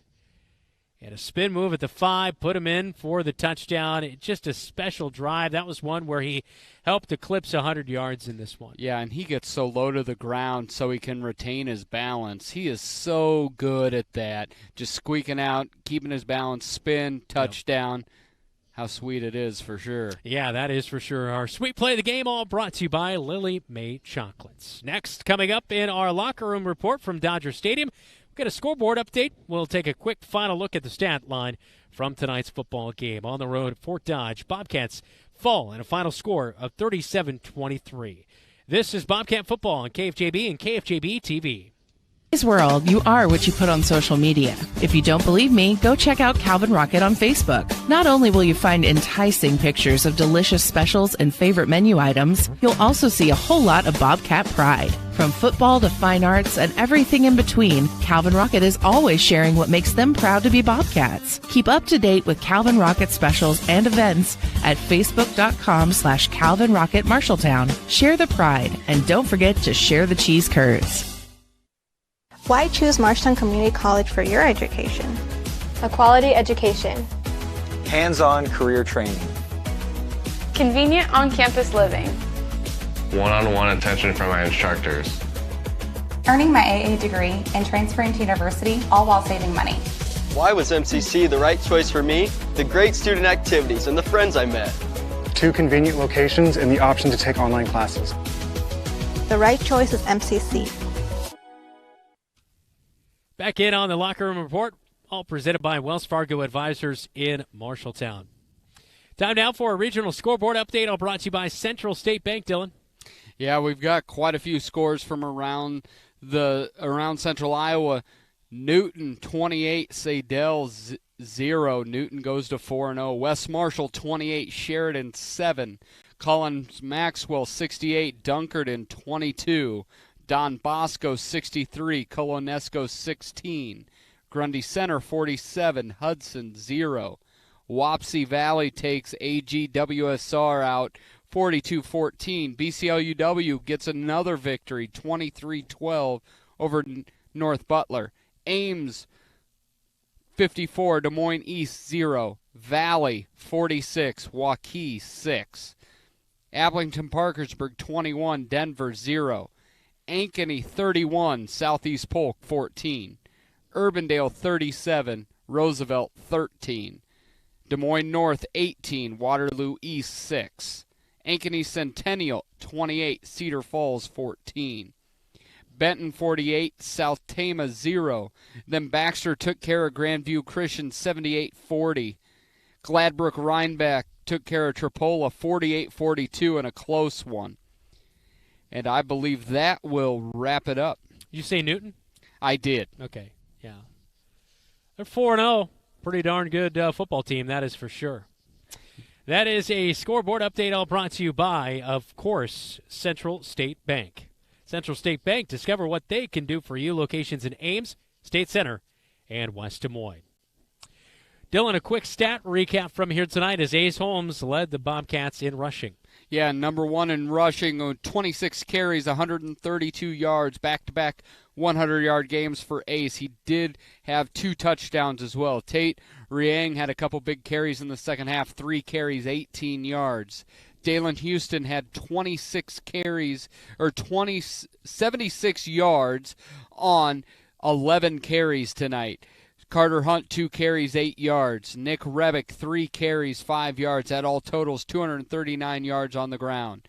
Dalen Houston had a tough night passing, with the junior play caller had 9 of 18 for 56 yards and 1 interception. Tate Riang had 1 reception, 7 yards. Trayshawn Brooks had 1 catch late for 11 yards. Corey Smith had 3 catches for 22 yards, starting to put some games together for Corey Smith. Carter Hunt, 2 catches, 7 yards. Nick Rebick, 1 catch, 7 yards. Yeah, as the Bobcats fall short again here tonight, 37-23. We'll take one more final timeout on the Wells Fargo Advisors locker room report from Dodger Stadium in Fort Dodge, right here on KFJB and KFJB-TV. Marshalltown knows competition. We started forging trowels in 1890 and evolved into manufacturing tools for masonry, drywall, concrete, flooring, tile, paint, and more. Today, we're still going strong. Marshalltown strong. As a worldwide leader in manufacturing, we crush the competition. We believe in our community and are proud to support Bobcat Athletics. How can you help Marshalltown High School and enjoy a mouth-watering burger at the same time? By ordering the Bobcat Burger at Legends American Grill. 2 quarter-pound patties with crisp bacon strips, sautéed onions and melted American cheddar, jack, and Swiss cheeses on top of fresh shredded lettuce on a toasted bun. It's absolutely delicious. $1 from every Bobcat Burger sold is donated by Legends to Marshalltown High School activities. So, enjoy a Bobcat Burger and help MHS. The Bobcat Burger, another exclusive from Legends American Grill in Marshalltown. Back in on Bobcat Live, or excuse me, not Bobcat Live, but our locker room report, all presented by Wells Fargo Advisors. I don't think we want to start this thing all over again. I mean, maybe we can run it back, I guess, but Bobcats fall short. Only if we get a different result. Yeah, 37-23, our final score here tonight. Bobcats fall by 14. Next week, week number 5, 6 o'clock pregame show, as kickoff will be at 7 o'clock from Valley Stadium. Bobcats and Valley, it was 42-12 last year in that game, but the Bobcats played tough to begin with. Yeah, it really was. It was one of those that had happened 2 years ago against Dowling, where the game was quite close, and then right before the first half ended, a big play for Valley, and then they were able just to use their athletic superiority and size and just kind of beat it out in the second half. Yeah, that is for sure. We look forward to bringing you that one. Thanks so much to our crew here tonight. Todd Steinkamp, our producer, as Keith Stewart down there on the sideline getting some of those great angles down there with our camera, as well as David Seuss on our other camera, and Zach Tomish, a.k.a. intern Zach, as well as Zachistat, whatever you want, as well as to my partner Dylan Does. I'm Brandon Lewis. We'll talk to you in week number 5 from Valley Stadium. You've been watching Bobcat football and listening live as well on AM 1230 and FM 93.9. We'll talk to you next week. This is Bobcat football. You've been watching on KFJB-TV.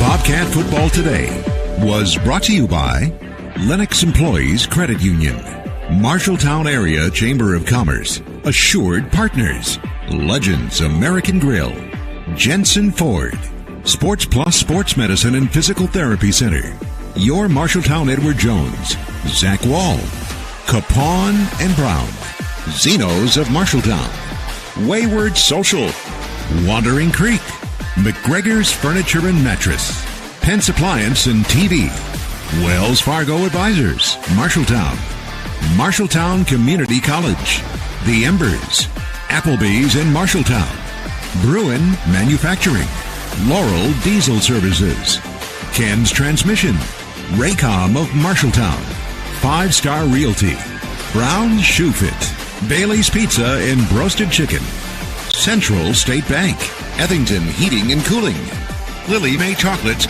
Marshalltown Company, Calvin Rocket Bar and Grill, Marshalltown Hy-Vee,